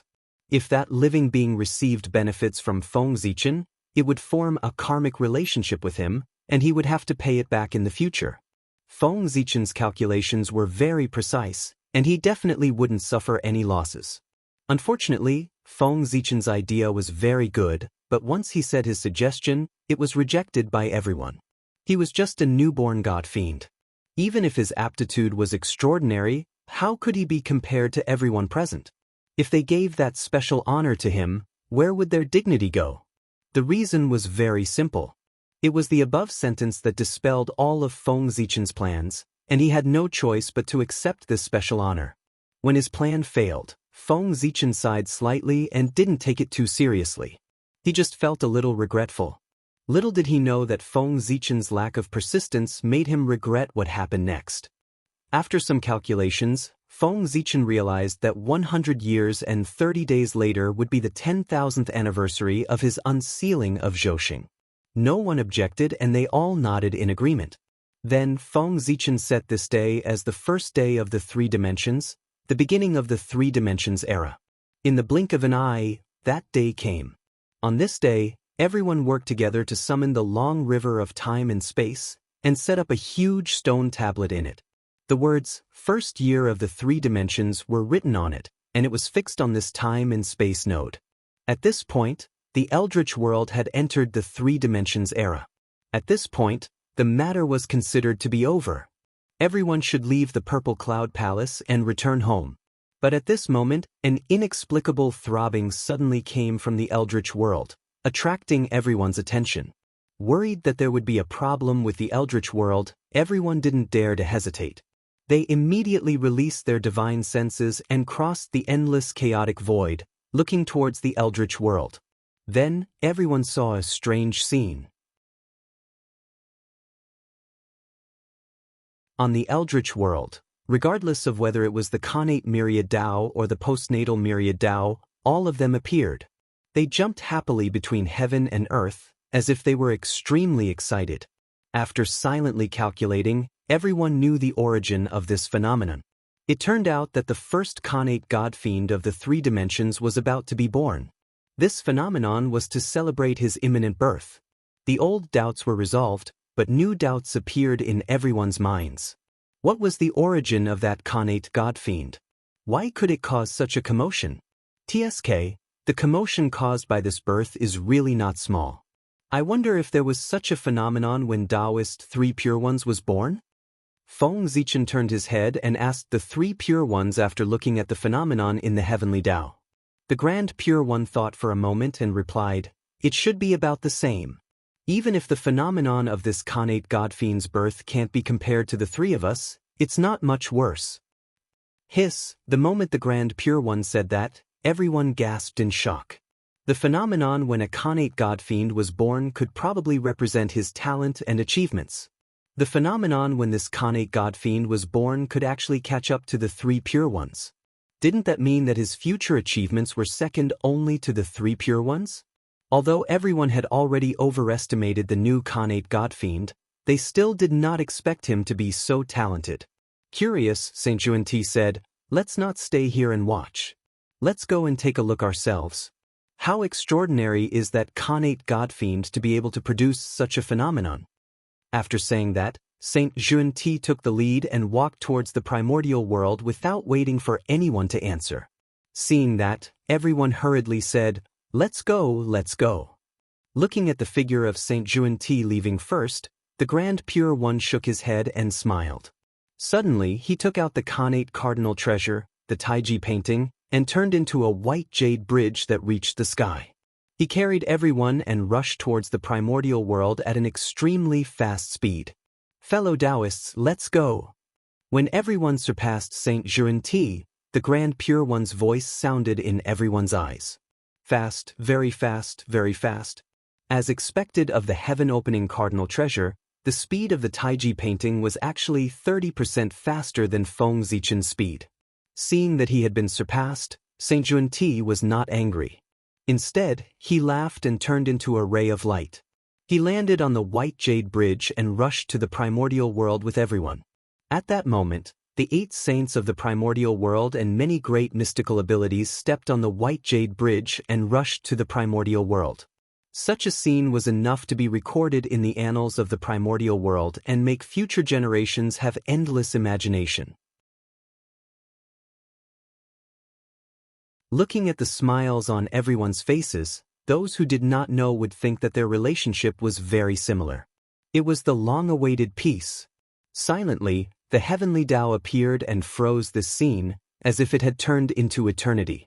As I wrote, I suddenly realized that this paragraph had the flavor of a grand finale. Of course, I have no intention of ending it. If I end it here, you will probably tear me apart. I'm just lamenting. Although the birthplace of the Khanate God-Fiend was very mysterious, with everyone working together, who in the primordial world could hide from them? Therefore, it was easy for everyone to find the place where the Khanate God-Fiend was born. It was indeed very special. It was so special that after everyone arrived, the smiles on their faces disappeared. They walked forward with an extremely solemn expression. There was a faint gray fog here. There was chaos chi rising and chaos baneful chi surging. There were piles of gravel on the ground. There was divine power circulating on the gravel. Although it was very faint, it had a supreme charm. At the same time, an extremely distant aura naturally filled the place. Indeed, this place was very ancient. It could be traced back to the beginning of the world. This was the ruins of the original Mount Bujo, where the backbone of the great god Pangu was. This was the birthplace of the number 1 Khanate God-Fiend in the 3 realms. Mount Bujo was such a special place. It was the original heavenly pillar of the primordial world and the supreme divine mountain that suppressed the chaos demon god. His ruins were filled with the aura of destruction and the resentment of the chaos demon god. Logically speaking, there should be no living creatures born here. However, an Khanate God-Fiend was born here. Then this living being must be extremely special. With indescribable feelings, everyone came to the deepest part of the Mount Bujo ruins and saw the Khanate God-Fiend that was about to be born. It was an Khanate God-Fiend. It was 36 feet and 5 inches tall and 24 feet in circumference. 36 feet and 5 inches tall, according to the 365 degrees of the heavenly cycle. 24 feet in circumference, according to the 24 chi of the political calendar. There were 9 orifices and 8 holes on it, according to the 9 palaces and 8 trigrams. There was nothing wrong with this. Most Khanate God-Fiends looked like this. Everyone was knowledgeable and had naturally seen the appearance of other Khanate God-Fiends. Naturally, they were not surprised. However, when they looked down and saw the scene below the Khanate God-Fiend, everyone's expression changed. Below the Khanate God-Fiend was a huge blood pool. This was nothing. The key was the blood at the bottom of the blood pool. Everyone recognized that it was their blood, as well as the blood of the chaos demon gods. The blood in the blood pool was the blood of Feng Zichen, the 3 pure ones, Goddess Hu, Great Emperor Ziwei, Nuwa, and the 2 sages of the West. These were the blood of the Orthodox Pangu and the saints. Their blood only occupied half of the blood pool. The remaining blood emitted a faint divine light, with the great Tao rules looming and chaotic aura lingering on it. It was the blood of the chaos demon gods.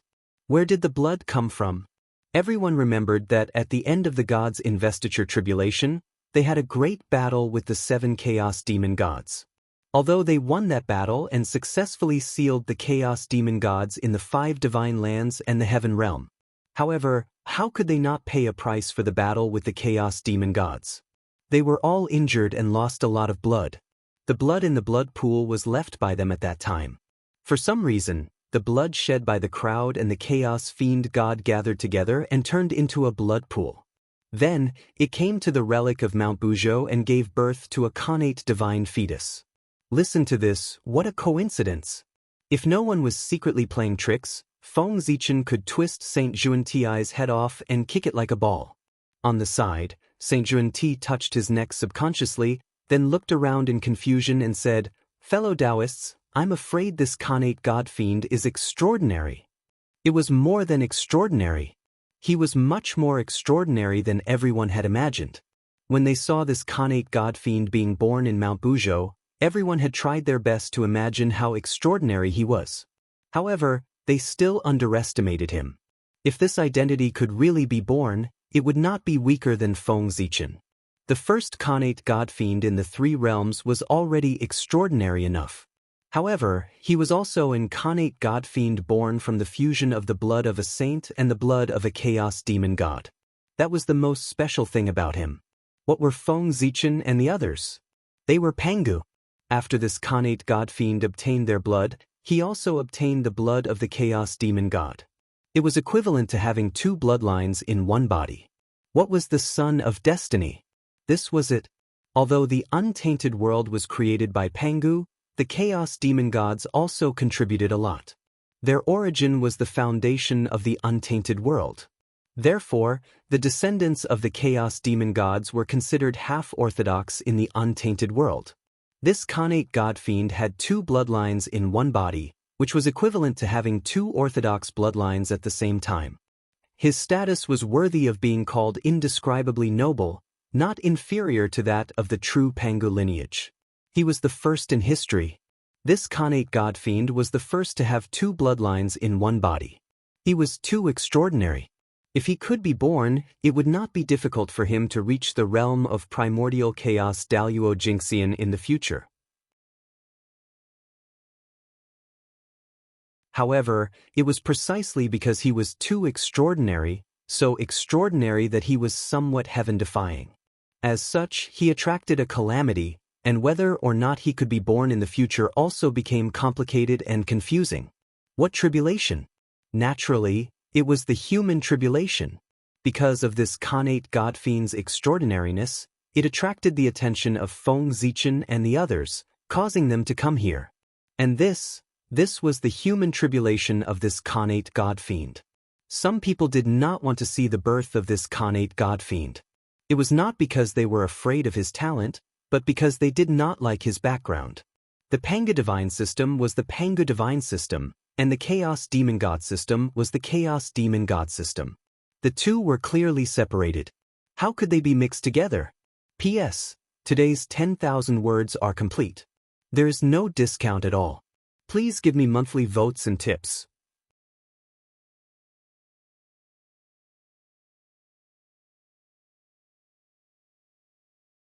Chapter 8:20. This Khanate god-fiend had mixed up the concepts of the two and messed up the bloodline of the Pangu divine system. His birth was a mistake, so he should not exist. Of course, his existence was reasonable. Although everyone was unwilling to see this Khanate god-fiend appear, there was a reason for his existence. They could not bring themselves to kill him. If this Khanate god-fiend had grown up and become a top-notch great divine ability expert, they would not waste their breath and kill him directly. However, this Khanate god-fiend had yet to be born. They were all people of status and dignity, so they could not bring themselves to kill a Khanate god-fiend that had yet to be born. However, even if they couldn't kill him, it didn't mean that they would let him go. Killing him was only the most direct method. Apart from that, they had many other methods to deal with this Khanate god-fiend. For example, taking advantage of the fact that he was not born yet, he first destroyed his providence. How would they do it? It was simple. They could create an Khanate god-fiend in advance and let him be born before this Khanate god-fiend. Then they could destroy his luck. This way, this Khanate god-fiend's luck would definitely be affected. And the Khanate god-fiend that had stolen his luck would become his lifelong enemy. This method was good. They could stop this Khanate god-fiend's development without bloodshed and nurture a mortal enemy for him. It would be difficult for him to grow in the future. With that thought in mind, everyone immediately took action. They all used various methods to create the Khanate god-fiends in their divine lands. First, providence. If they obtained it and nurtured it seriously, they might be able to teach a top-notch great divine ability expert. Such an opportunity could not be given to others. On Shouyang Mountain, the Grand Pure One spiritual will came with the Khanate cardinal treasure, the Taiji diagram. It absorbed all the chi of heaven and earth from all directions and was transformed by the Taiji diagram into the purest Khanate Taiji origin. It poured into the brass vein under Shouyang Mountain. The brass of Shouyang Mountain was famous in the world. It was a top-notch divine metal in the primordial world. A connate cardinal treasure refined with this material was as powerful as an ordinary connate spirit treasure. It was obvious how precious this ore was. Originally, the brass on Shoyang Mountain had long been dug out. However, as the world transformed, the brass vein sensed the creation chi of heaven and earth and was reborn. Not only that, endless creation chi gathered at the center of the brass mine, giving birth to an innate divine fetus. This was the brass spirit, a connate fiend god that the three realms had nurtured. If nothing unexpected happened, this connate god fiend should have been born tens of thousands of years later. Then, it transformed and was accepted as a disciple by the Grand Pure One.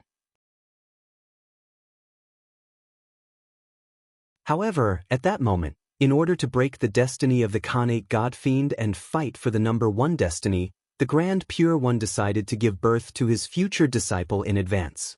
Even with the help of the Taiji diagram, forcefully reviving the brass spirit would still have some impact on it. However, compared to the number one providence, this little bit of influence was nothing. The Grand Pure One was gambling. He was using this disciple's future to bet that he would be the first to be born. If he succeeded, he would be blessed by the number one providence, and his future would be limitless. If he failed, well, it doesn't really matter. It's just stunted growth. With the Grand Pure One's methods, he could easily make up for it. Thinking about it this way, if he lost, he would not suffer a loss. If he won, he would make a huge profit. Why didn't the Grand Pure One take this gamble? At the same time that the Grand Pure One took action, the Heavenly Lord of Primordial Beginning was also taking action. His spiritual will carried the Panga banner across an endless distance and returned to Mount Kunlun. Mount Kunlun, the first divine mountain of the primordial world after Mount Buzhou was destroyed, where the eastern ancestral veins were located. This mountain could be said to be a collection of the fortune of heaven and earth. Such a special place naturally gave birth to more than one connate godfiend. The Kunlun Mountains were vast and boundless. There were countless places of destiny inside. Now that the world had transformed, they had obtained the support of the creation chi of heaven and earth and undoubtedly became even more extraordinary. Wasn't it normal to give birth to a few connate godfiends or connate spiritual treasures? Although there were many connate godfiends on the mountain, the Heavenly Lord of Primordial Beginning was not picky. The target he wanted to give birth to was very clear. It was a connate godfiend born on Mount Yujing. At the same time, this was also the strongest connate godfiend born on Mount Kunlun. Let's not talk about the connate godfiend. Let's talk about Mount Yujing first. Besides the main peak of East Kunlun, there were 72 other divine mountains. All of them were extraordinary. They were all top-notch blessed places in the primordial world. Among the 72 divine mountains, Mount Yujing might not be the best, but it was definitely the most special one.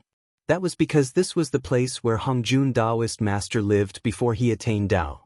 As the place where Hongjun Taoist master cultivated, it was obvious how extraordinary this place was. It was called the Celestial Ancestral Court, and the connate godfiend was born here. Anything that was related to Hongjun Taoist master would become extraordinary, let alone this connate godfiend. When he discovered that there was a connate godfiend on Mount Yujing, the Heavenly Lord of Primordial Beginning, who had already given up on taking in disciples, suddenly had the thought of taking in a disciple again. He wanted to take him in as his direct disciple. Such a background was not enough for the Heavenly Lord of Primordial Beginning to change his mind and take him in as his direct disciple. He was only a disciple in name. But this connate godfiend had yet to be born, and he was already chosen as his direct disciple by the Heavenly Lord of Primordial Beginning. The main peak of Mount Yujing, the peak of the Purple Clouds Peak, was filled with purple clouds. It stretched for more than 3,000 miles, and it was very noble. Under the purple clouds, there was a vast and empty land. Originally, this place was not empty. The Purple Clouds Palace, known as the number one holy ground in the primordial world, was located here before they went to the chaos beyond the heavens. After the Purple Clouds Palace left, this place became empty and spacious. In the middle of the empty land, there was a connate godfiend that was 99 feet tall. It had 9 orifices, and celestial lights surrounded it. It kept on breathing in the surrounding purple clouds. In the process of breathing in the purple clouds, there were 10,000 celestial projections that appeared around it. They surrounded it and chanted continuously. They seemed to be praying, and also seemed to be giving blessings. This made the Khanate God Fiend seem even more precious. This was a natural-born divine fetus. Inside it was the future celestial lord of the immortal Tao. It was born in the middle of the purple cloud's peak, and it was also the place where the Hongjun Tao ancestor cultivated. Born here, it was naturally tainted with a trace of the immortal Tao. It was very noble and could be called the child of the immortal Tao. If not for the Khanate God Fiend in the ruins of Mount Buzhou, which was tainted with the blood of Pangu and the blood of the chaos demonic god, it would be too extraordinary. The first Khanate God Fiend to be born in the 3 realms would undoubtedly be him. The heavenly lord of primordial beginning had high hopes for him. Coming in front of the divine fetus, the heavenly lord of primordial beginning raised the Pangu banner and released streaks of chaos origin energy to speed up his birth. At the same time, the heavenly lord of primordial beginning was also secretly forming a seal. He drew the ancestral power of Mount Kunlun and the chaos origin energy to strengthen the divine fetus. It had to be said that the heavenly lord of primordial beginning, who had the entire Mount Kunlun, was much more convenient than others. Not to mention anything else, just the ancestral vein energy was so precious that it wasn't inferior to the chaos quintessence energy. At the same time, on the other side of Mount Kunlun, where West Kunlun was, the Queen Mother of the West was also secretly mobilizing the power of the entire West Kunlun to continuously nurture the Khanate God Fiend in front of her. That divine fetus was indeed nurtured in West Kunlun, but the Khanate God Fiend nurtured in it had long been taken over by someone else. That's right, the Khanate God Fiend nurtured Dong Wangkung. The wisp of Dong Wangkung's Khanate indestructible true spirit that the Queen Mother of the West had secretly taken away was injected into this Khanate God Fiend to be nurtured again. At this moment, the Queen Mother of the West was nurturing him. Obviously, she wanted to let Dong Wangkung fight for the opportunity to be first. She had no choice. Other than the great perfection of Sage to Be and the supreme-grade Khanate spiritual treasure Jingyang Bell, Dong Wangkung had nothing left. He had even lost his identity. As a last resort, the Queen Mother of the West had let Dong Wangkung fight for the opportunity to be first in order to increase his chances of achieving Tao in the future. On Golden Turtle Island, the remaining disciples of the Jie sect formed a mysterious Khanate formation under the leadership of Xianqing.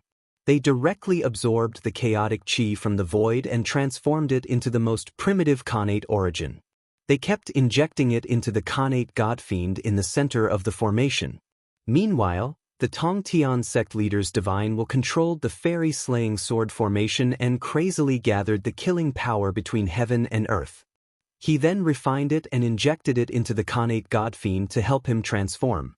This was the Khanate God Fiend nurtured by Golden Turtle Island. It was born from the combination of the essence qi of the East Sea and the spiritual qi of Golden Turtle Island. When it was first nurtured, it had inherited the mark of the fairy-slaying sword formation. It was quite extraordinary and was born to be a killing god. At this moment, the Tongtian sect leader was using the power of the entire sect to nurture this Khanate God Fiend to fight for the opportunity to be first. Other than the 3 pure ones, it was the 2 saints of the West. On Mount Meru, a grade 9 virtuous golden lotus bloomed with bright light. There was also a shocking spirituality contained in it. Obviously, this grade 9 virtuous golden lotus already had spirituality and was about to transform. The West was not as rich as the East, and Mount Meru had been through many wars. There was not much of its origin left. It was not enough for itself, let alone for others. The Chaos Demon God's origin was used to repair the West's ancestral veins and strengthen the West's origin of the Earth. It could not be used. Therefore, the 2 saints of the West gritted their teeth and directly bled, using their own Khanate origin to nurture this grade 9 virtuous golden lotus. The 2 saints of the West were also born with Khanate spiritual roots. Therefore, when the grade 9 virtuous golden lotus devoured their origin, not only would it not be affected, but it would also gain a lot of benefits. The grade 9 virtuous golden lotus itself was a superior grade connate spiritual treasure. Once it transformed, it would be the most superior connate godfiend. Now that it had transformed after devouring the saint's origin, it would probably transform into the most powerful connate godfiend. This golden lotus carried the high hopes of the two saints of the West. It should be the future of the Western sect. Speaking of which, the Western sect was becoming more and more like Buddhism. They both used lotuses as sacred objects, but one was a golden lotus and the other a black lotus. The commotion this time was so great that even Nuwa, who usually ignored worldly affairs, couldn't help but intervene. She released her divine will and brought the connate treasure cauldron of heaven and earth to an immortal mountain in the East Sea. This mountain was called Flower Fruit Mountain. There was a 5-colored immortal stone on the mountain, which was the same 5-colored divine stone used to mend the heavens. When heaven and earth transformed, this divine sky-mending stone obtained an opportunity and contained a divine fetus, a connate godfiend. Originally, it would take tens of thousands of years for this divine fetus to be born, but Nuwa came looking for fate and decided to give it an opportunity, allowing it to be born in advance. Rumble. The cauldron of heaven and earth vibrated, accepting the power of the universe and turning it into the divine sky-mending stone. It constantly strengthened the divine fetus inside. If it weren't for Nuwa's help, this divine sky-mending stone would give birth to a stone monkey after tens of thousands of years. It would be born with the will of chaos and create a great name. But after Nuwa took action, its fate changed. What was the cauldron of heaven and earth? It was a connate treasure and also the only treasure in the primitive world that could go against the connate heavens. After being refined by the cauldron of heaven and earth, the connate origin of the divine stone was further purified. The connate godfiend inside was affected and began to transform. Its development became more and more complete. It evolved from a monkey to a human with a connate Tao body. At this moment, the divine sky-mending stone no longer gave birth to a spiritual stone monkey, but a divine sky-mending man who inherited the will of mending the heavens. He was even stronger. At the same time that Nuwa took action, Goddess Hoodoo also took action. The Chaos Treasure's 6 paths of reincarnation disc suddenly trembled violently. Unparalleled power surged out of the nether realm, broke through the seal of the sky curtain, and came to the great chaos outside the realm, sweeping away all the chaos chi within 100,000 miles. Rumble. In the 6 paths, a large amount of chaos chi suddenly surged out of the cave that represented the Shaman Dao. It was absorbed by Pangu's heart that floated in the depths of the Shaman Dao. Bang, bang, bang, bang. After a long time, Pangu's heart beat again, and a loud sound was heard. As it beat, heaven and earth resonated with it. It wasn't Pangu's heart resonating with heaven and earth, but heaven and earth resonating with Pangu's heart, beating with its rhythm. Bang. With every beat of Pangu's heart, a large amount of chaos chi was absorbed by it. Then, purple blood accompanied by purple murderous aura flowed on Pangu's heart. The purple blood was Pangu's blood, and the purple murderous aura was the heavenly god's murderous aura. Pangu's heart produced blood again, which meant that it was beginning to give birth to a connate grand magus. What was a connate grand magus? It was a grand magus that was directly transformed from Pangu's blood, not a grand magus that was cultivated. The grand magus that was transformed from Pangu's blood essence was a grand magus. It was a natural-born sacred existence that was destined to attain the Tao. The grand magus that was transformed from Pangu's blood was a connate grand magus. Each of them was a top-notch connate godfiend, and they had a very high chance of attaining the Tao in the future. Gradually, Pangu's heart beat faster and faster, and the chaos chi around him disappeared at a speed visible to the naked eye. You're tuning in to the Passion Pages YouTube channel. We're so grateful for your support, and don't forget to subscribe to join us on this incredible journey through captivating stories. Your generosity through donations truly makes a world of difference, as it's the primary source of revenue that allows me to expand and enhance this channel for you. Thank you from the bottom of my heart for being a part of this adventure.